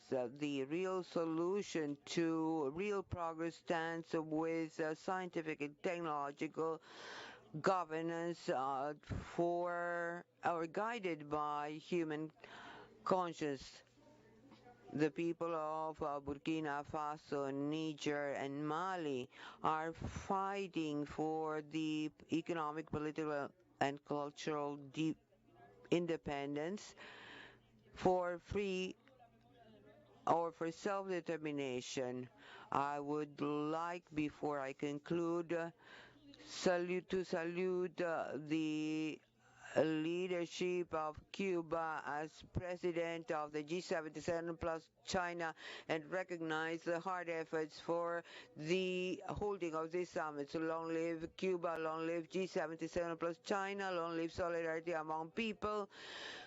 Homeland or death, we shall prevail. Thank you for your attention. I thank Your Excellency for your kind words. I now give the floor to the Minister of Finance of the Arab Republic of Syria.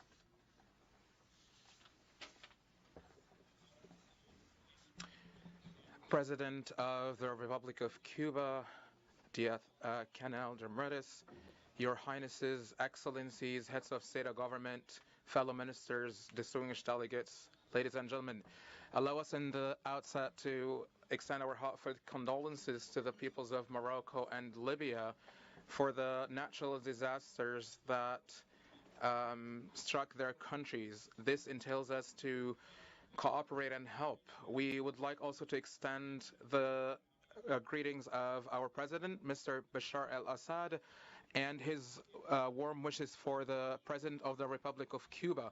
We extend our thanks and gratitude to Cuba in fostering the multilateral action and for its initiative to hold this summit, which is of an utmost importance in achieving sustainable development for our peoples.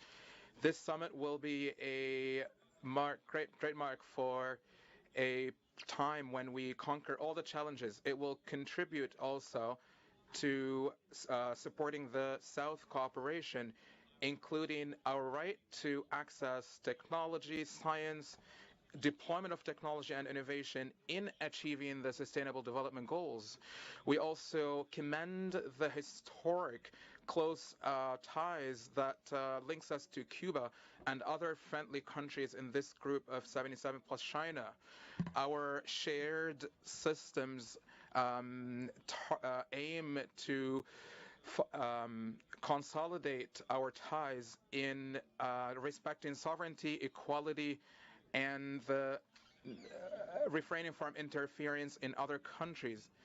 We also would like to seize this opportunity to emphasize on standing with Cuba in combating the challenges, especially the unjust and blatant embargo imposed by the United States of America on Cuba and other countries that refuse the policies of injustice.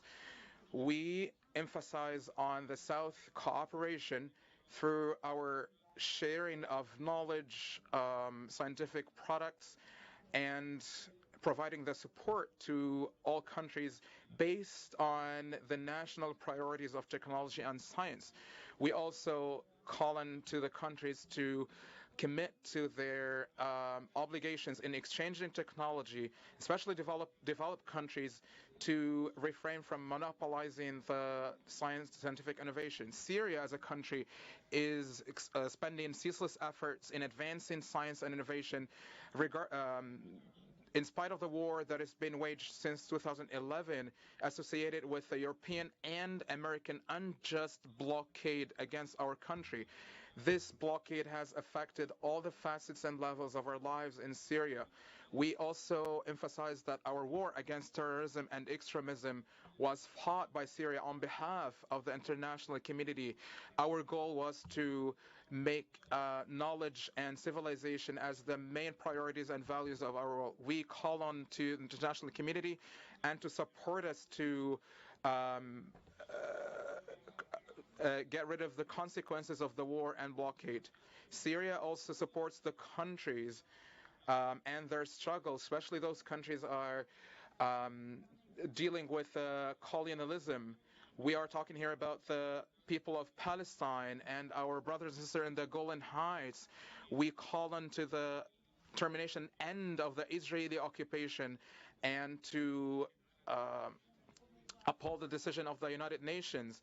Also, we call on the withdrawal of the American and Turkish forces from Syria and let the Syrian people decide its rule.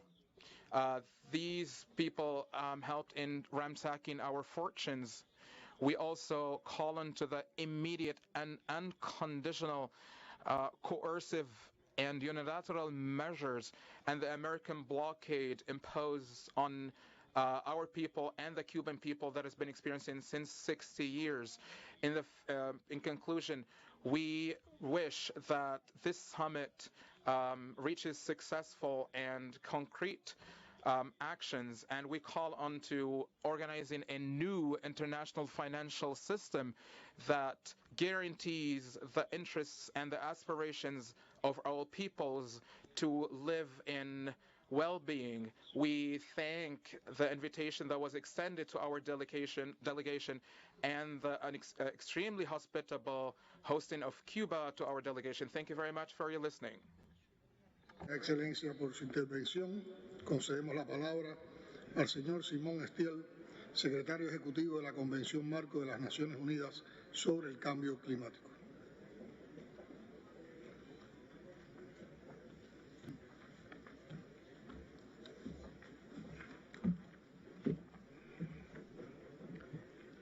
Your Excellencies, distinguished representatives of member states, honorable delegates, ladies and gentlemen, thank you for welcoming us here in historic Havana. We've each expressed our condolences to the people of Morocco and Libya for the devastation they have just experienced through natural disasters. I want us to sit with this point for a moment. Each meeting we attend, increasingly, we must take pause and give condolences for the intensified catastrophes that are being experienced.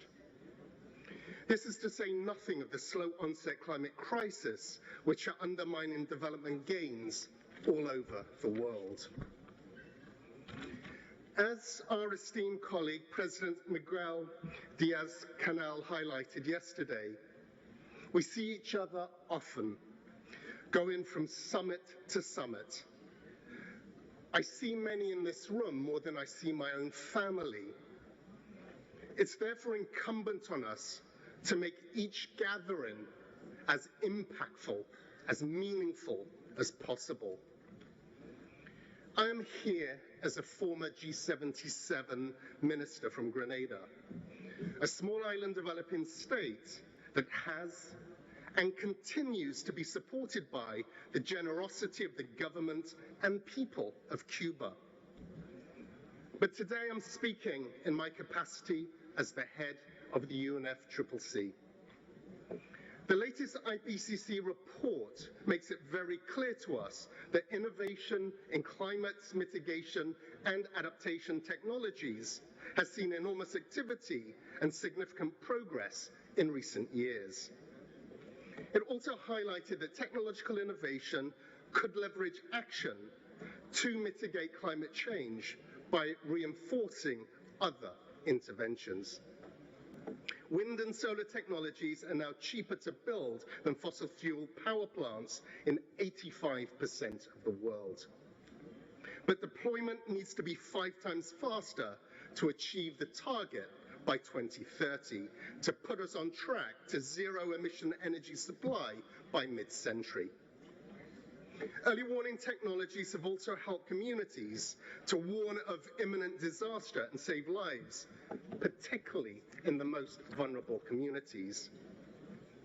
Use of artificial intelligence could help improve our ability to detect, monitor, and forecast events and effectively communicate impending or ongoing disasters tailored to the needs of the targeted groups. Remote sensing and space technology is useful to establish baseline topographic data, which improve the ability of countries to map and assess disaster risks and preparedness with higher spatial accuracy.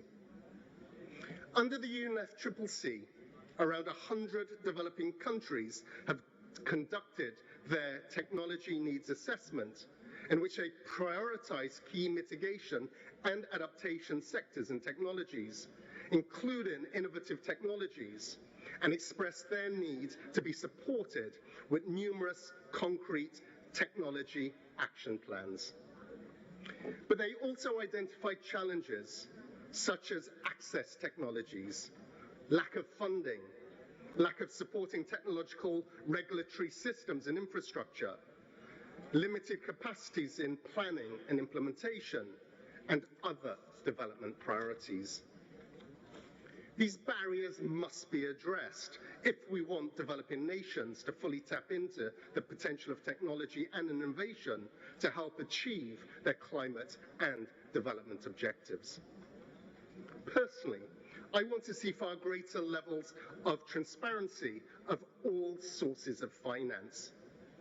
We need to know what's available, where it's going, and how we get more of it to where it's needed most. Technology and innovation alone are not enough. Enabling environments such as the right policies, institutional arrangements, and regulatory frameworks are needed to foster innovation and to push innovation to the implementation stage. Along the way, ensuring that funding support be made available and capacity to be built to make it happen. More ambitious climate action remains the top priority for all of us. As stated prominently in the Paris Agreement, climate technology, innovation, research and development are a crucial part of this endeavor. Investing in science, technology and innovation is crucial to facilitate an increase in much needed ambition.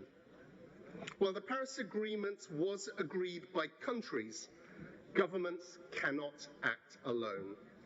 That is why cooperative action, collaboration and engaging stakeholders are key.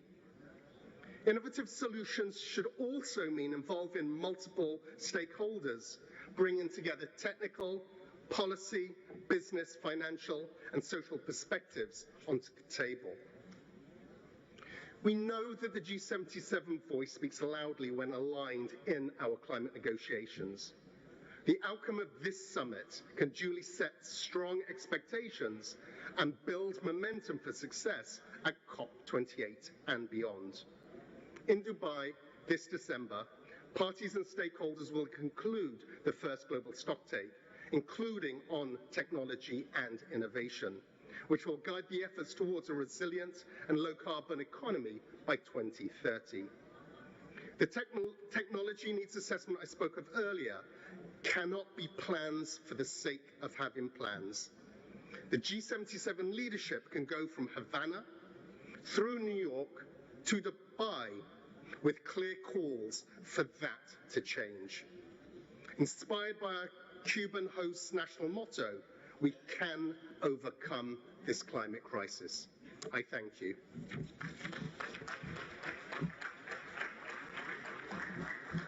Muchas gracias, Excelencia. Thank you very much, Your Excellency, for your intervention. I will now give the floor to Her Excellency Xiomara Castro Sarmiento, President of the Republic of Honduras.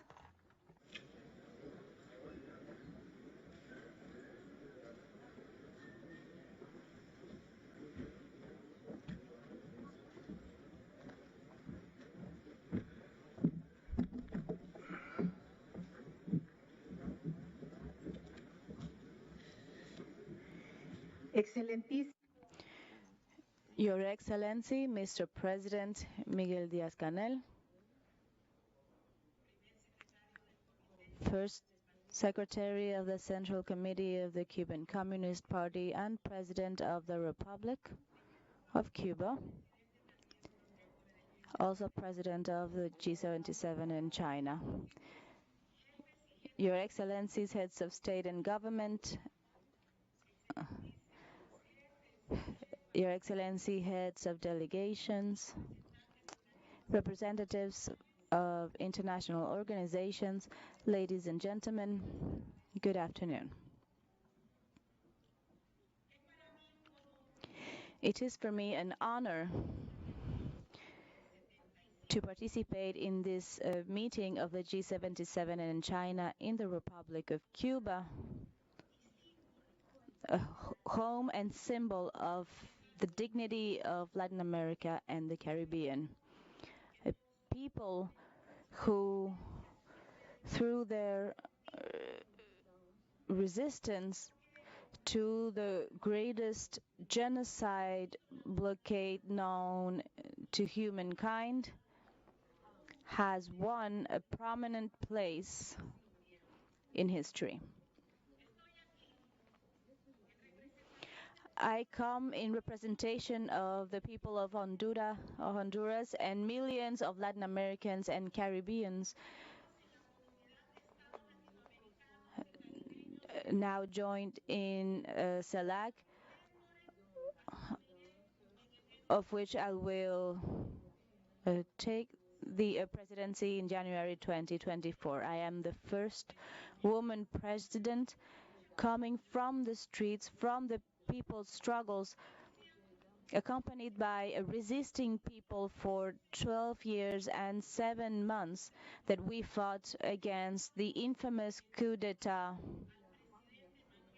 on President Manuel Zelaya Rosales, a friend of Cuba's, of Fidel's and Raúl's.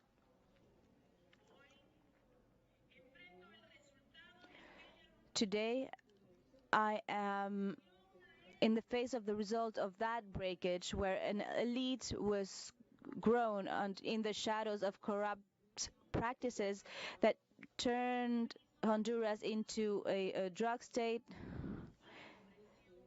which indebted and impoverished our people. With my electoral victory in 2021, we began an era of changes and actions in the benefit of humankind and in the defense of nature, the recovery of the public sector, the rights of the working class, and our true independence is now in place. And that is the mandate that the people gave me at the urns. My dream is to help to build the great homeland of Martí, Morazán, and Bolívar, where our continent is a territory of peace, a territory that is just, socialist, and democratic. We cannot even think to have this condition to take any step backwards. And for this, we must support CELAC, which is a space where we promote the use of science, technology, and innovation in our development. Finding common points in spite of our differences is a key element. What good would the G77 be? What would the World Bank be in the CELAC and the United Nations organizations if we are not able of eliminating the unjust blockades or sanctions imposed, the neo-slavery, the neo-colonialism, the hegemony of capital on mankind, and the wars promoted by the military-industrial complex, which cause so much suffering and pain in the world. Globalization shows a negative balance for our countries. And now we have come here before you to propose a unity and a new order that will take into account the following main aspects. First, to accelerate the process of commercial exchange in the world in different currencies so that we can open a cycle of world development that allows for the growth of our GDPs. Second, to establish a realistic agenda of sustainable development goals so that it doesn't become a theater play. Third, that the member countries of the G77 and China to commit to rejecting and not complying with coercive measures such as sanctions or blockades against our member countries. We energically denounce the unjust blockade against Venezuela and Nicaragua. Fourth, to establish a permanent commitment to not wage war and to develop strong negotiation mechanisms for the debate and resolution of our conflicts. Fifth,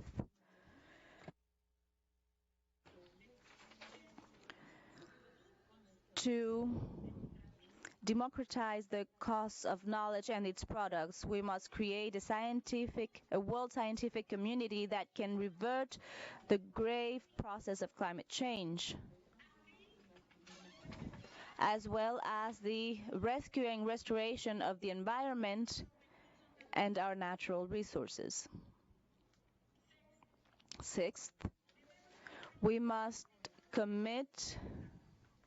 fully commit to the respect of the self-determination of the peoples, and under no circumstances will we try to impose our way of life, our culture, our religion, or our economic model on any of our members. To us, achieving democratic socialism is a mission and a reason of existence to change and radically improve the quality of life of our people, and to respect popular consultation as the channel we have chosen to achieve this goal. The time has come to end the backyard, because we are not pieces on a chessboard of independence and apology. Our nations cannot continue suffering from massive privatization of their territories. Distinguished heads of state,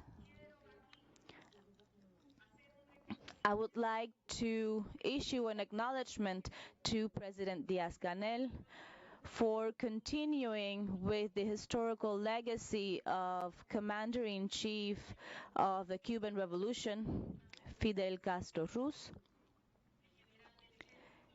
Army General Raúl Castro, Commander Hugo Chávez Frías, Lula da Silva, Manuel Zelaya Rosales, Cristina, Rafael, Evo, Daniel, Nicolás Maduro, and other founders of CELAC for having resisted the systematically neoliberal attack and for maintaining and keeping intact the willingness to make our integration larger. What I have here expressed is undoubtedly, it may undoubtedly sound audacious, but to us, it is essential to build the world, a world in which we all have a place of equality, freedom, and justice. Thank you.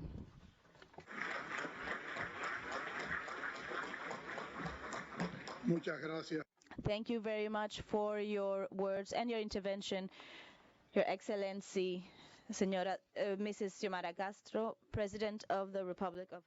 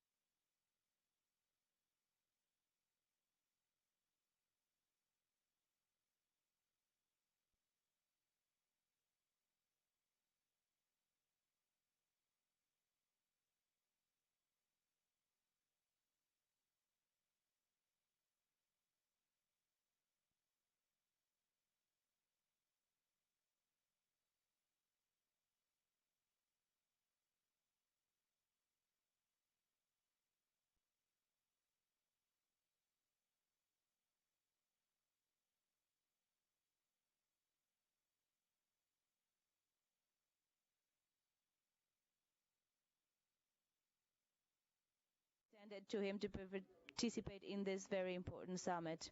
In spite of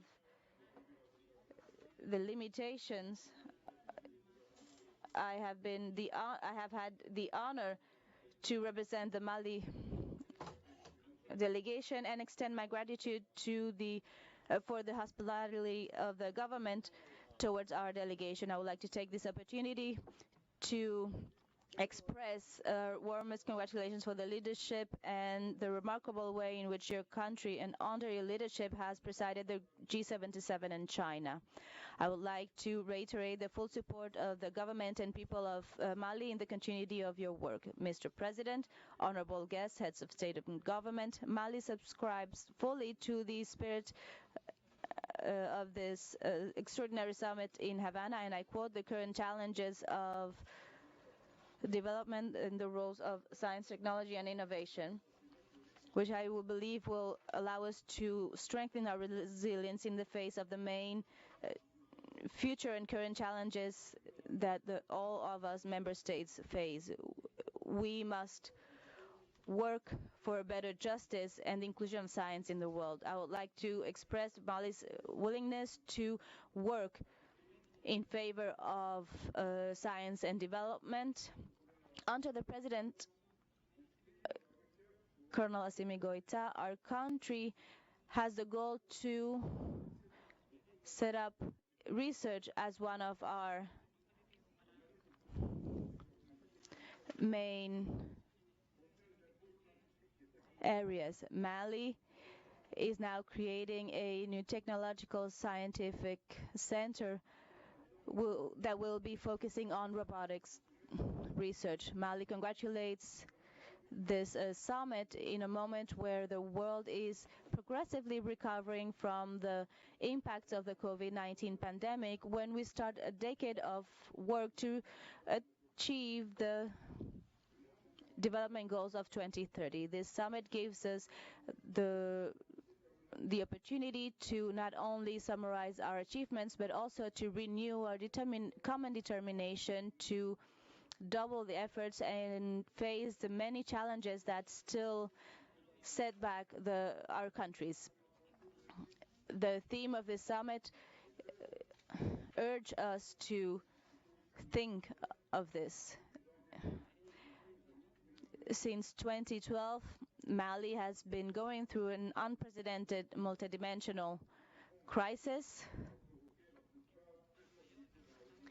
Since the inherence of NATO in Libya, which has led to very difficult situations for us. This has also been strengthened by the impact of climate change and the consequences of the sanitary crisis of 2019, which continues to impact the efforts of governments to reach the Sustainable Development Goals. Ladies and gentlemen, Mr. President, in order to face the challenges in matters of humanitarian security, our President has initiated several institutional and political reforms to reform the state and set the basis for a virtuous and comprehensive and participative government. From this perspective, I would like to highlight that Mali, since July 2023, has a new constitution dedicating its fourth republic after a well-organized referendum. It is the undeniable proof of Mali's authorities to return to constitutional and peaceful order. The government is now working on organizing our next general elections. We also work on reinforcing our defense and security forces to allow us to protect our territories, our populations, and goods. The efforts carried out in this case have been positive. Several terrorists have been neutralized or destroyed, and many have been arrested. I would like to take this opportunity to thank some of the member states of this group for the role they have played in the struggle against insecurity in my country, bilaterally and multilaterally. In addition, we constantly pray for all the victims of the situation. The tangible results and are a proof of the commitment of our people, and this allowed us to carry out a diagnosis of the country and to create the pertinent reforms to ensure a future for the country. Ladies and gentlemen, as previous speakers, we congratulate Cuba's resilience in the face of the blockade. Mali always supports the different resolutions in the UN and the African Union requesting to lift this blockade. However, I would like to communicate that similar measures have been imposed on African peoples.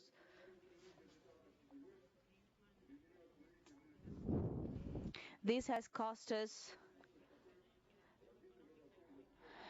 many measures applied by different international organizations. It is important to highlight that these organizations lost their northern compass and carried out the same history in Burkina Faso under the pressure of foreign entities. Mali reflects the sad reality. Remember that since August 2022, Mali submitted to the Security Council of the United Nations a request to present irrefutable proof to the international community, like illegal maneuvers to delay our financial request to different international financial institutions, ignoring the states of the Sahel. On this, we see that the terrorist actions are consistent with these extrajudicial decisions. Despite this, the economic activity in the agricultural sector, particularly the production of cotton, mining activities, and the recovery of certain industries, should register a 5.3% growth between 2022 and 2023. Regarding SDGs, the government will continue to intensify its efforts in recovering vital sectors for development. Mali's economy, despite the different challenges, is a resilient economy. Mr. Chairman, ladies and gentlemen, to conclude, we need a change in paradigm. So we need more opportunities to fulfill the 2030 agenda. We need greater efforts for peace and sustainable development. Mali reaffirms its commitment to cooperate with different partners to achieve its sustainable development goals, respecting the principles stated by our head of state, respect of Mali's sovereignty, the respect for elections, and the respect for the vital interest of the people of Mali. Thank you for listening.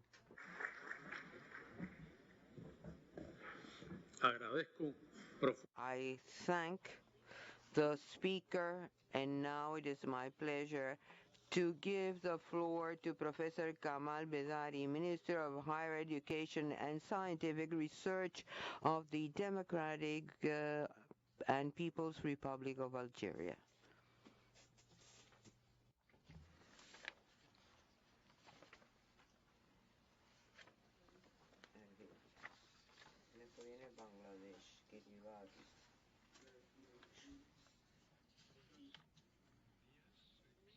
Good morning, Your Excellencies. Your Excellencies, Your Highnesses, august attendees. At the outset of this occasion, I would like to convey the brotherly greetings of His Excellency, the President of Algeria, Mr. Abdelmajid Tebboune, to the leaders taking part in the summit of the G77 summit plus China under the theme current development challenges, the role of STI. I also would like to thank and greet Mr. President Miguel Diaz-Canel Bermudez, the President of Cuba, for his sound initiative and organization of this summit. In this context, I would like to express personally and on behalf of the Algerian delegate that I'm the head of our happiness of being here with you as a representative of the President, Mr. Abdelmajid Tebboune, that we hope that it will create a quantitative leap to achieve SDG of 2030 and improve South-South cooperation. Mr. President, Your Excellencies, the Business Development Plan for Horizons 2030 emphasizes the qualitative journal of science and technology in emerging with the standard of living of humanity and in view of progress and prosperity. As the corona pandemic has witnessed the necessary development of science knowledge and its strengthening through objective technological scientific research, and most importantly, the fair share of knowledge and making it accessible to everyone. The pandemic also revealed the depth of the digital divide and its uneven distribution between countries, as estimates indicate that more than 2.7 billion people are still without internet services, and that the majority of them are from developing countries, and this shows the importance of digital cooperation and creating workshops that would research how to tackle those challenges that we face, even though those challenges will continue to be faced and it will impose itself both on national and global fronts. In this context, Algeria considers that the continued application of unilateral coercive measures on some developing countries is inconsistent with the purposes and principles of the UN. It also emphasizes that those coercive measures increase the suffering of the peoples and prevent them from obtaining their basic human rights and blocks them from achieving SDG.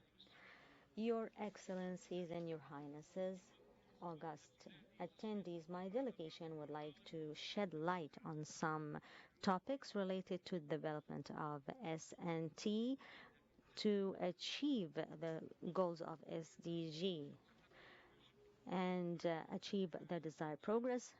So we need the following: the need to enhance confidence in the field of science and knowledge, and those who implement policies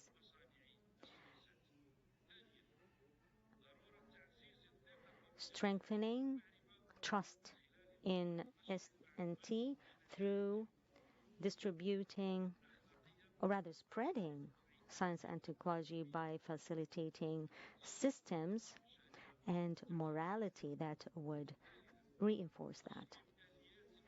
Creating special mechanisms to improve S&T and transferring it to developing countries and making available accessibility to those to S&T. Creating and empowering system that would support ST&I and using them to achieve SDG.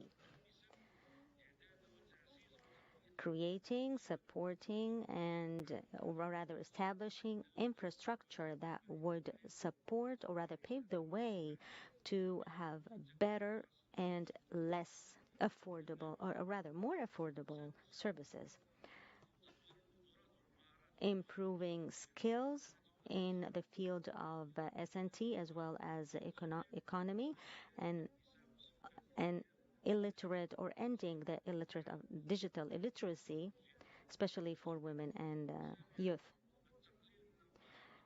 Decreasing risks and improving security, or rather cyber security, and having balance or human rights of safety and security.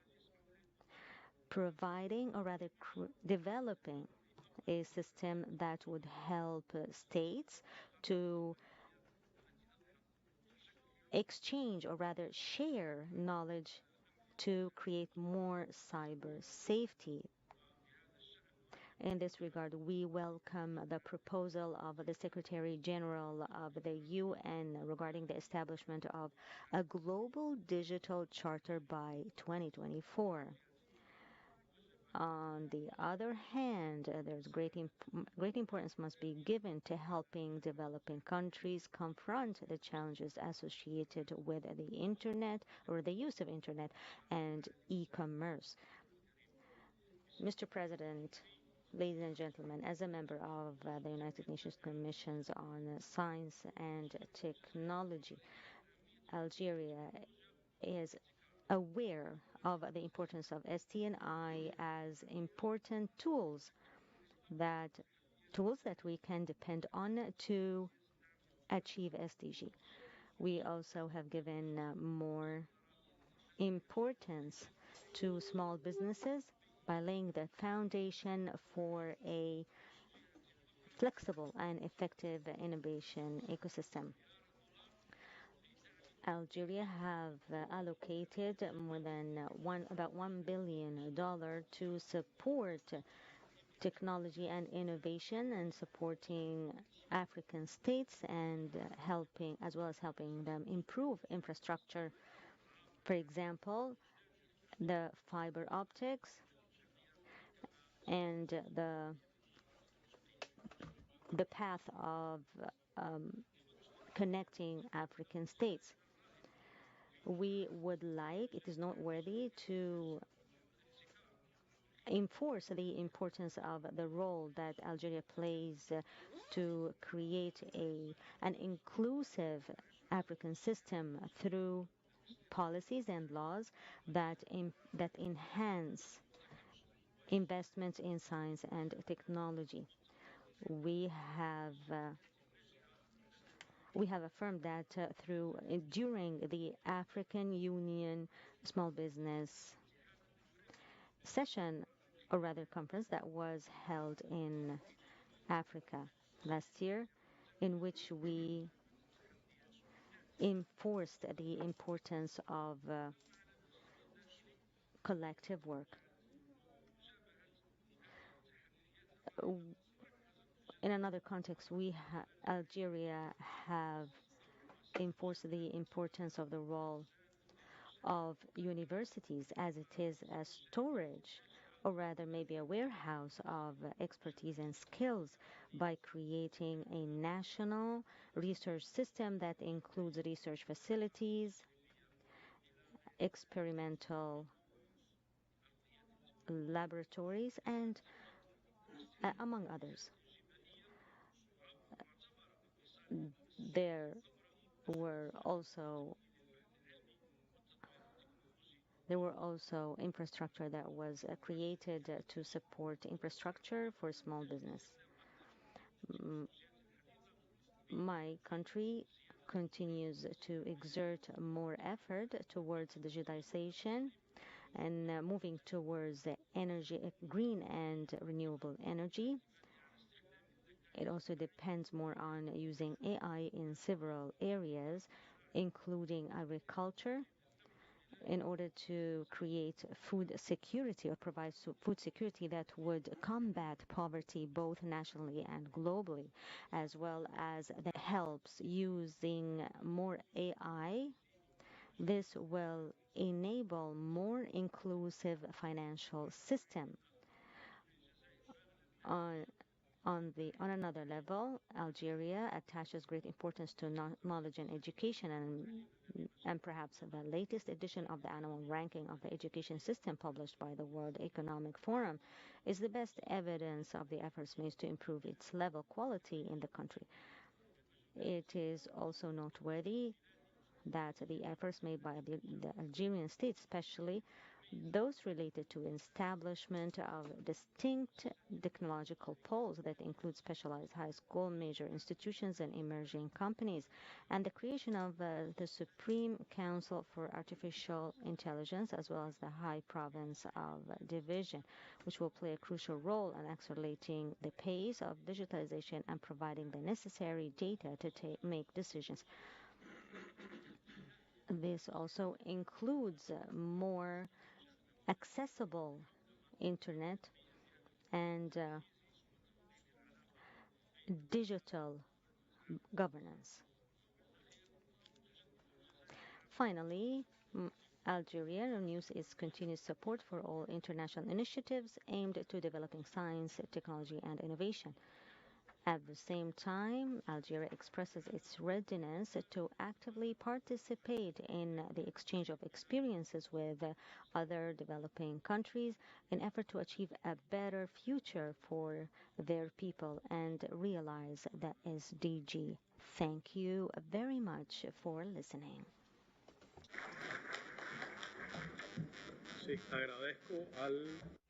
I would like to thank the Minister for the Republic of Algeria. And now I would like to give the floor to His Excellency Mrs. Zahid Maleke, Minister of Health and Family Well-being from Bangladesh.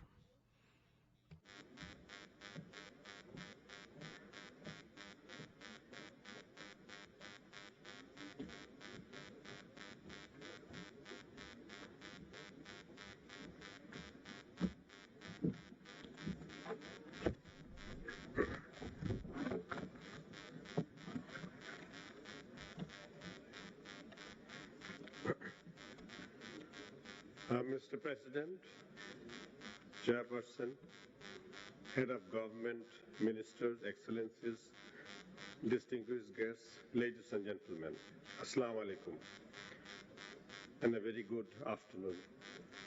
At the outset, I would like to thank the government of Cuba for hosting this important summit and for their wonderful hospitality towards us. My sincere appreciation also goes to the members of G77 and China for gathering here on a very timely issue. Excellencies, in Bangladesh, under the leadership of Honorable Prime Minister Sheikh Hasina, our country has been witnessing rapid economic growth of over 6% for the last 1.5 decades. This has helped us in reducing poverty to 12%, generating employment, improving literacy rates up to 90%, life expectancy increased to 74 years from 65 years, per capita food production increased, and in reducing infant and mortality rates, and we have achieved MDGs on it, gender parity ensured. At present, Bangladesh is the 35th largest economy of the world in terms of nominal GDP. We are soon graduating from the least developed countries category. In our development pursuits, we have prioritized research, science, and technology to drive social progress and economic growth. Since 1996, we have consistently allocated funds for research with the goal of utilizing research findings and knowledge for this socio-economic development of our country. In 2011, we adopted the National Science and Technology Policy to integrate science and technology into our development efforts. We have emphasized technological research through the adoption of imported technology and the development of indigenous technologies. Technology use has improved food production by 40%, transport business, industrial product employment, but we suffered by cyber crimes in digital sector. Digital technology must benefit all and equitable. In 2009, we started our journey toward building a digital Bangladesh by 2021, which is now a reality. Now our vision is to transform our country to a peaceful, prosperous, knowledge-based and smart one by 2041. We have recently initiated the Sheikh Hasina Institute for Frontier Technology Project, which is scheduled for implementation from January 2023 to December 2026. Excellencies, despite such progress and upward continuity in our growth trajectory, we have growing concerns for the ongoing global challenges. People around the world are continuously being affected by different shocks from various sources, including the aftermath of the COVID-19 pandemic, wars and conflicts, climate change, natural disasters, and so on, which developing countries have no involvement but suffers. Consequently, the global economy is increasingly becoming more complex and unpredictable. In particular, the global south faces more acute challenges to recover their economies. Furthermore, as we approach the midpoint of 2030, the Sustainable Development Goals face significant challenges. A report by the UN General Secretary reveals that based on available data for roughly 140 targets, only about 12% of the SDGs are currently on track. This does not make us optimistic and hopeful. To address these uncertainties, science, technology, and innovation have a critical role to play. Unfortunately, the developing countries like ours struggle for equitable access to the fruits of research and innovation, while advanced countries benefit from a second technological wave utilizing technologies associated with Industry 4. Most developing countries lack the capacity and primary digital infrastructure. Thus, the developing ones stand to miss the technological innovation, which is the main engine of productivity and growth. We are currently living in an era of technological developments and advancements that revolutionize the ways of lives, particularly the opportunities are enjoyed by the developed nations. Nevertheless, the negative impact of many technological developments leading developing and island countries into the depths of catastrophe in the form of climate change and resource scarcity as well. Technological advancement should not be allowed as monopoly by the developed nations. Rather, its share of knowledge with all the countries, particularly developing nations, have had huge significance to face challenges posed by the climate change impacts. Therefore, we should come forward to have environment-friendly technological advancement and progress, and for that, extensive research is required and immediate actions should be taken in this regard.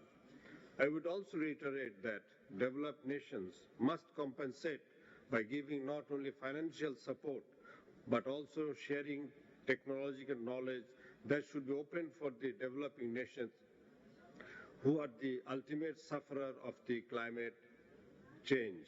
Excellencies, I conclude, I should like to highlight a few points that I believe are critical for addressing the challenges in harnessing the benefits of STI and reducing gap in STI.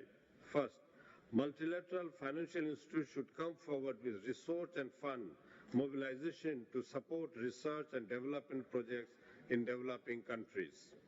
Second, we need to collectively work in implementing existing international instruments to facilitate technology transfer from developed nations to developing countries. Third, we need to encourage partnership and knowledge sharing among governments, institutions, and industries to enable the immediate adaptation of technologies and innovations during the health emergencies, natural disaster, and so forth. We have to promote investment in education and training programs to build the skills and knowledge base in developing countries. We need to be careful that any multilateral measures, including the intellectual property regime, do not become a hindrance to our efforts to become self-dependent in terms of research and innovation. Thank you for your patience. I thank you all. Joy Bangla, Joy Bangabandhu. Assalamu alaikum.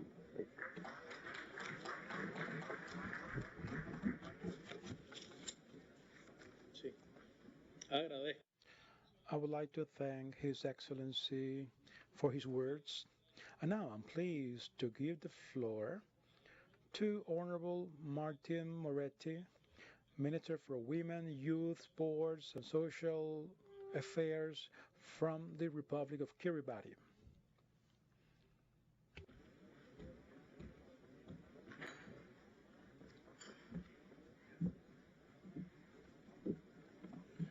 Honorable Chair, President Mikhail Chairs, Excellencies, distinguished delegates, ladies and gentlemen, Honorable Maori. On behalf of the government of Kiribati and my delegation, I extend warmly greeting to you all and express our gratitude for the invitation to participate in this significant occasion. I would like to begin by commending you, Mr. Chair, for your exceptional leadership in organizing this event. We applaud your stewardship of the Group of 77 and China. We offer heartfelt congratulations as we assume the pivotal role of guiding the deliberations. Honorable Chair, Kiribati stands firmly in support of the theme of this summit, current development challenges, the role of science, technology, and innovation. This theme is particularly pertinent in these times when we firmly believe that science, technology, and innovations can play a pivotal role in addressing our national development challenges. Our beloved Kiribati is with unique plant and field of environmental capability face a myriad of pressing development challenges. These challenges are deeply interlinked with our National Development Plan, Kiribati Vision 20, or KV20, which set out the course for a more prosperous and resilient future. Please allow me to elaborate on the key development challenges we face. First and foremost, climate change poses great threats of our low-lying atolls. Rising sea level and increasingly severe weather events continue to erode our coastal line, disrupt our livelihoods, and negatively impact our people. Addressing these challenges require immediate action, and science and technology play a pivotal role in providing us with the tools and the knowledge to adapt and mitigate the impacts of climate change as well as we are building resilience. Secondly, Kiribati's heavy dependence on commodity imports, and we are volatile prices associated with them leave us vulnerable to external economic shocks. Science and innovation can help us to diversify our economy, increase agriculture productivity, and promote sustainable practices, reducing our reliance on imports and enhancing our food security. Furthermore, unpredictable global shocks, such as the recent health crisis, have highlighted the importance of reliance healthcare system and robust digital infrastructure. We recognize the significance of strengthening our infrastructure and digital connectivity, especially given our remote and dispersed geography. These measures are essential to ensure that our people can access vital services and information even in the face of challenges. Honorable Chair, limited internet connectivity and infrastructure pose significant barriers to development and online businesses and digital trades. Moreover, the country's small population and geographic isolation make it challenging to attract international e-commerce companies and establish a robust eco-trade ecosystem. Additionally, concern about cybersecurity and data privacy are becoming increasingly relevant. The Kiribati explore a way to expand its digital economy. In the face of these challenges, Kiribati underscore the indispensable role of science, technology, and innovation as a key drivers of resilient communities, particularly for achieving the Sustainable Development Goal. While we are acknowledged that we may not yet be at the forefront of technological advancements, we recognize the importance of strengthening our infrastructure and digital connectivity to bridge the tropical gaps that we are separate our islands. As we continue to journey in our digital age, we are working tirelessly with the support of our development partners to ensure that the robust security measures are in place to protect our people from the potential negative impacts of technology. Trust in the science is paramount, and we are committed to build scientific capacity both nationally and regionally. It is imperative to acknowledge that we are heavily reliant on scientific research and advice provided by the well-developed nations. Therefore, I take this opportunity to call upon this state to provide the necessary support to enhance our scientific capacities. The support would not only benefit least developed nations like Kiribati, but will also complement to the effort of the regional institution tasked with overseeing the sustainable management of our fisheries resource and other critical areas. In conclusion, Kiribati underscored the critical role of science, technology, and innovation as the key drivers to resilient community, particularly for achieving the Sustainable Development Goals. As we navigate our development challenges, we stand ready to cooperate with our global partners to build a more sustainable and prosperous future for people and no nation. Together, we can harness the power of science and innovation to overcome the obstacles before us and secure the better tomorrow for the generation to come.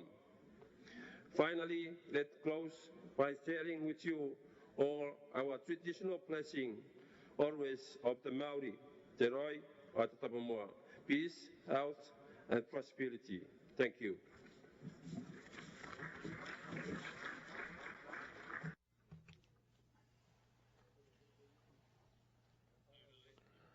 I thank the distinguished speaker. And now I'm pleased to inform that Ambassador Chen Yang, Permanent Representative of the Republic of Senegal to the United Nations, Her Excellency Sophia Tespapari, Ambassador of Eritrea to the United Nations, His Excellency Amara Soba, Permanent Representative of the Republic of Sierra Leone to the United Nations, His Excellency Jose Maria Borja, Ambassador of Ecuador, His Excellency Álvaro Fernández Garcia, Ambassador of the Western Republic of Uruguay, His Excellency Gonzalo Flavio, Ambassador of Peru in Havana, and His Excellency Germán Velázquez, a Special Advisor for Policy and Health from the South Center, have handed over to this chair their speeches, and these speeches will be included in the final minutes. Honorable Maraliso Kambagwa Welina, Minister of Education of the Republic of Malawi, I'm pleased to give you the floor. Thank you.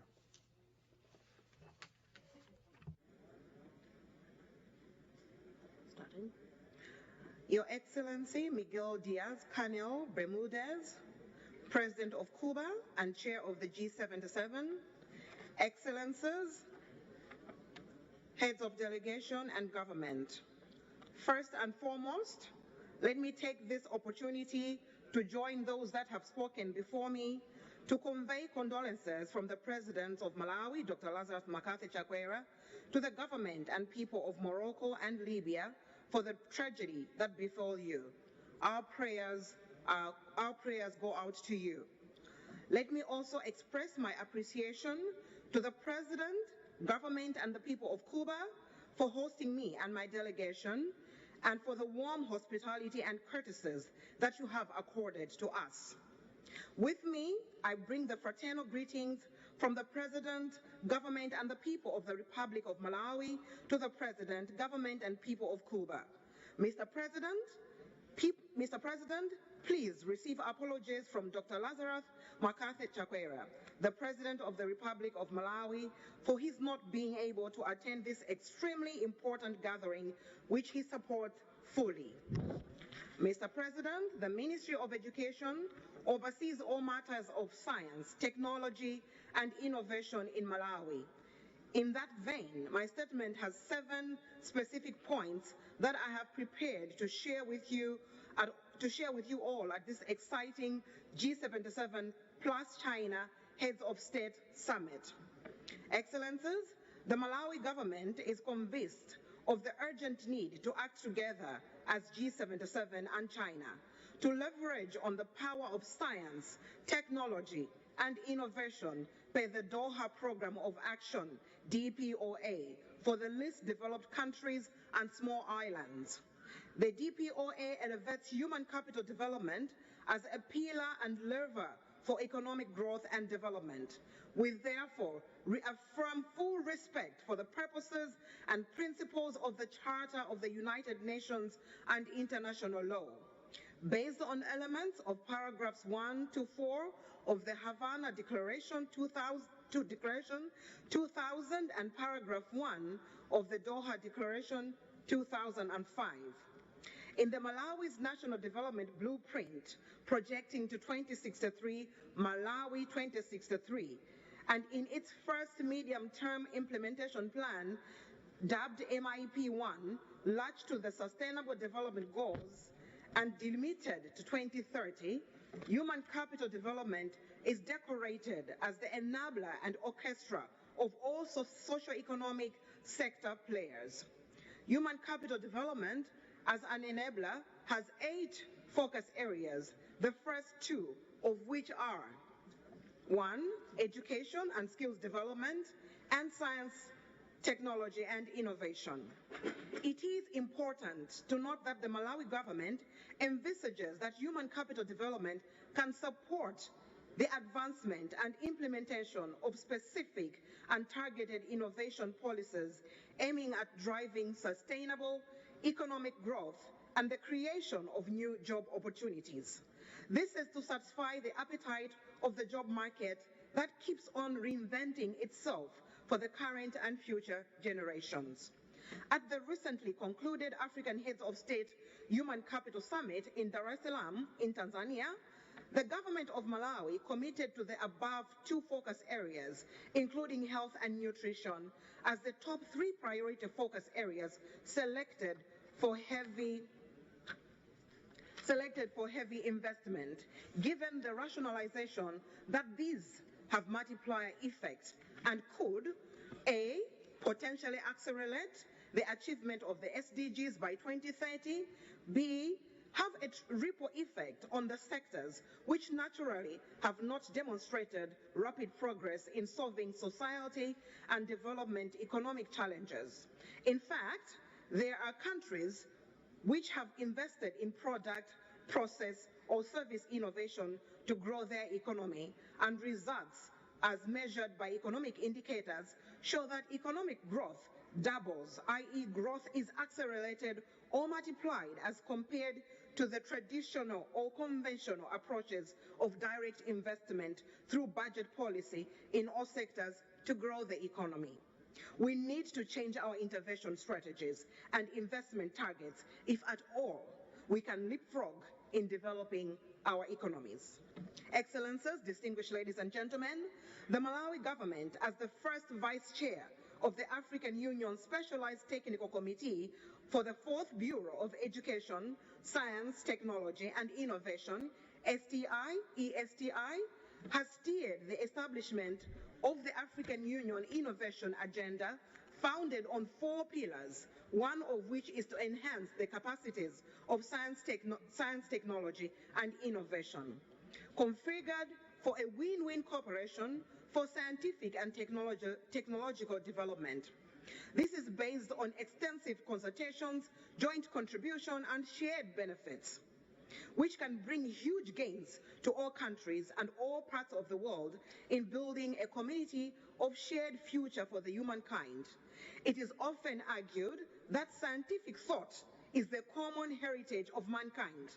We therefore recognize the role of multi-stakeholder partnership to foster strategic long-term investment in supporting the development of STI in developing countries, including through innovative financing like the African Education, Science, Technology and Innovation Fund, to which Malawi commits to be the contributor and champion. Having said the above, the government of Dr. Lazarus Makathi Chakwera, the President of the Republic of Malawi, has put the following key programs in place under education and skills development, and they need co-investment with partners here present. Support for the best teachers at early grade to build a solid foundational learning, building educational foundations through innovation and technology, dubbed BFIT program, which has raised $30 million and has a financing gap of $150 million. Deployment of best teachers in poorly resourced schools through enhanced and real-time education management information systems. Curriculum redesign to inculcate emerging technologies, for example, the 4th industrial revolution and responsible artificial intelligence, AI. We also aim to establish centers of excellence and specialization in digital fabrication and production of teaching and learning materials. Expand school feeding program across the country to ensure health and nutrition of the learners, and education digitalization founded on 7 pillars of school electrification, Connect a School program through GIGA, ITU and UNICEF, device assembly provision and maintenance, digital content upload, establishment of smart ICT labs, orientation, training of teachers and learners, and monitoring, evaluation, research and learning. The above demands breaking of technological monopolies enjoyed by the big players on the market and other unfair practices that hinder the technological development of developing countries. We would like to apply science, technology, and innovation as we recover from COVID-19, respond to health outbreaks like cholera, as well as climatic shocks like tropical cyclones, the recent one being Freddy, which hit our country very hard. The government of His Excellency, Dr. Lazarus Makathi Chakwera, remains committed to building back better for resilience, including the use of digital technologies within the digital transformation strategies as agreed in the SADC region and AU Commission. It is through this philosophy and practice that we can accelerate and rescue the SDGs, realizing that we have not even achieved halfway of the 2030 agenda for sustainable development. Malawi government in its approach includes use of indigenous knowledge systems, IKS, and will host the 6th SADC region IKS workshop in November this year, and do invite you all. The government of Malawi has joined the global family of Grand Challengers, also known as GCs, and plans to fund calls made through a nationally established science and technology fund. We therefore invite the G77 and China to support us in financing health systems, strengthening, building capacity, technology transfer, and commercialization, and know-how for local and regional manufacturing and production in developing countries. We urge the United Nations commissions, agencies, funds and programs, in particular UNDP, UNICEF, UNESCO, UNCTAD, UNIDO, and the UN Office for South-South Cooperation within their respective mandates to make additional efforts, for example, through a win-win cooperation framework to support developing countries in strengthening multiple programs, including legislative instruments, institutional frameworks, and public policies related to science, technology, and innovation. The Malawi government has reviewed its 20-year-old science and technology policy and is in the process of developing the National Science, Technology, and Innovation Policy to be concluded by 2024. Malawi is therefore, through this summit, looking for partners that she can truly work together with to solve the development challenges that we meet, but also to strategically build our human capital together for the present and future. Declaring someday in a year to reflect and assess on progress made on science, technology, and innovation in the South would be a key milestone to be achieved through this Heads of State Summit. Muchas gracias.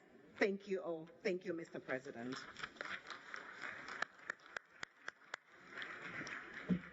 Muchas gracias. I would like to thank the Honorable meeting. I'm pleased to give the floor to Madam Rebecca Grisman, Secretary General of the Conference of the United Nations on Trade and Development, UNCTAD.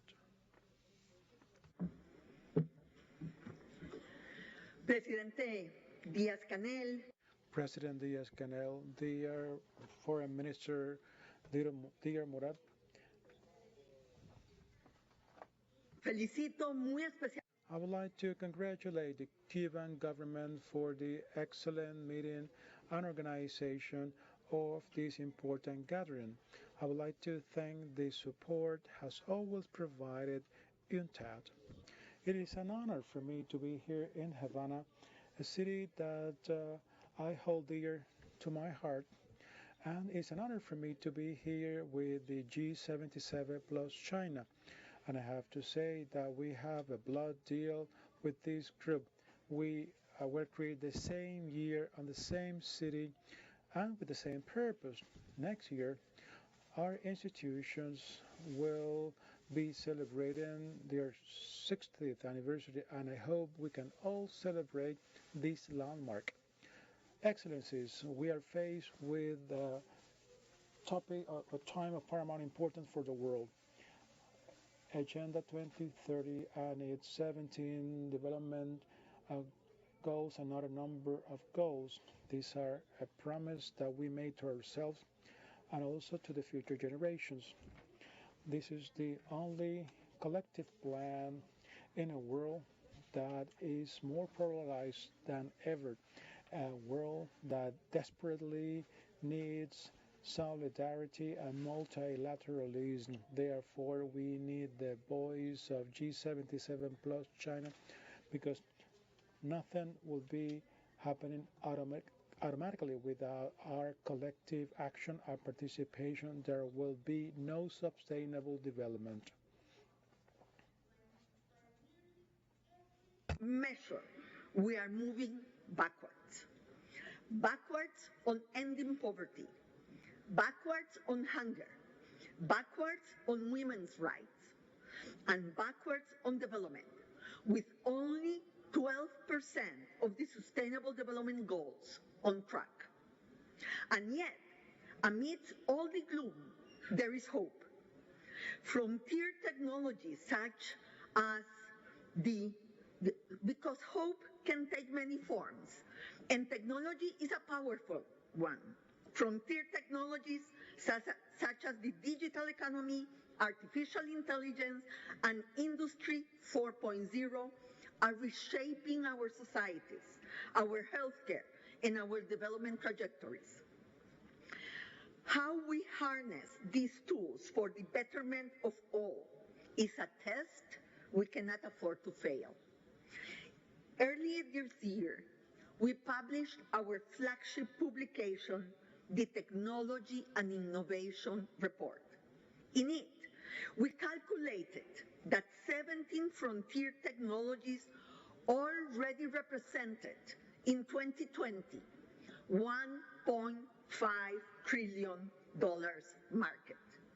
Thanks to their rapid growth, their market value by 2030 could explode to over $9.2 trillion. This is the equivalent of adding 1.5 Latin Americas to the world economy in 5 years. Imagine the possibilities. However, our report also emphasized one of the key themes of the G77 summit and one of the most common concerns of this summit's declaration: the technological divergence and technological divide that is increasingly affecting our world. History shows us that the divide of GDP per capita between developed and developing countries has widened after every single wave of technological change. If we follow business as usual, this will happen again. UNCTAD has always been an advocate for the importance of technology for sustainable development, for development to be anchored in countries' productive, diversified, and complex economic structures, for trade to allow going up the supply chain, going from commodity dependence to value-added export sectors. This is the story of technology as an enabler for structural growth, for fairer and better trade, as recognized in the Addis Ababa Action Agenda. However, inequalities have populated the digital economy. Although more people than ever before are using the internet, a user in a high-income country utilizes on average 17 times more bandwidth than one in a least developed countries. This digital divide is leading to a deeper data divide, which is becoming increasingly concentrated.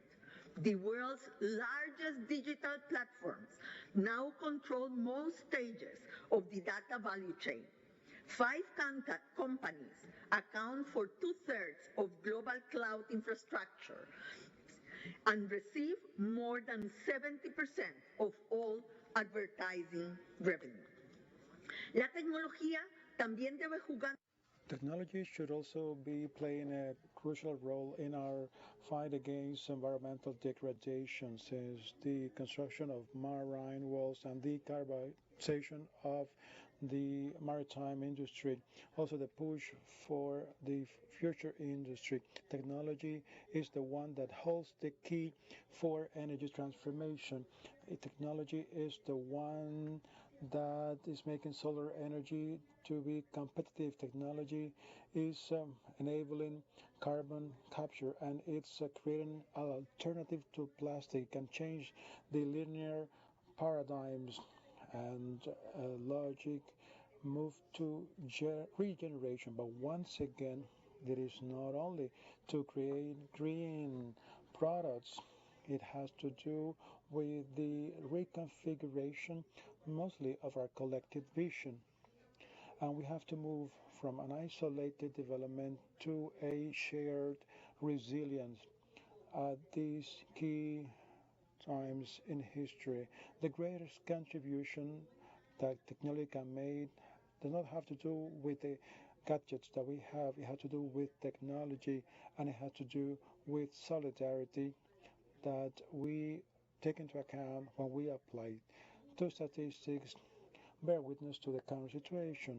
Only 2% of foreign direct investment reaches out to least developed countries in the planet, and the $3.3 trillion that live in countries that allocate more resources to the debt service than to health or education. Very hard on both these fronts. On Sunday in New York, we will have a high-level event on the SDG stimulus, which summarizes our position on the most immediate reforms of the international financial architecture. This includes a substantial increase of multilateral development banks, a multilateral debt restructuring mechanism, and the establishment of a global financial safety net.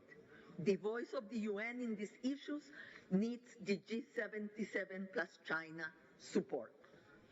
Excellency, in conclusion, we call for three things: to enable the enablers, to close the technological divide, to think together.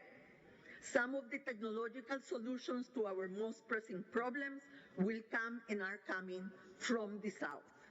And third and lastly, we must democratize participation in science, technology, and innovation agenda.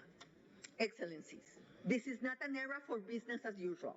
Necesitamos un cambio. We need a change. It has to begin with us, with the commitments that we make and the actions we undertake.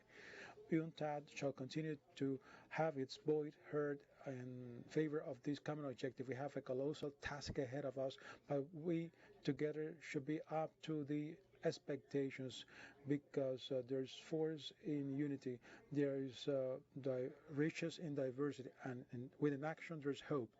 I thank you all. Thank you, Mr. Chairman. I would like to thank to Her Excellency Secretary General of UNCTAD.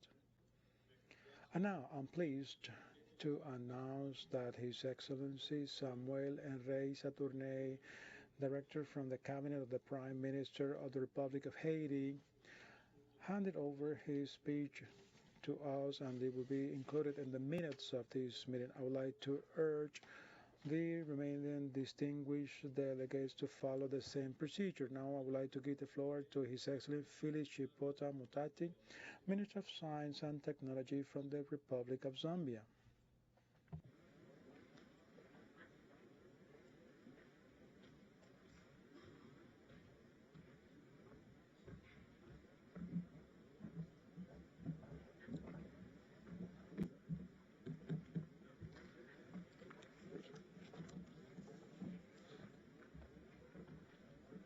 Chairman of the G77 and China, President of the Republic of Cuba, Your Excellencies, Honorable Heads of Delegation, distinguished ladies and gentlemen. I bring you greetings from my President, the President of the Republic of Zambia, His Excellency, Mr. Hakainde Hichilema, whom I'm representing here at this summit.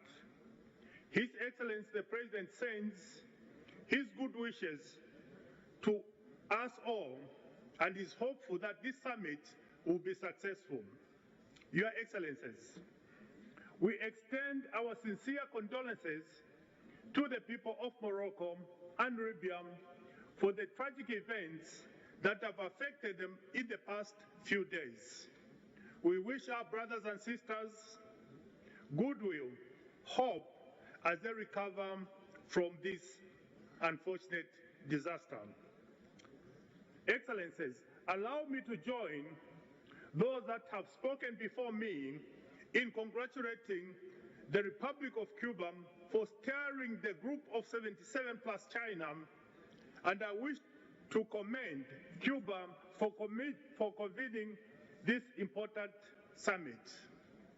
Your Excellencies, allow me to highlight some of the major developmental challenges faced by Zambia, which are common to most G77 member states. 1.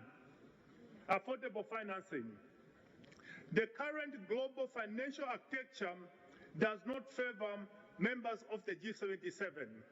The high cost of money and the quantum that can be accessed limits the amount of resource that can be deployed towards science, technology, and innovation.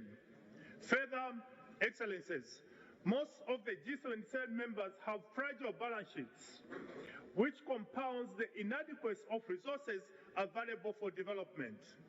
We therefore call for a comprehensive review of the global financial architecture to benefit all countries, including the G77. A call to level the global financial playing field. This will enable us to improve the livelihoods of our people and also enhance our capacities to effectively use the tools and weapons enabled by science, technology, and innovation to transform our economies. Number 2, intellectual property rights. Excellencies, I wish to state that one of the major hindrances for international diffusion of technological transformation for economic development among the G77 nations is the excessive commercialization of intellectual property rights. Property rights must promote access to science, technology, and innovation and human equity. Access to COVID-19 vaccine technology rights manufacture was a classic example of how intellectual property rights are inappropriately used. We therefore call for reforms to break this barrier that prevent technology and innovation diffusion globally, and more especially amongst the G77 nations, in order to bring about economic development. 3.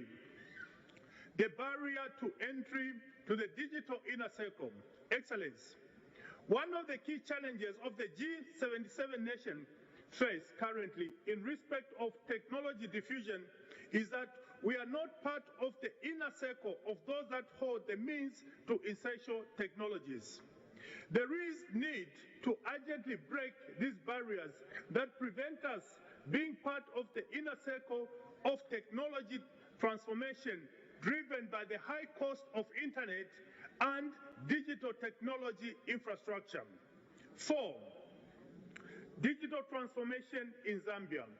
Excellencies, Zambia has embarked on the digital transformation agenda, which includes digital education and literacy, skills development and entrepreneurship, digital financial inclusion, data protection, private sector participation, as well as the legal and policy reforms in technology, science, and innovation.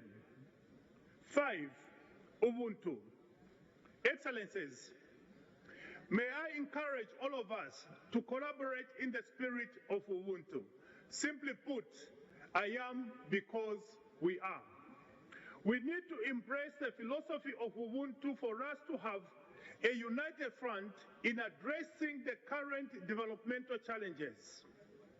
Through collaborative wisdom, knowledge, intelligence, and solidarity, the G77 plus China must move forward together with a purpose to bring development to our people.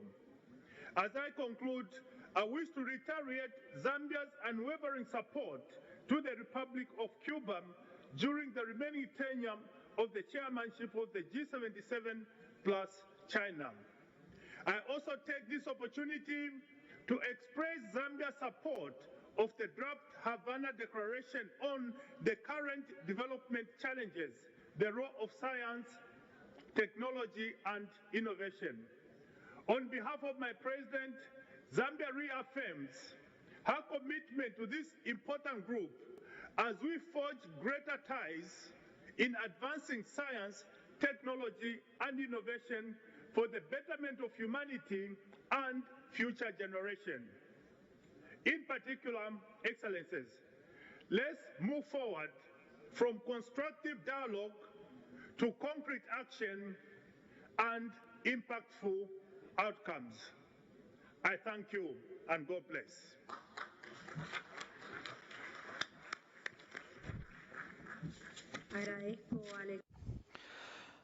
I thank His Excellency Mr. Felix Chipoda Mark-Mutari, Minister of Science and Technology of the Republic of Zambia. Now I am pleased to give the floor to His Excellency Mr. Munir Ben Rajiva, Secretary of State of the Minister of Foreign Affairs, Migrations, and Tunisians Abroad of the Tunisian Republic. You have the floor now.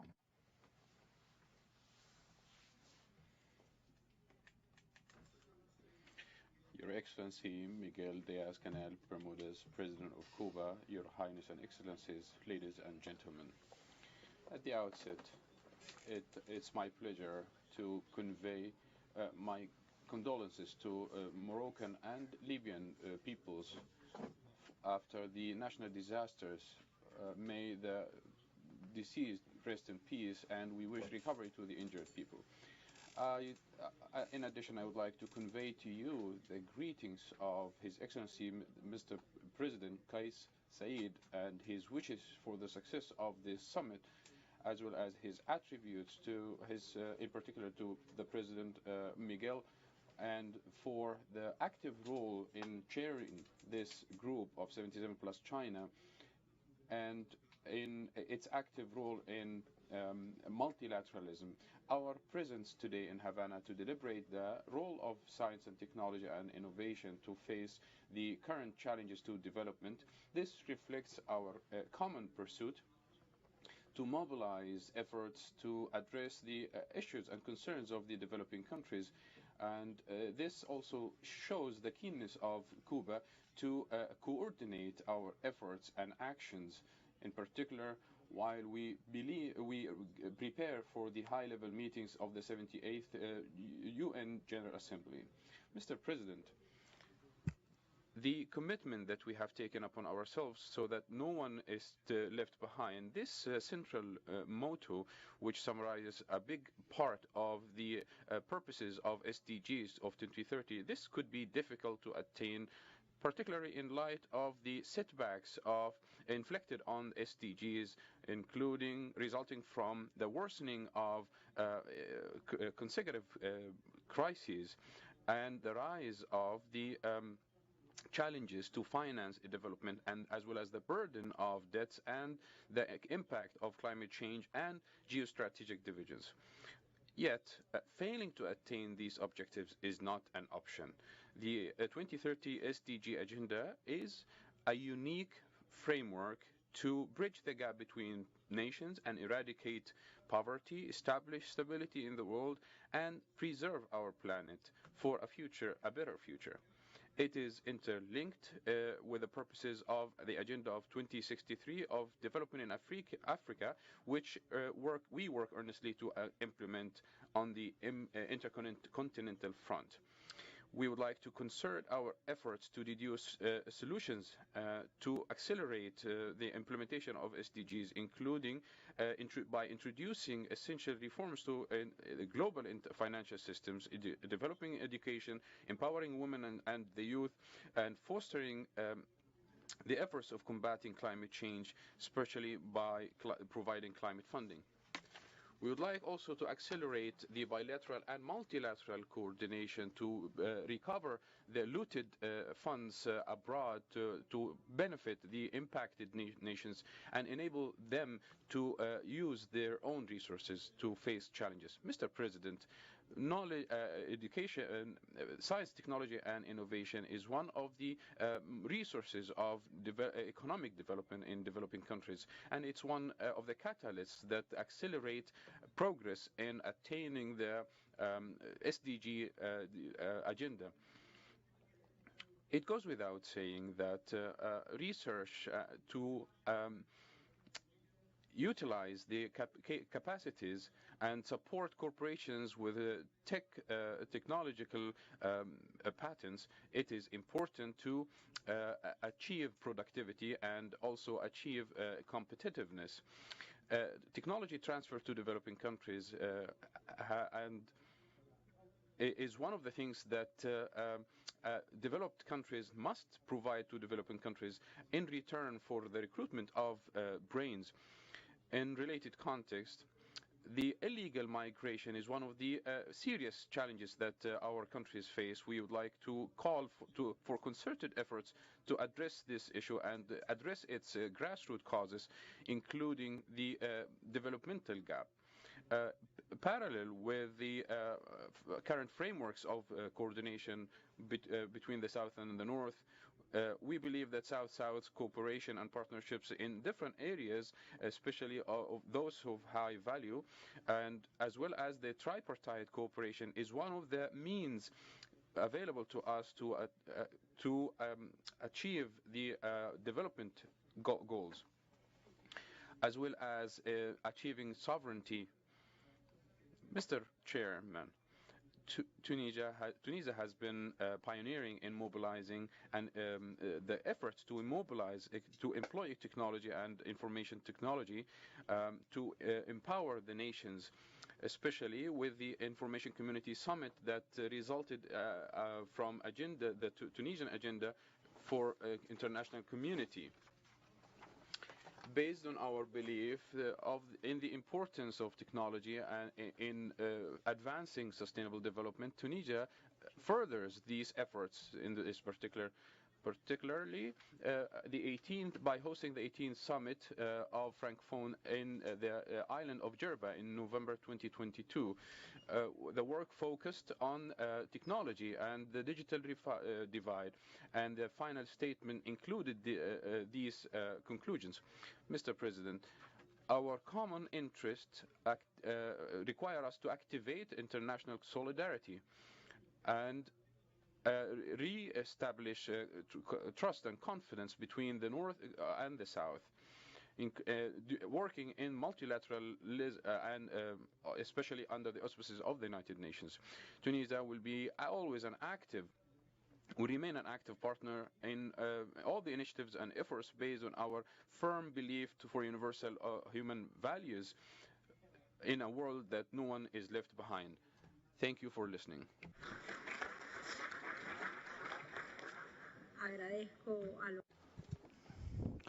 I thank the speaker for his address. Now I am pleased to give the floor to Mr.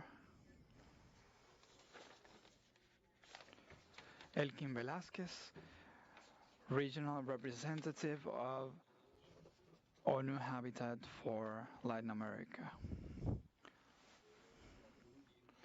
I would like to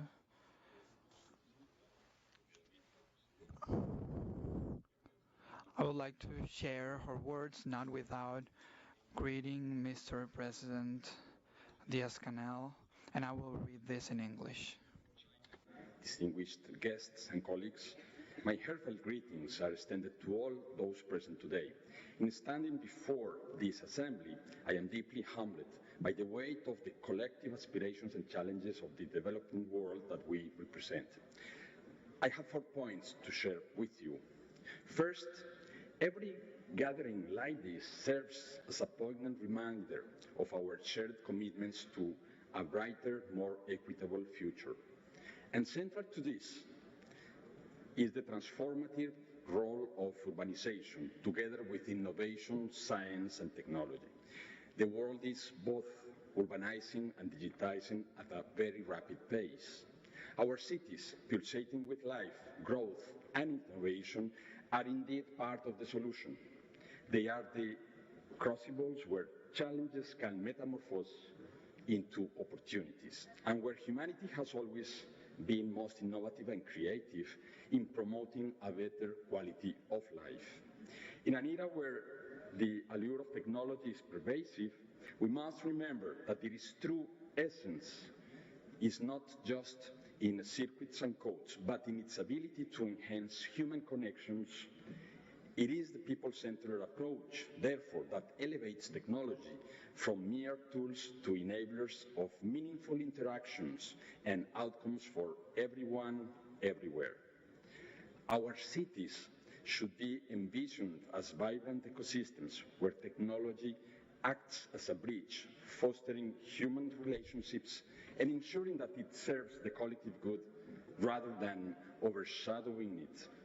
Second, cities can play a pivotal role in driving progress by establishing innovation hubs, promoting digital skills, and fostering public and private partnerships. These investments in digital infrastructure empower cities to provide online services and create jobs, particularly in the tech sector. Additionally, engaging youth in our cities is critical. It can ignite innovative solutions. We must harness urban strengths to create more equitable and sustainable future based on science and technology in our cities. In light of the recent United Nations Habitat Assembly held in Nairobi last June, during which you, as member states, expressed a clear need for international guidance to ensure that digital transformation in our cities was people-centered, UN Habitat has initiated the development of international guidelines for people-centered smart cities. To accelerate this endeavor, we have established a unique resource to serve you, the United Nations Technology Innovation Accelerator for Cities, which is done and developed in collaboration with Hafen City University and with the International Telecommunications Unit. Third, this year, as we gather here in Cuba, we are reminded of the vibrant spirit and resilience of Latin America. Cuba, which is rich history and cultural heritage, embodies the essence of sustainable development and the efforts towards reaching as soon as possible that sustainable development. Latin America and the Caribbean as a whole offer invaluable lessons in community-driven urban development, social inclusivity, environmental innovation. The region's vibrant mosaic of traditions and histories underscore the importance of local solutions in our overarching journey towards global sustainability. Fourth and last point, this year's G77 and China meeting is more than just an event. It is a clarion call. A call to reaffirm our shared values, draw wisdom from our past engagements, and collaboratively sculpt a luminous future in which our urban and digital realities co-evolve to ensure a better quality of life across our cities. UN Habitat's commitment to the G77 and China remains unwavering, and we look forward to continue joint efforts with all of you. Thank you all for your attention. I look forward with a great enthusiasm to our discussions, collaborations, and the monumental change we are destined to co-create. Action is now at all levels. Thank you very much. Muchas gracias.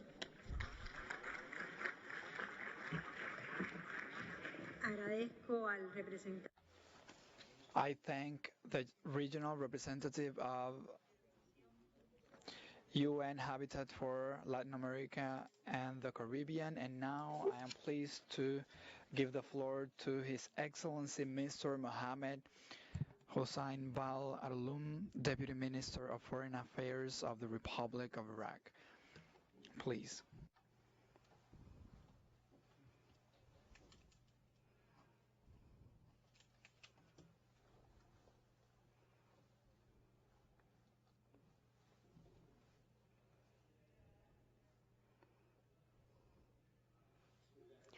In the name of Allah, the most beneficent, the most merciful, Your Excellency, Mr. Canal Bermudez, President of the Republic of Cuba, Your Excellencies, ladies and gentlemen, I would like at the outset to extend my gratitude to the President of our friendly Cuban Republic for its generous hospitality and for organizing this summit of the G77 plus China. And I am honored to convey the greetings of the President of Iraq and his wishes to a successful summit. He was hoping to attend this summit, but he had last-minute commitments. I would like to express our solidarity of the Republic of Iraq government and people to the government and people of Morocco and Libya for the disasters that inflicted them. This summit has as a theme one of the greatest challenges in the challenge of science and technology is monopolized by some people, a few countries, which has broadened the widening gap between countries. Countries that possess technology and science has command over agriculture and productivity and is controlling also food security and international trade.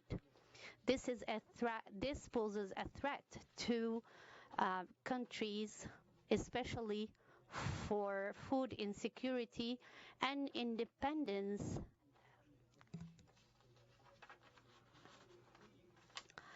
With the accelerated progress in technology and science, we are confronted with many challenges. To be able to harness sciences and technology and narrow the gap, Iraq is committed to the goals of and principles of G77 plus China, as well as promoting cooperation among member states to achieve our development goals and reposition ourselves as a strong player, as well as complete respect of the purpose and principles of the United Charter and international law. Iraq has suffered from a series of crises over half of a decade. It started with the embargo, the sanctions, the international isolation, political tensions with neighboring countries, and debt and indebtedness. In addition to the threat of terrorism. Despite all this, Iraq has managed to recover gradually and progressively, and is now playing an active role as an actor in peace building and peaceful resolution. Iraq has succeeded in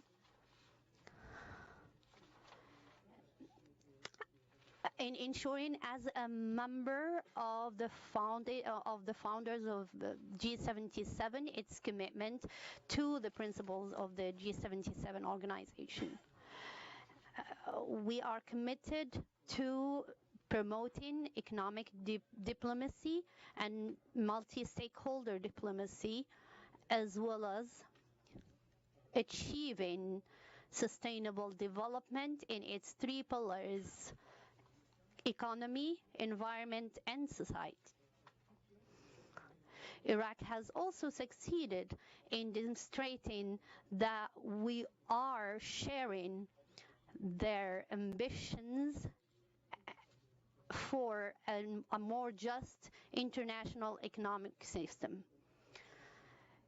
The convening of this summit is very important and reflects our ambitions and striving to achieve sustainable development in coherence with the objectives of the G77 plus China, emphasizing the right to freedom and prosperity.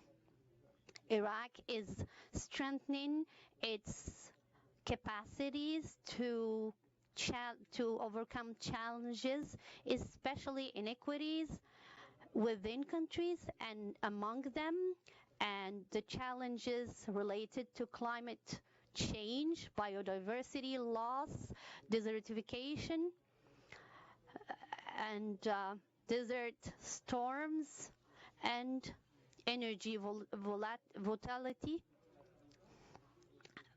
plus the growing world population and illegal capital flight. The countries monopolizing science and technology and ICTs, including internet, need to share their experiences and assets to be able to provide science and technology as a lever for development. We also need to reform our legal system and review our system of intellectual property. We are committed to promoting cooperation and especially its important body, COSTIS. We are committed to investing in science and technology in our budget and fostering partnerships between the public sector and the private sector, and also finding internships for excellent students in businesses and technology businesses especially. We have adopted an initiative for providing scholarships in famous universities all over the world. Convinced for the important role of cooperation, Iraq is ready to receive 3,000 students in tertiary education, providing scholarships and within the framework of Learn, Study in Iraq program. This is part of our sharing of experience framework. Since 2003, Iraq has undertaken in democratic process, rule of law, transfer of power, peaceful transfer of power, and independence of justice. Despite all our challenges, and which we're still confronting, our experience is a pioneer experience, our economy is prospering, and our investments are growing. Iraq has placed a greater priority on security and stability, because stability and security are pillars for economic prosperity and growth. In addition to enacting a whole host of laws and regulations to facilitate access to finance and protecting the investors, as well as automatization of all transactions. We would like to conclude by by expressing our solidarity for the G77 plus China as a platform for negotiating, for reaching our objectives and technology transfer in all negotiating processes, including the United Nations and the Bretton Woods institutions. Thank you and peace be upon you.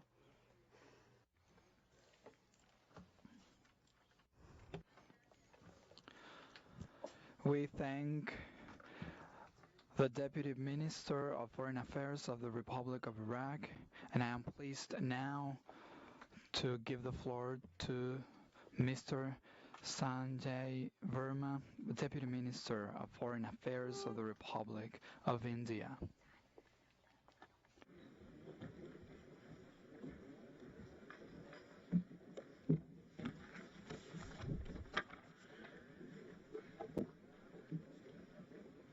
Madam President, Excellencies, distinguished members of the Group of 77, greetings, namaste from the world's largest and most populous democracy.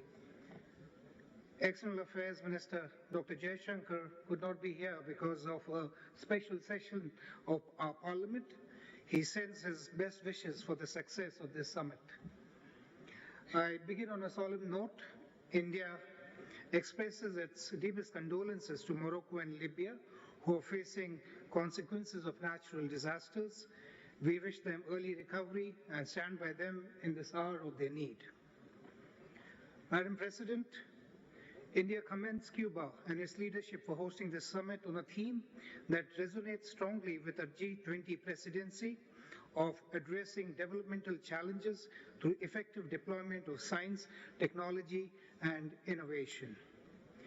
The developing world is central to our G20 presidency. Earlier this year, we hosted a Voice of the Global South Summit consultations with 125 states. This eventually found expression in the New Delhi G20 Leaders Declaration. India has mainstreamed Global South concerns in the G20. For instance, the agreement under the finance track on more effective MDBs, with consensus on a debt relief framework for Zambia, Ghana, and Ethiopia. Implementation of recommendations on capital adequacy framework could possibly increase additional lending by MDBs by $200 billion over the next decade and assist developing countries in fiscal distress. Further, we take great pride in our G20 presidency as Africa, represented by the African Union, for the very first time now, deservedly sits at the high table of a global body like the G20. By delivering on his promise to Africa, Prime Minister Modi has confirmed the representation of the developing world, including from the G77, is now at its highest in the G20. Excellencies, where there is a political will, reforming multilateralism is possible.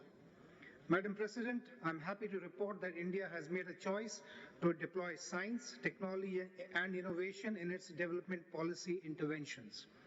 As a result, over the last 15 years, according to the Global Multidimensional Poverty Index, 415 million Indians have left poverty behind. Today, we are the world's 5th largest economy and a major enabler of global growth. Excellencies, a digital current is running through my country. India's stack, resting on digital identity, data, and digital payments, has made our development pie bigger and more inclusive. Our monthly digital transactions have crossed $10 billion.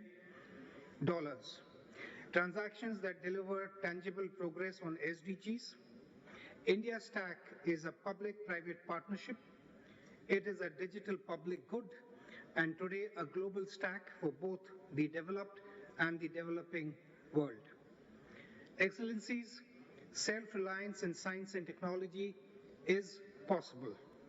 I am happy to share that our recent Moon, Mars, and solar mission successes derived from the scientific rigor nurtured in Indian universities and research institutions. Moreover, Our women scientists played a key role in all of these space ventures. This homegrown, cutting-edge research now also finds reflection in our indigenous 5G and soon to roll out 6G technologies.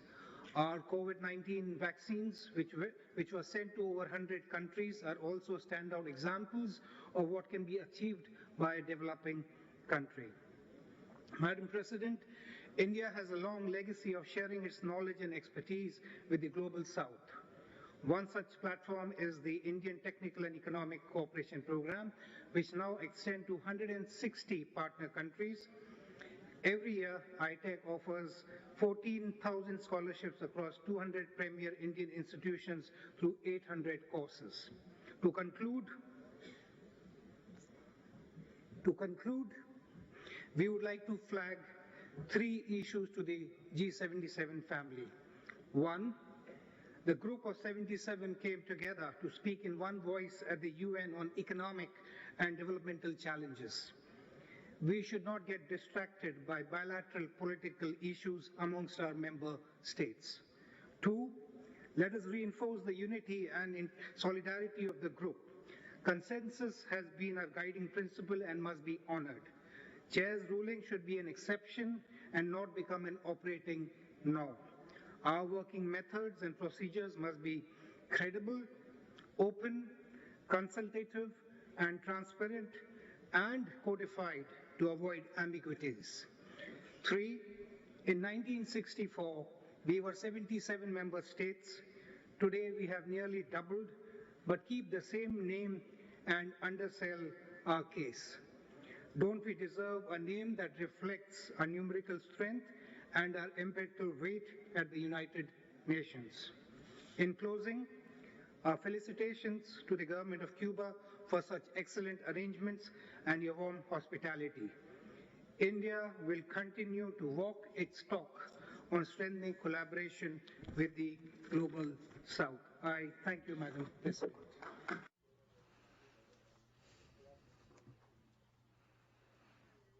I thank Deputy Minister of Foreign Affairs of the Republic of India for its statement, and I would like to give the floor to Ambassador Giovanni René Castillo Polanco, Deputy Minister of Foreign Relations of the Republic of Guatemala.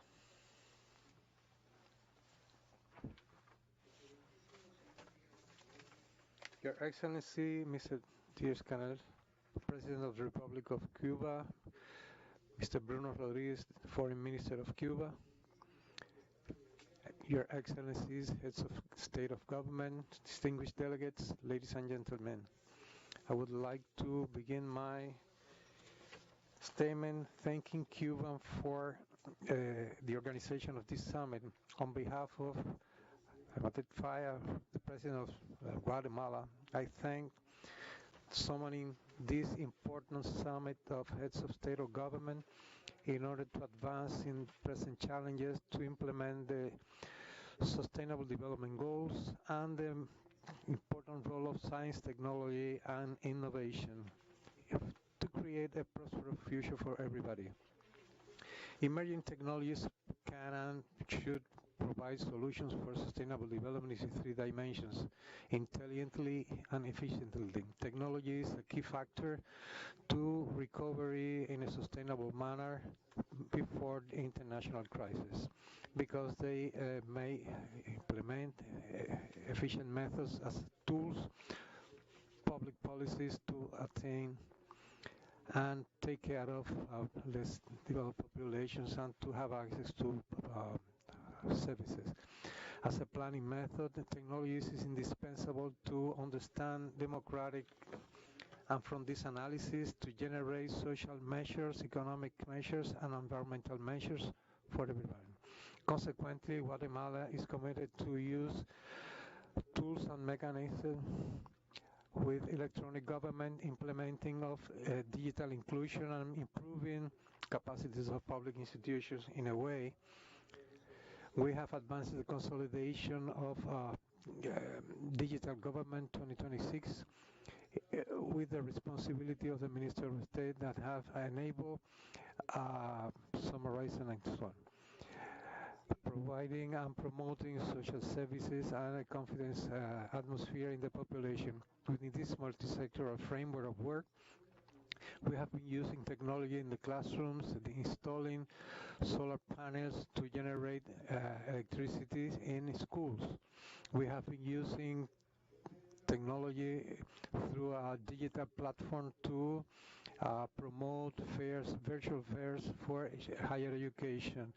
We invite international institutions to promote development and cooperation among experts, to transfer technology and alliances, to promote the use of ecological resources and digitalize value chains, to pay attention to use of science and technologies, to approach different policies, and to promote, as an international community, closing gaps and search for an acting framework for governance of data and technology.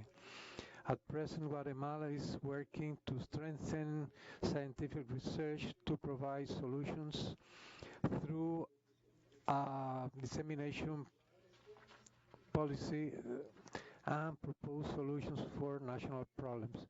Also to study science careers, technology careers, mathematics, to increase the critical mass of capital resources.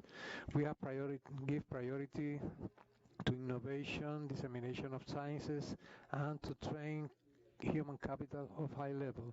We continue to work and to close different sources of like foundations, philanthropic funds, based on science, technology, and innovation. Distinguished Excellencies, ladies and gentlemen, we should reduce digital illiteracy in order to generate access to technology and conductivity, and to create capacities to take advantage of them, promoting higher participation of men in science, in addition to promote childhood, youth in scientific institutions to fulfill all that. Our country has different plans for girls and women promoting science and the promotion of indigenous peoples in science and technology.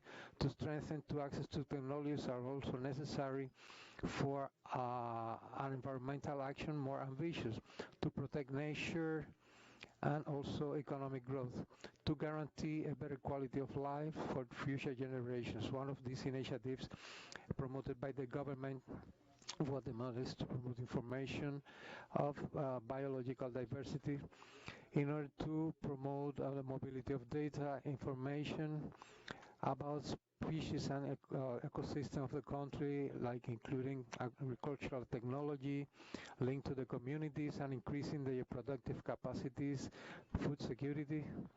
Guatemala considers that this mechanism to facilitating technology is important to attain Agenda 2030 in order to identify, examine needs and technological gaps, even in scientific cooperation, innovation, and the creation of capacities to facilitate the development, transfer, and dissemination of technology. Under this scope, we want to strengthen international cooperation to diminish risks regarding financial technologies, to providing access to financial systems and also remittances transfer. Also the transfer of technology to guarantee that the benefits of science and innovation reach everybody. This implies to support developing countries in building capacities and assimilation of advanced technologies. We should work together to guarantee that all units and even the more marginalized can benefit from all this. I would like to underscore that invaluable support of Taiwan China, which enables many developing countries, particularly the most vulnerable, could attain different development goals. The cooperation of that country could be beneficial for Guatemala with the transfer of technology and in the framework of science and technology, recognizing that the inclusion of that country in different international fora would be for the benefit for Guatemala and different states. I will finish with emphasizing the importance of the use of science and technology to accelerate the implementation of the sustainable development goals and strengthen our systems, ecological system, so that everybody can benefit from all that. Thank you very much. I thank Deputy Minister of Foreign Minister of Guatemala for its contribution to the debate, and I please to give the floor to His Excellency Arab Salim, Deputy Minister of the Republic of Tajikistan. Please.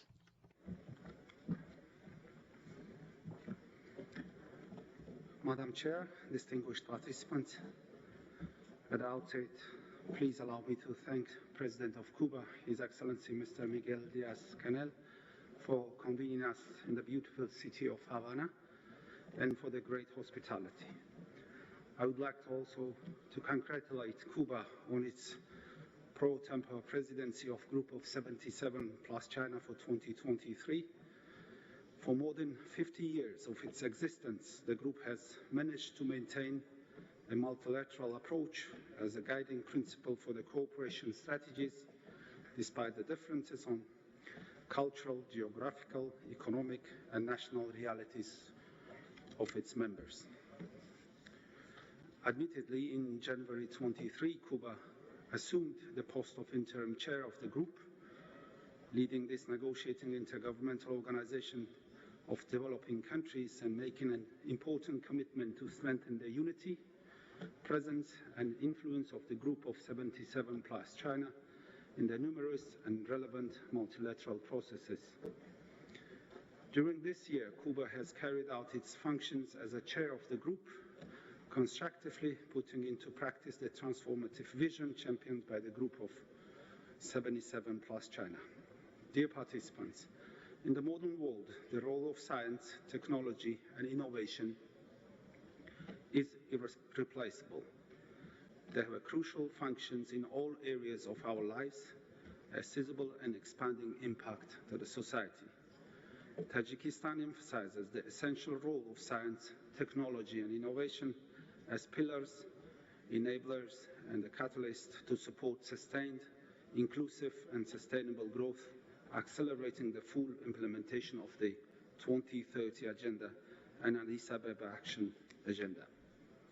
To this end, we call on the international community to strengthen solidarity and cooperation, speed up efforts to harness scientific and technological achievements to accelerate sustained development and unleash new impetus for the innovative-driven growth.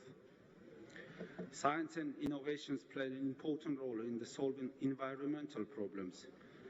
It helps us to better understand the human impact on the environment, develop methods for its protection and restoration, develop new energy and environmentally friendly technologies, minimize the negative impact of the nature, preserve its resources for future generations.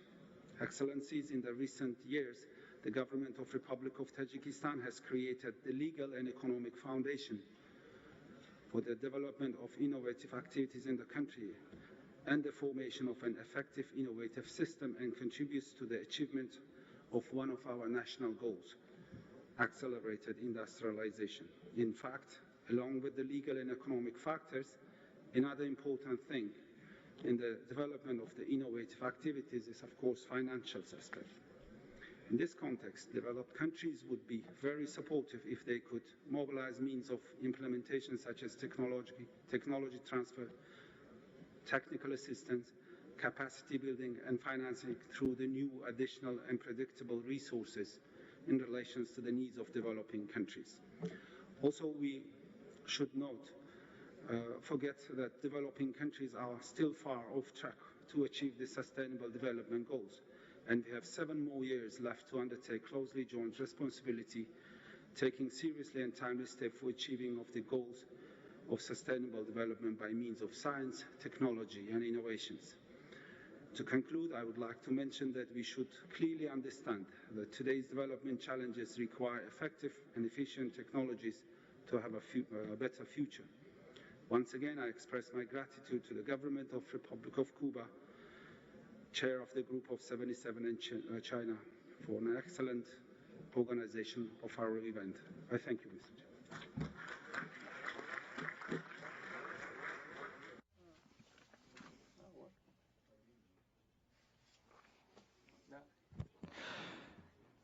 I thank the Deputy Minister of Foreign Affairs of Tajikistan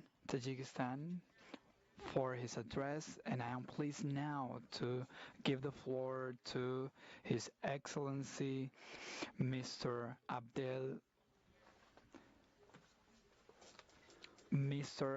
Souma, Deputy Minister of Foreign Affairs, African Integration, and Guineans abroad of the Republic of Guinea.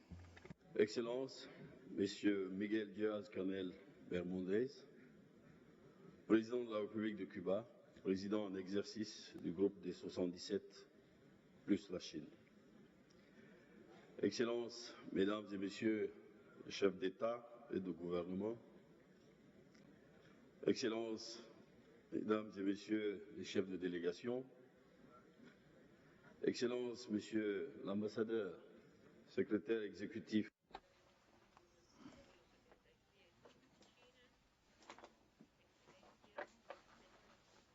Excellencies, ladies and gentlemen,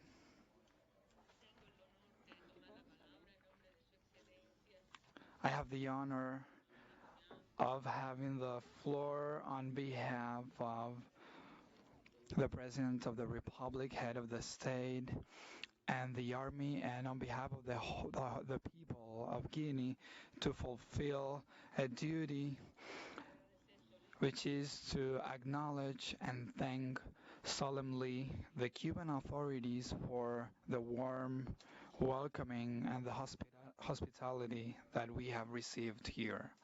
We would like as well to thank the personalities here for the interests they have in this organization and for the efforts in the fight against poverty, political instability, and the crises that affect humanity. Excellencies, ladies and gentlemen, the authorities of my country congratulate and praise the celebration of this summit in the hope that it will strengthen the ties and friendship between the countries in this group. It has a significance because of the scope of this topic, the role of science, technology, and innovation. The selection of this timely topic and of analyzing our capacities to find suitable strategies in the aim of facing challenges in the spheres of energy, digital economy, among other topics. In order to reach these objectives, the commitment of the whole international community is important for sustainable development.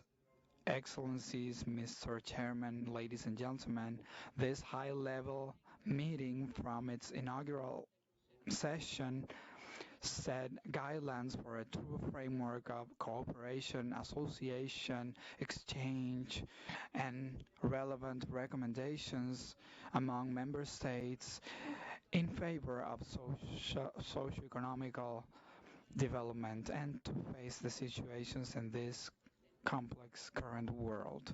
This is being held in a turbulent moment.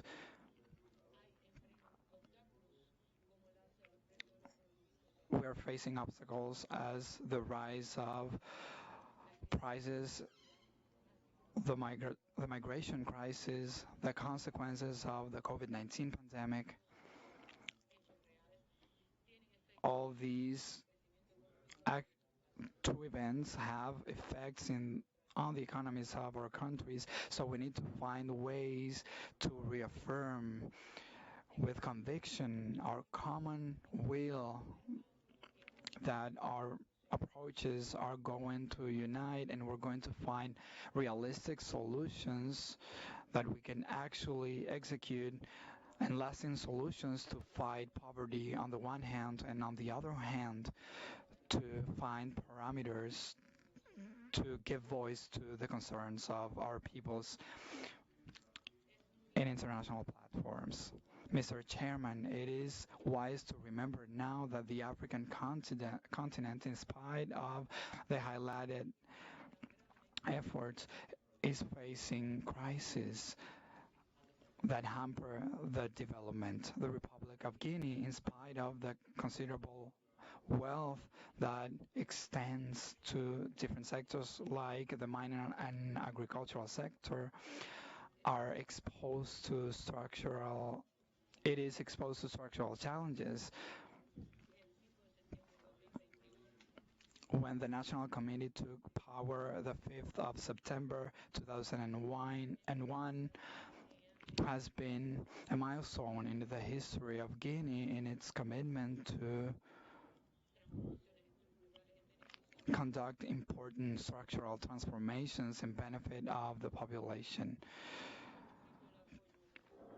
That is why the President and the Head of State asked for the support of the international community to help the government in favor of sustainable, stable, and harmonious development.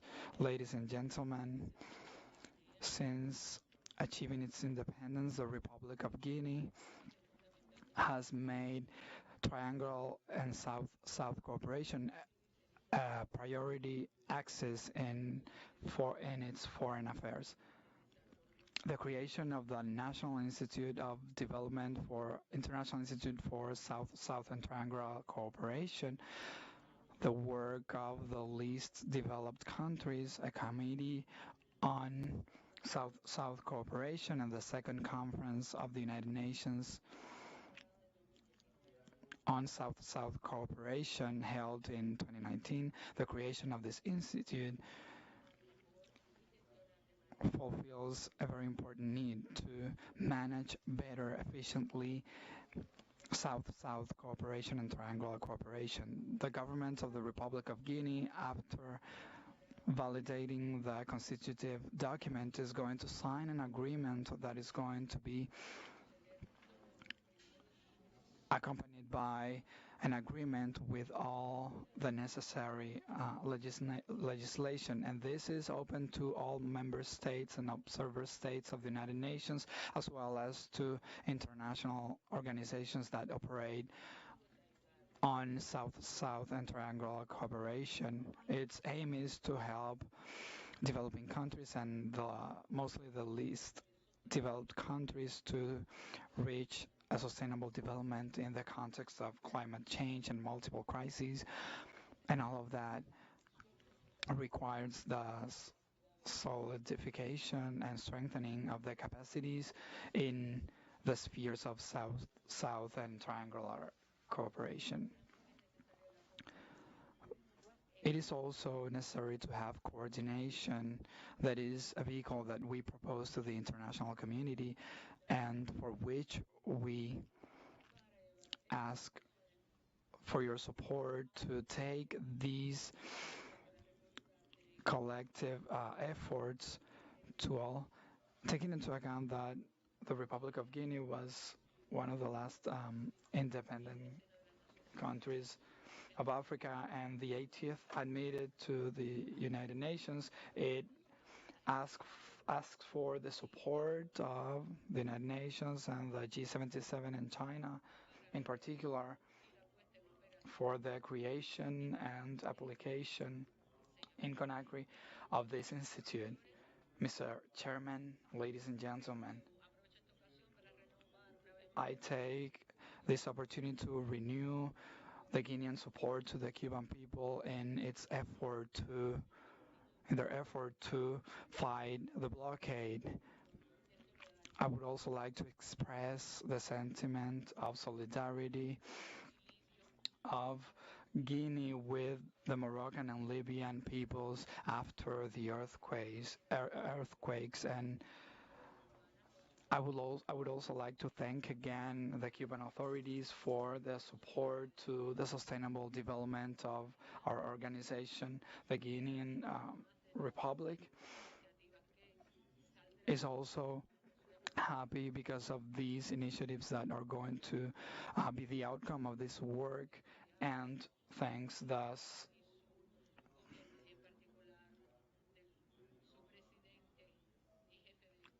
in particular the thanks of our people, government, and head of state to all the member states that support our country in favor of a fruitful transition. Long live international cooperation. Thank you. I thank His Excellencies Deputy Foreign Minister of Integration of Guinea for its statement, and I'm glad to give the floor to Mr. Cheshaying Chemayobit, General Director of the Department of International Economic Affairs of the Ministry of Foreign Affairs of Thailand.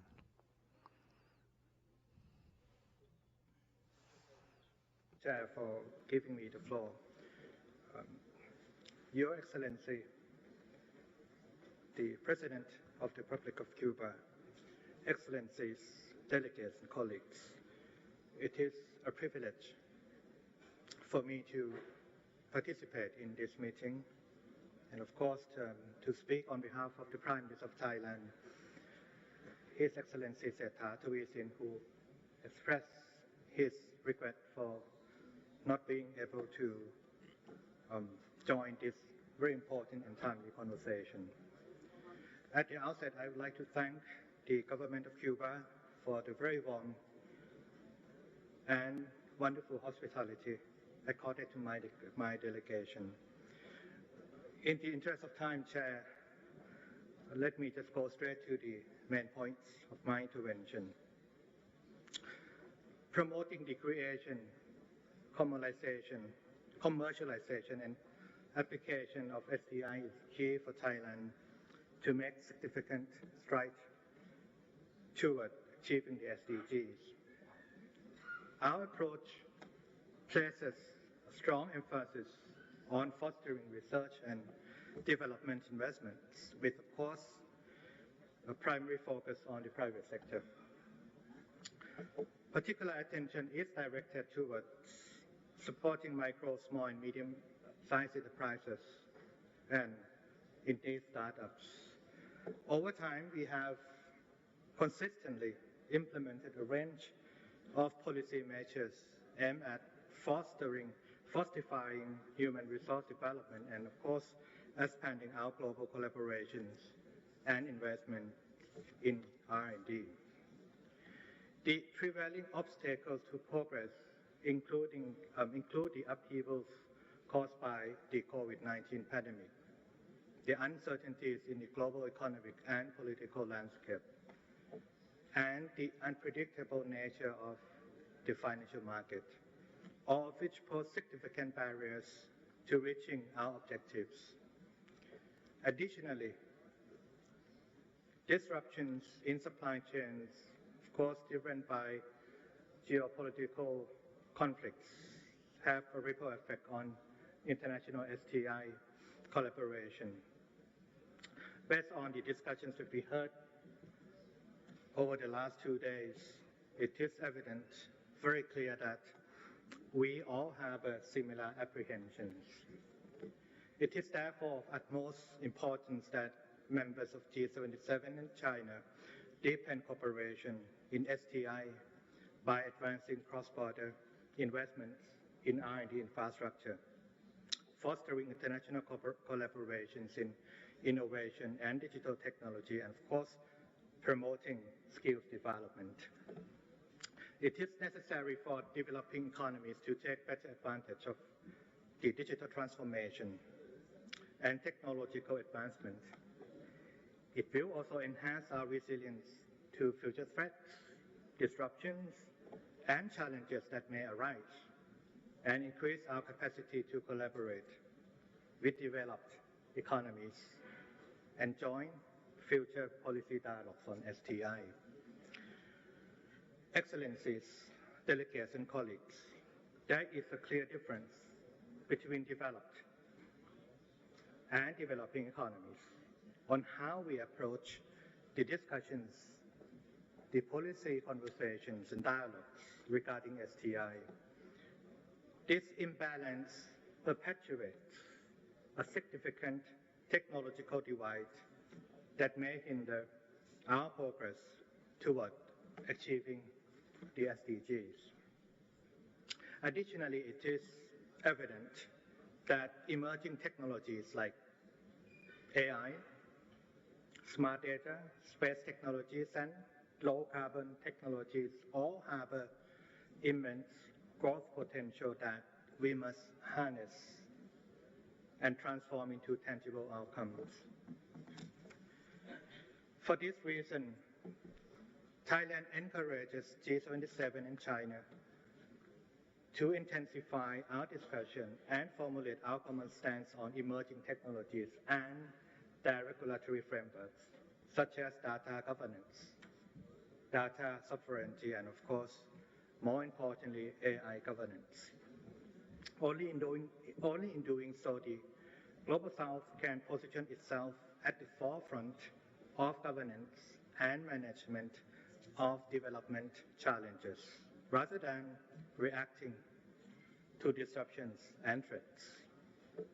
Such a proactive approach will allow the Global South to be able to respond, to be able to remain relevant, and to be able to participate collectively as a global force in policy making and rule setting going forward. Chair, before I conclude my intervention, allow me to join all speakers before me in expressing our condolences to and solidarity with the peoples of Morocco and Libya during this very difficult time. Thank you so much, Chair, colleagues, for the opportunity for us to speak. Thank you very much.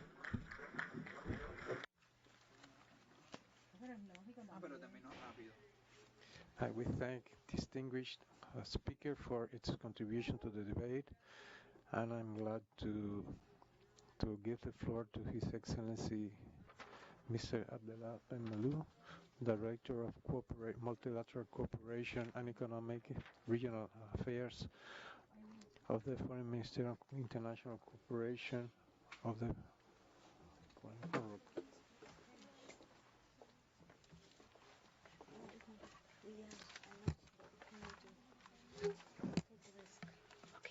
They didn't send us like a text, so we don't know.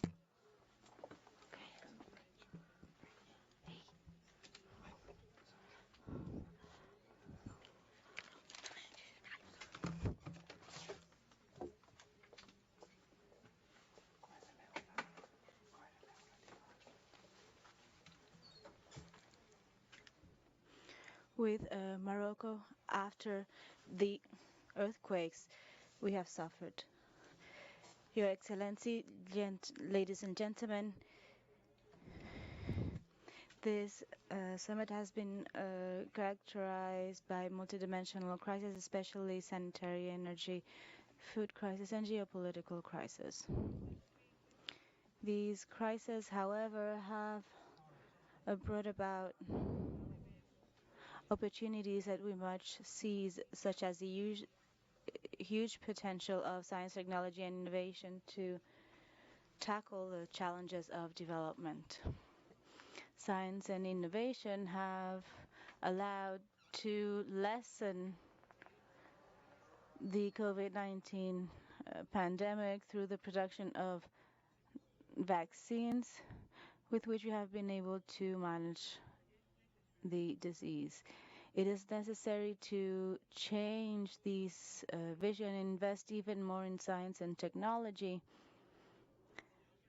as powerful tools for change and for development. First of all, I would like to integrate science and technologies even more into the national development strategies and regarding a joint policy with an inclusive management. The progress is made in technologies improve our economies and financing. And one of the greatest challenges is to stimulate the culture of science, technology, and innovation to have greater access to technologies, and this will have a positive impact on the cultures of this science, technology, and information. It's also key to massively invest in the digital infrastructures, connectivity, and access with affordable prices, especially for vulnerable populations. Development also depends on emerging technologies such as artificial intelligence and big data. So we could say that developing countries could take better advantage of these great technologies. Your Excellencies, ladies and gentlemen, I would like also to take this opportunity to highlight the commitment of the Kingdom of Morocco under the clear vision of His Majesty in favor of science and technology. These three components are highly present in his new development model, celebrating numerical transformation as a true instrument for development. He considers that science and innovation are indispensable tools to attain food and technological sovereignty. And we are striving to strengthen political, legal, and procedural systems of the country. The goal is to strengthen competitiveness of the national economy and make it more attractive for foreign investors. Ladies and gentlemen, South-South cooperation and triangular cooperation should include or should be at the center of our priorities. This meeting is a proof of that, thanks to the exchange of best practices and the strengthening of building of capacities, especially in green technologies, renewable technologies, water management, and agriculture. We can make quick progress towards new technologies. This is how we have to what we have committed under the clear vision of His Majesty through the promotion of concrete South-South cooperation projects. Thank you very much for your attention. Thank you to His Excellency Mr. Abdallah Ben Malouk, Director for Multilateral Cooperation and International Economic Affairs of the Ministry of Foreign Affairs and Cooperation of the Kingdom of Morocco. We must also say that, and we celebrate his. So we join the expression of previous speakers in our sentiments towards Morocco. We would like to give the floor to His Excellency Mr. George Orina, Director General of the Foreign Ministry of the Republic of Kenya.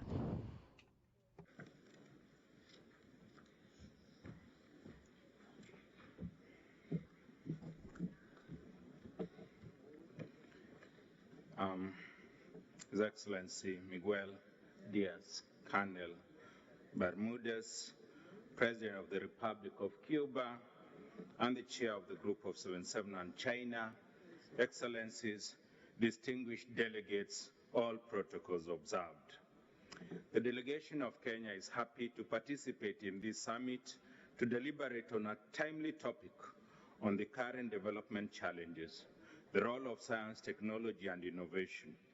We thank His Excellency Miguel Diaz-Canel Bermudez for organizing this vital summit, as science and technology are indispensable for economic transformation and achievement of sustainable development goals. We are most appreciative to the government and the people of Cuba for the excellent facilities extended to us and the hospitality that has been extended to us since our arrival here in Havana. I'd like to convey the fraternal greetings of His Excellency President Dr. William Samoei Ruto, to his brother, His Excellency Miguel Diaz-Canel Bermudez, President of the Republic of Cuba. Kenya joins other delegations to express its sincere condolences and solidarity with the governments and the people of the Kingdom of Morocco and the state of Libya following the tragic events that have left a trail of death and devastations.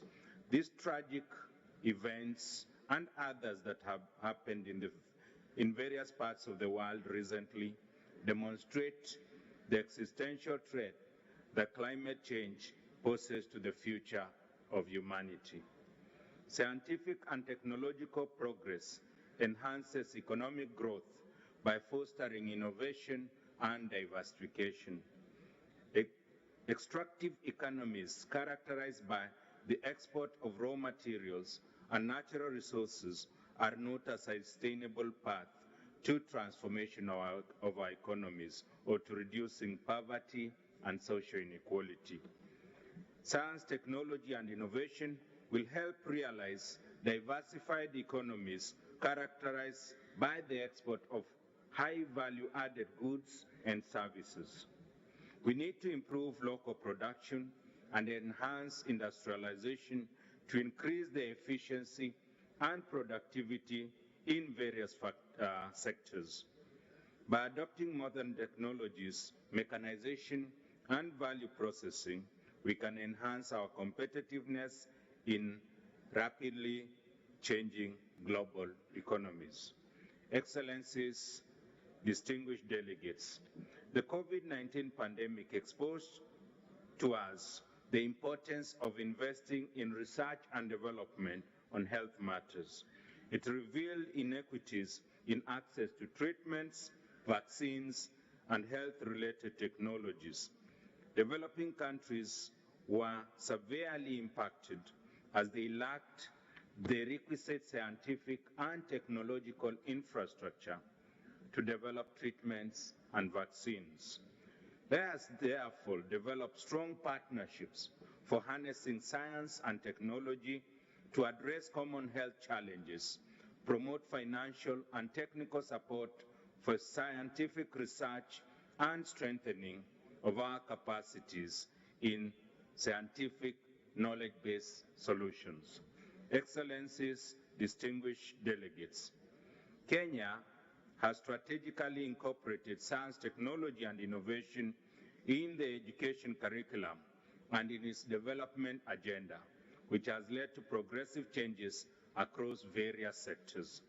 This incorporation has enabled the country to promote the digital economy, macro, small, and medium enterprises, food and nutrition security, public health, climate change mitigation, and disaster response, among others.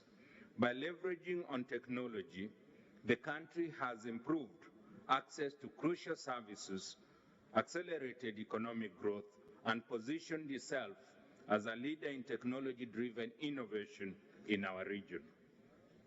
To address the disparity in development in the world, we must invest in science and technology. It's crucial that we nurture young talents to enhance future human expertise in science, technology, and innovation, and foster an environment for innovation in order to transition to a knowledge-driven economy. We also need to collaborate in capacity building initiatives to bridge the digital gap and promote economic growth for all nations to ensure the benefits of technology and innovation are fairly distributed. Through solidarity, we can amplify various voices and influence on global issues, as well as to coordinate efforts and advance unified positions on global matters. We also need to advocate for reforms within the existing multilateral institutions to make them more inclusive, responsive, and effective in addressing the unique challenges and needs of developing countries. We thus need to advocate for inclusive governance in decision-making, just and balanced lending practices, concession of financing for vulnerable countries, debt sustainability, restructuring mechanism for developing countries within international financial institutions. We underscore the urgent need to lift unjustifiable unilateral sanctions imposed on developing countries which hinder their ability to achieve sustainable development and violate the human rights of the citizenry. In conclusion, the strengthening of consensus-based and effective multilateralism is the only sustainable option to resolving the interconnected challenges that the world is currently facing. Let me reaffirm Kenya's resolve to continue working within the G77 and China to advance our development agenda for the betterment of our nations and the world at large. I thank you for your kind attention.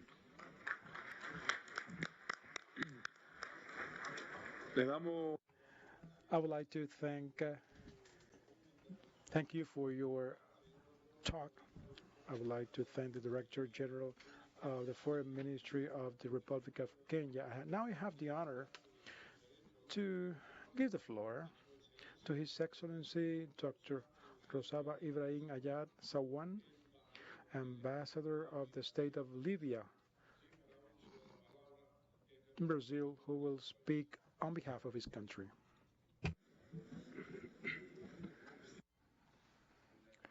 In the name of God, most gracious, most merciful, today I'm giving this statement before you on behalf of His Excellency the President.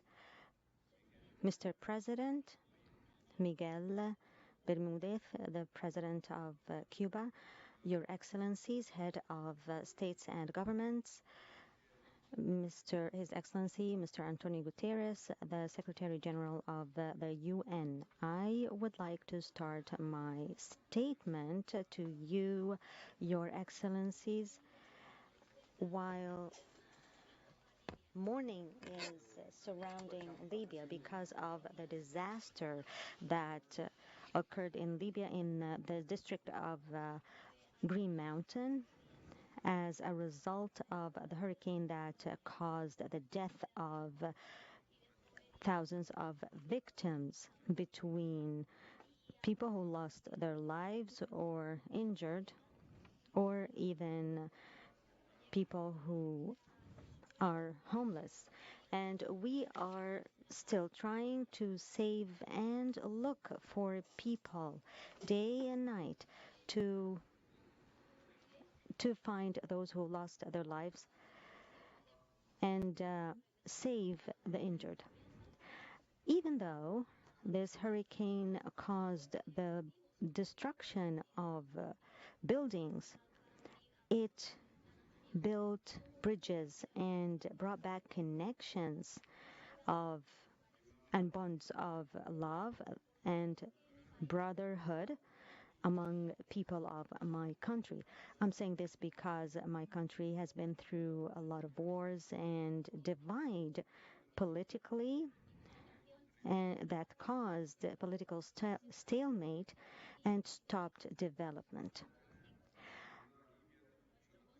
The only thing that would make us feel better is for Libya to stand again on its feet, regardless of the ordeal and loss, with its people's will and the help of our friendly countries like you, in such a disaster that my country has never seen before in modern history. And this drives us to call upon our friends in this group and in the international community to support Libya and provide aid in a rapid manner and an effective way to limit the effects of the climate change, and reinforce programs and adaptation projects that would help us stop the aggravation of such disasters.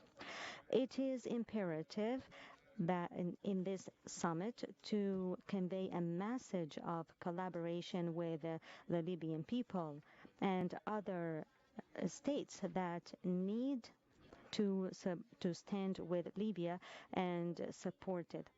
It is imperative. It is really important to implement projects that would help with climate action and adaptation to climate change. and make a decision to hold a conference to rebuild the affected districts in or regions in Libya.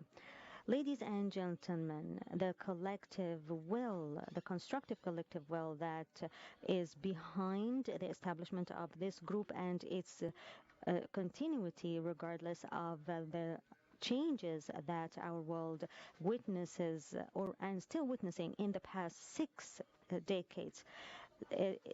This group that is still effective in order to build and that works towards building a fair and balanced world through a vision that works towards ending disparity and limitations that face the global south. We still suffer a lot of obstacles. And one of those obstacles was, one of those challenges was the pandemic that, and during which our country had difficulty having or being provided by vaccines. And this drives us to remind of what the global south states are suffering of because of climate change. Our country is considered a victim of the developing countries, not the developed countries, not being committed to their promises of a low carbon. That commitment that was given in Paris Agreement. This is why we all have to agree upon the joint statement or the declaration of this group that is held in Havana, so we can push towards technology transfer and creating platforms that would lead to more access of technology to all countries, and creating more platforms for all countries to have access towards technology, into science, technology, and innovation. And that is in line with pushing towards restructuring of the financial or the global financial organizations to be more fair. We have to change a lot of policies in the context of the UN, so it would realize the vulnerability and work towards supporting the less developing countries. And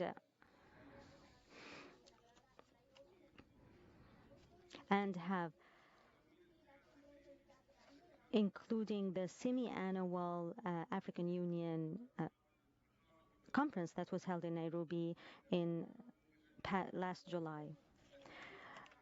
What we need to support and make the SDG successful by 2030 is to work and collaborate as South-South states, and so we can address all challenges and turn it into opportunities and replace dependency with a partnership.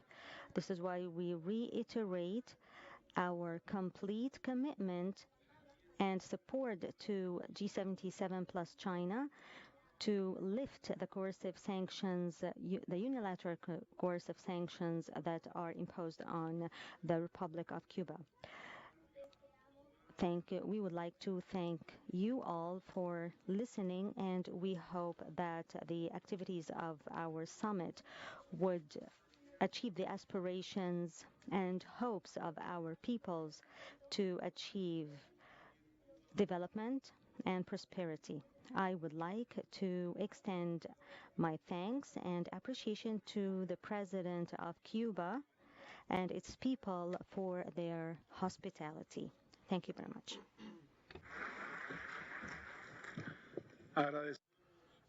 I would like to thank His Excellency Dr. Osama Ibrahim Ajad Sawan, ambassador of the state of Libya in Brazil, who spoke on behalf of his country. And now I have the pleasure to give the floor to Madam Abou Khatib, Director of the United Nations Office for South-South Cooperation.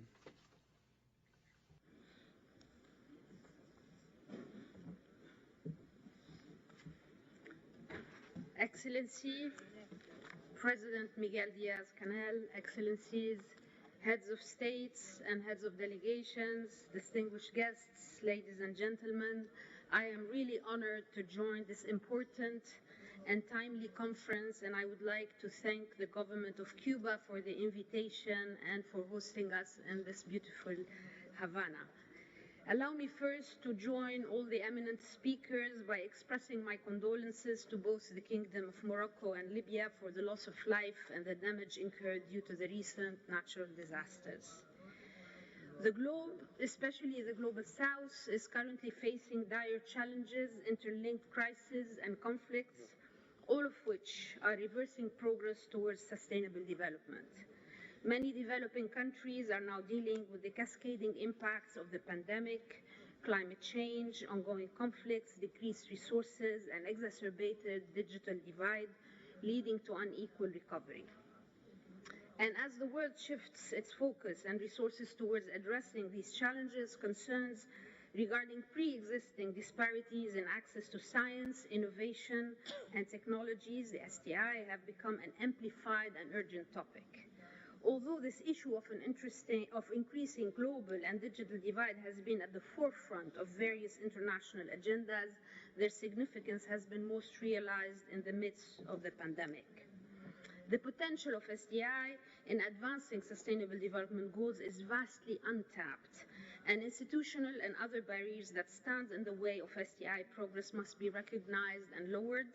Over 2.7 billion people still do not have access to the internet, highlighting that substantial work that is still needed to achieve the universal connectivity by 2030.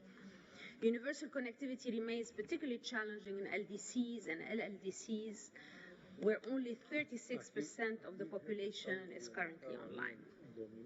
Research and development spending that spur innovation to address various challenges is still low in the Global South.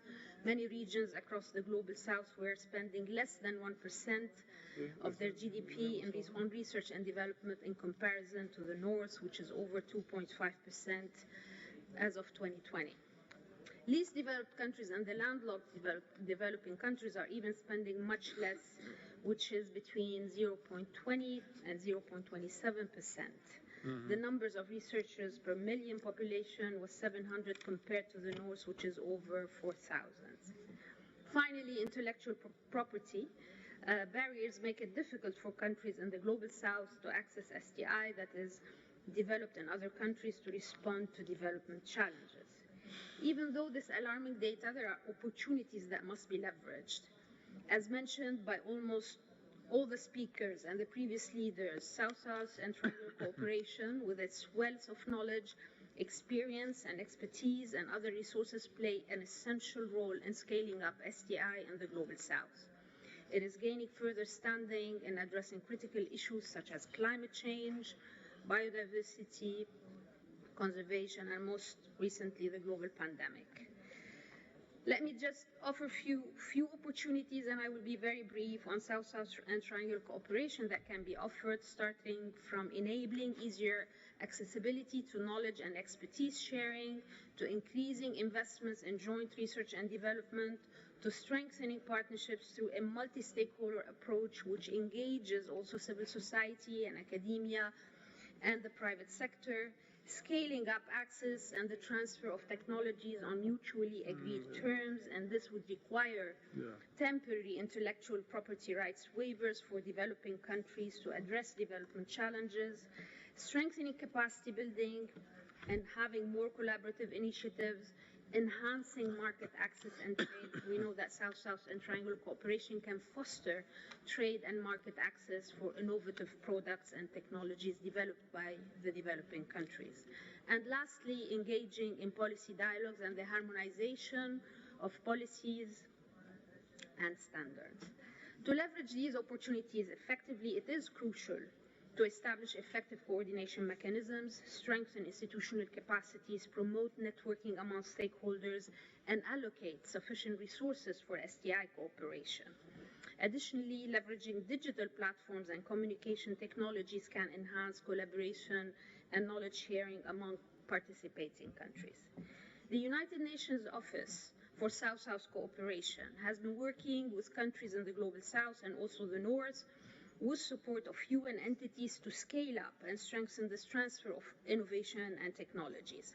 I'm going to mention a few initiatives that we've been working on, starting by our digital platform called the South Galaxy, which offers more than 900 best practices and solutions, and I invite all the countries to tap into that resource. In addition to this, we have, through our trust funds that we are managing in partnership with several countries from the South, such as India, such as Brazil, such as South Africa, and also collaborations with China and with Korea. We have been able to also pilot very interesting initiatives, such as the one with Korea on focusing on science, technology, and innovation in the lower Mekong, and we do aspire, hopefully, to scale this up across other countries that require similar expertise. We also have been working closely on initiating fellowships that would empower young women scientists to also promote the collaboration across countries, and this has been also supported with the partnership of India.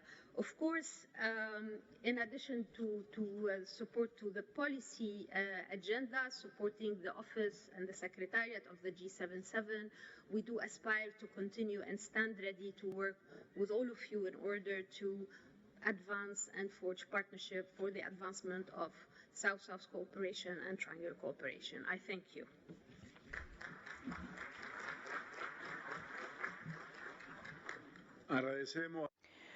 We thank Mrs. Dima Al-Kabid, Director of the Office of the United Nations for South-South Cooperation, for her words. I have the honor to present Mr. Mario Lueking, Deputy Director General and Regional Representative for Latin America and the Caribbean of the United Nations Organization for Food and Agriculture, FAO.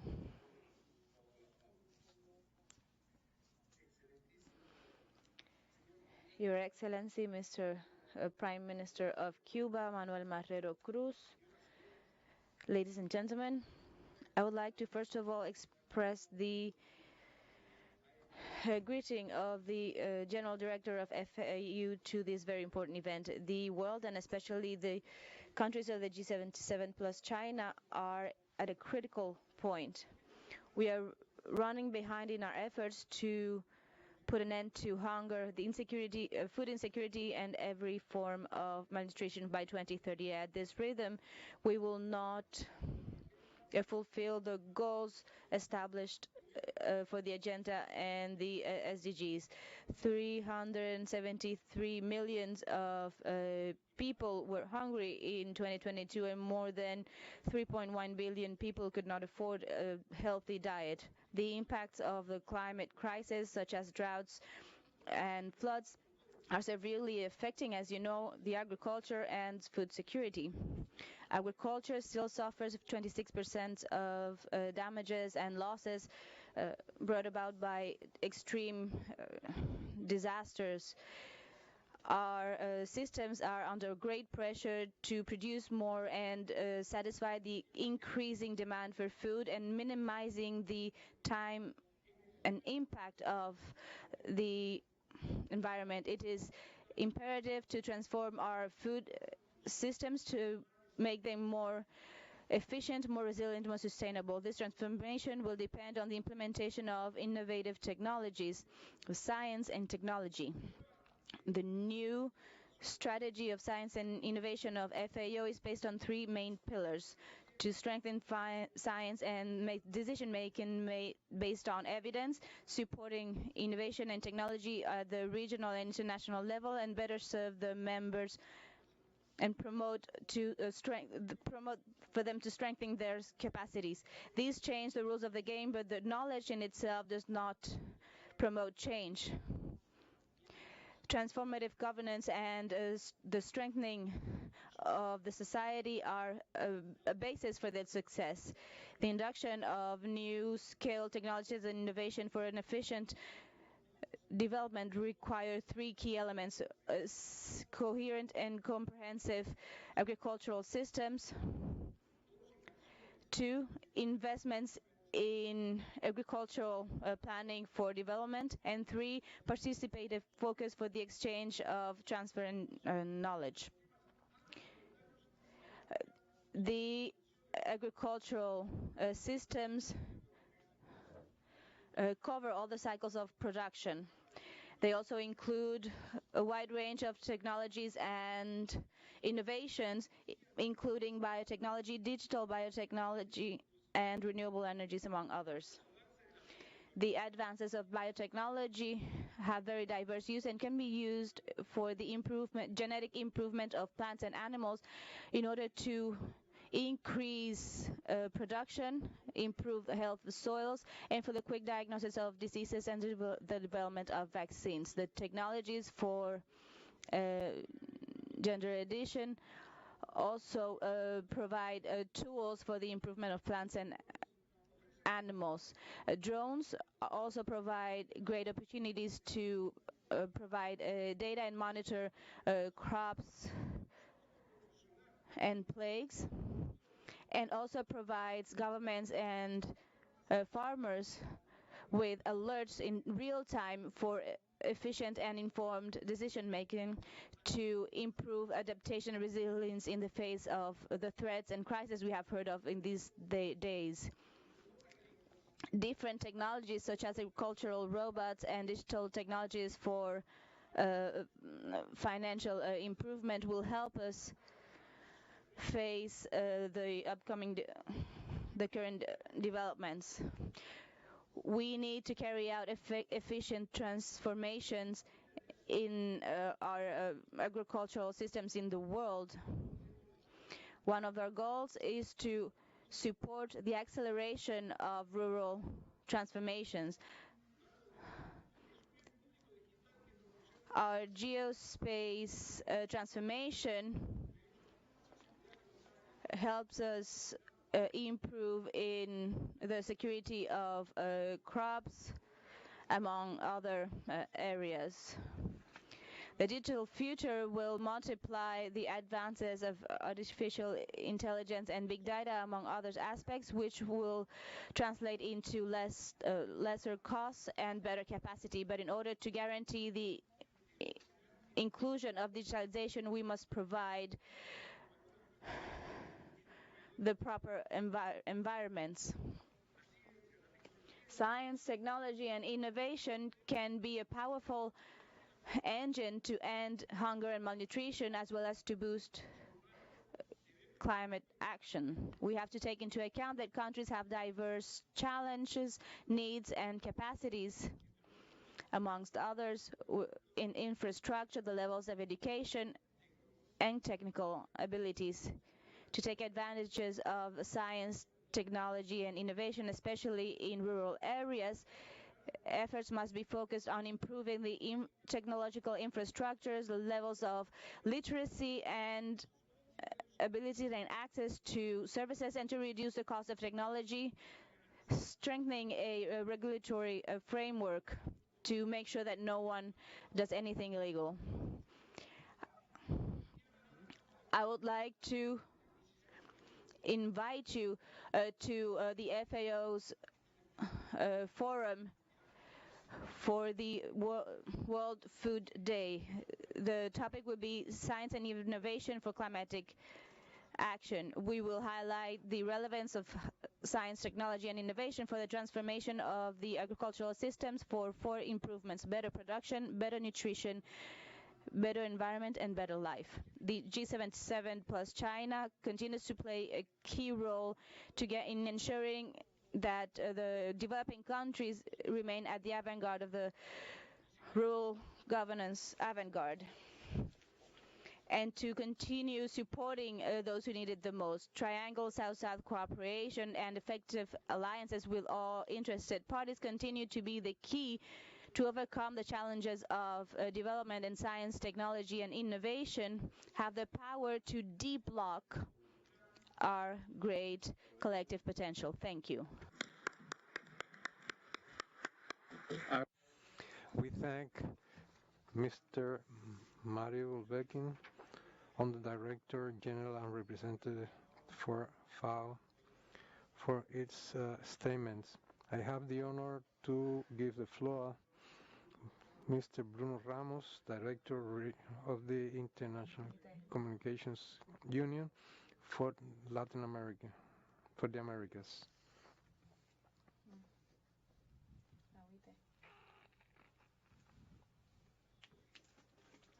Thank you very much, Excellencies, members of the Group of 77, ladies and gentlemen.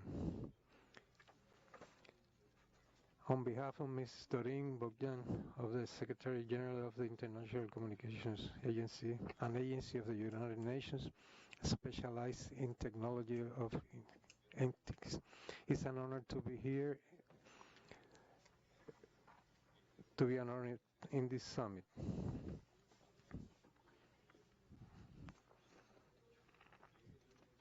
In a few months, G77 will mark its 60th anniversary. These milestones will be an opportunity to reflect on the common challenges, but also on common aspirations that brought those initial countries in Asia, Africa, and Central and South America together at that first session of the United Nations Conference on Trade and Development in Geneva. The group has changed much since then, and so has technology. The last few months have seen an unprecedented acceleration in digital transformation, driven by emerging technologies like generative artificial intelligence. Seemingly overnight, the global conversation on AI has shifted from technical circles to town squares. We are now past the initial shock, and AI continues to spark hope and concern in equal measure. We are now, it is raising key questions. For me, one stands out: who stands to benefit from AI revolution? And what does it mean for current development challenges midway through the UN Sustainable Development Goals?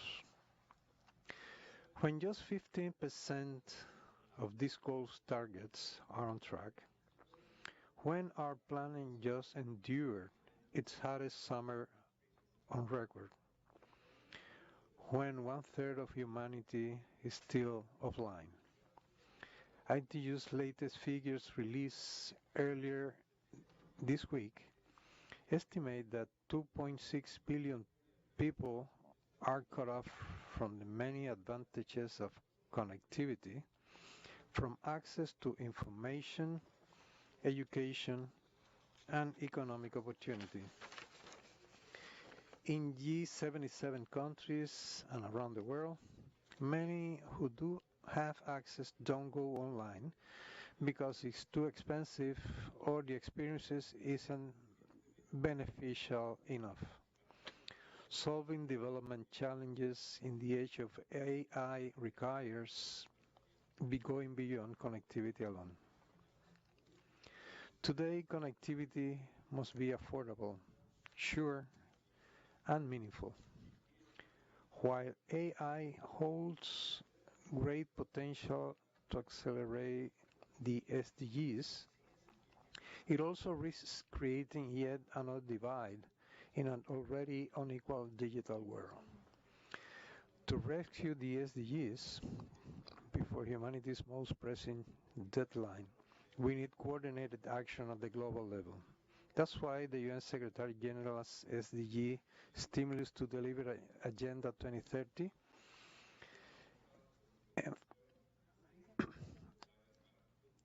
emphasizes digital as a core transition needed for sustainability, peace, and prosperity. Ladies and gentlemen,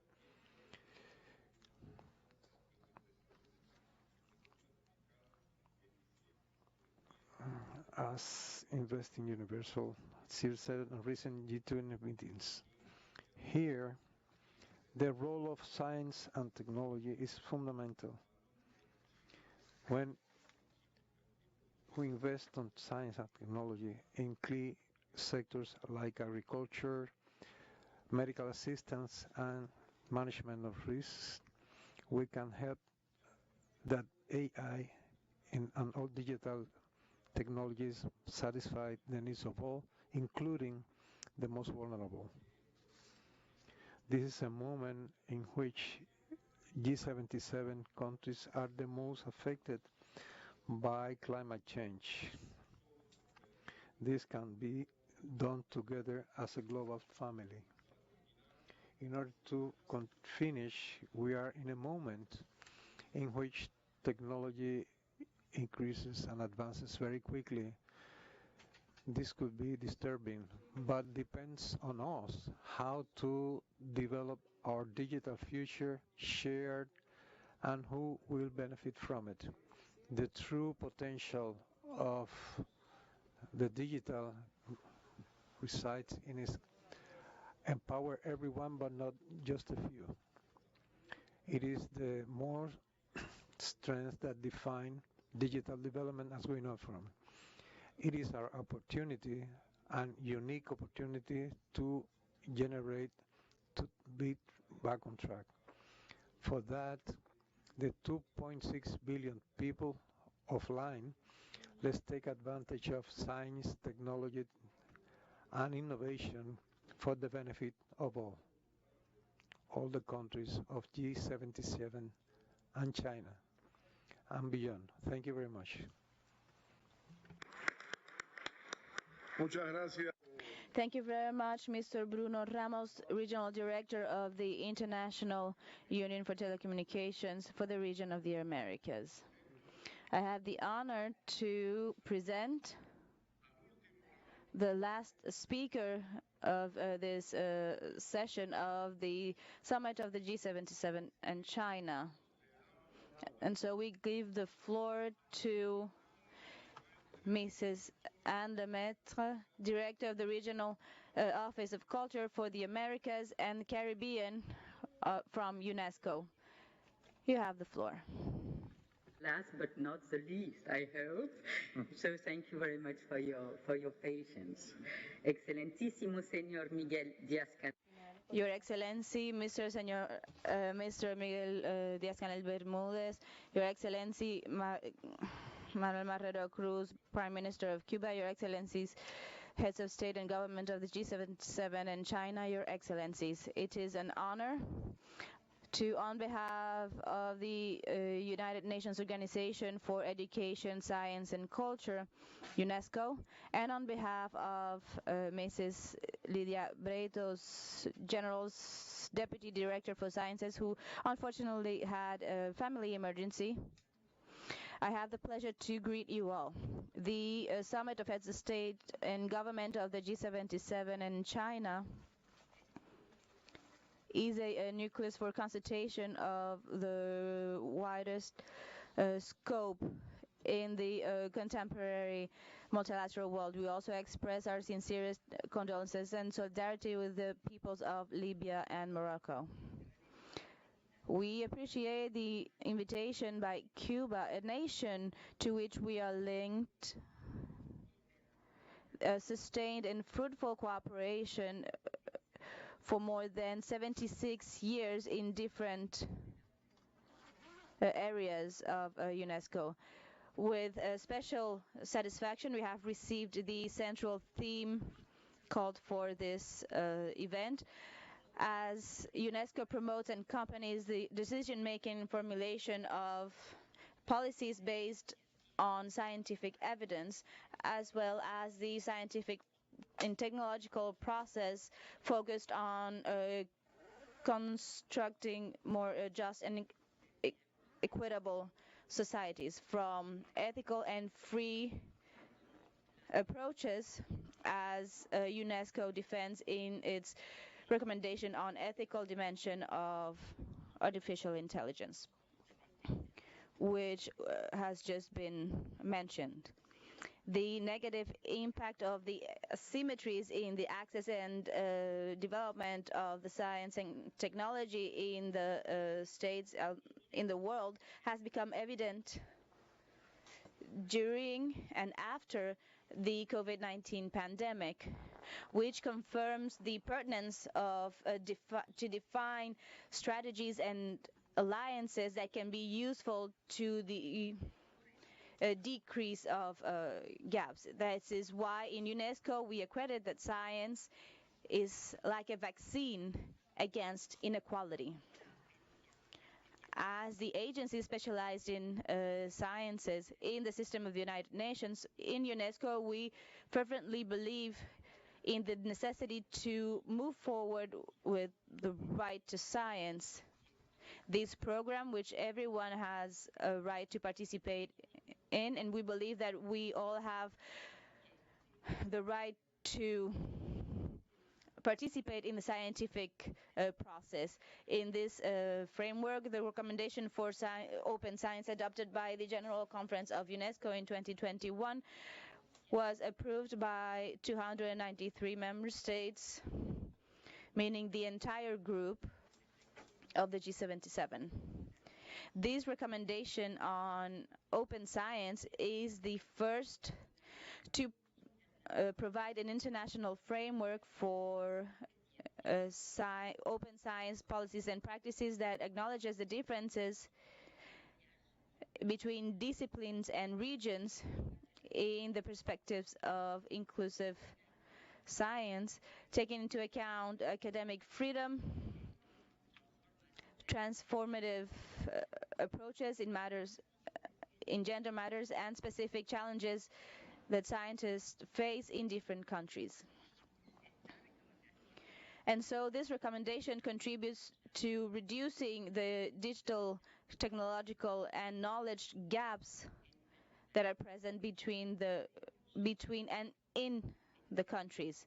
Your Excellencies and distinguished participants. Scientific and technical advancements have been made in the past decades. Significant gaps exist within and between nations in access to and participation in science. Contrary to the human right to science, scientific progress is often mainly beneficial to a wealthy few rather than serving the life and well-being of the dispossessed majorities. Further, the capacity of the Global South in advancing science is still lagging behind due to the limited investment in science, shortage of human resources, and critical science infrastructure. In addition, the challenge to engage women in science, building trust in science, and strengthen the science policy interface through evidence-based policymaking are still persistent. Addressing these disparities and challenges demands more just, democratic, and inclusive approaches that foster international support, solidarity, and cooperation, while strengthening national commitment. Under the framework of the 2001 UNESCO recommendation on open science, the unity and action of the 77 group will be crucial to achieve this vision of science as a global public good, science for all and all for science. Solution for today's global challenges, climate change, nutrition, poverty, etc., energy, need a multi-sectoral response, and in this regard, UNESCO mobilizes scientific knowledge in the context of its multidisciplinary mandate in education, culture, natural science, social and human sciences, and communication. Since its foundation in 1949, UNESCO has acted as a catalyst for the establishment of many, now leading, scientific unions bodies and institutions such as CERN and CESAM. UNESCO acts as a platform for sharing ideas and standard setting. It catalyzes international cooperation in science, and it promotes dialogue between scientists and policymakers and builds capacity in science at school and universities. In recognizing that the full implementation of the 2030 Agenda for Sustainable Development in all its dimensions requires a more effective and inclusive approach based on synergetic cooperation of all sciences. It means basic and applied sciences, but as well social and human sciences, including traditional knowledge. I have the pleasure to announce that the UN General Assembly on 25 August 2023 proclaimed the years 2024 to 2033 to be the International Decade of Sciences for Sustainable Development. UNESCO has been entrusted, and this is an honor, to lead its implementation, and the outcome of this summit are laying out strong political commitment and are providing guidance for the implementation of the Decade of Science. At UNESCO, we firmly believe that sharing knowledge, sharing experience and foresight is a path to building a more peaceful and sustainable world for all. Thank you very much for your attention and patience. Thank you. Muchas gracias. Thank you very much, Anne Lemaitre, representative of UNESCO for the Americas, and we would like to, through you, take this opportunity to send our deepest condolences to Mrs. Lydia Brito, Director General of UNESCO for Exact Sciences, who had come in representation of UNESCO, but due to a family emergency had to return. Ladies and gentlemen, these have been very long days where the right to speak has been used by the countries of the South very firmly, denouncing the injustices of this world and proving that we are willing to continue fighting and demanding our rights. The summit of the G77 in China has concluded. However, the long workdays are not over yet. Many have already had to go towards the United Nations General Assembly, and all of you also will between today and tomorrow. And it is precisely now, when we are still conducting several bilateral working sessions, our leader of the Cuban Revolution, Army General Raúl Castro Ruz, our president, the chancellor, and other leaders continue carrying out bilateral meetings with the leaders of the world that have come to visit us. For a few days, Havana was a proud capital of the South, a space of eternal hope, where those who have provided the most contribution live, and those who receive the less of the riches created by humans. In particular, and on behalf of the people and government of Cuba, I would like to deeply thank the numerous expressions of rejection to the criminal blockade imposed on our country, and the solidarity and support to the Cuban people, who today resists and heroically overcomes great difficulties and challenges. I invite you to work together to achieve our goals, and I thank you all for your enthusiastic response to our call to gather here in Havana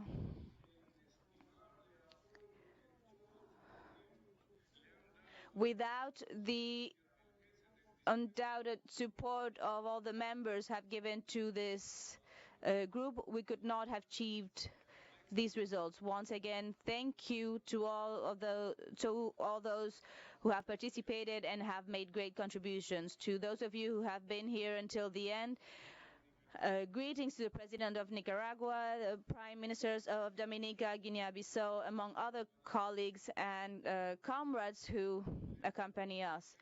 I sincerely thank you for your attendance and your valuable contributions and the kind words provided to the presidency and your support for the Cuban people.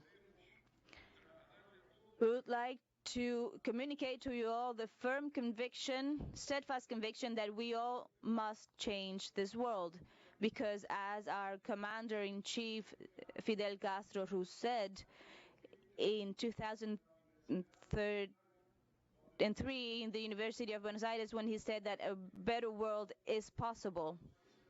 All the countries of the South during the last couple of days have proved, as our Army General Raúl Castro Ruz would have said, that we could, we can, and we always will. But all of the countries of the South are willing, as Ernesto Che Guevara said, to continue fighting always until victory. Thank you very much.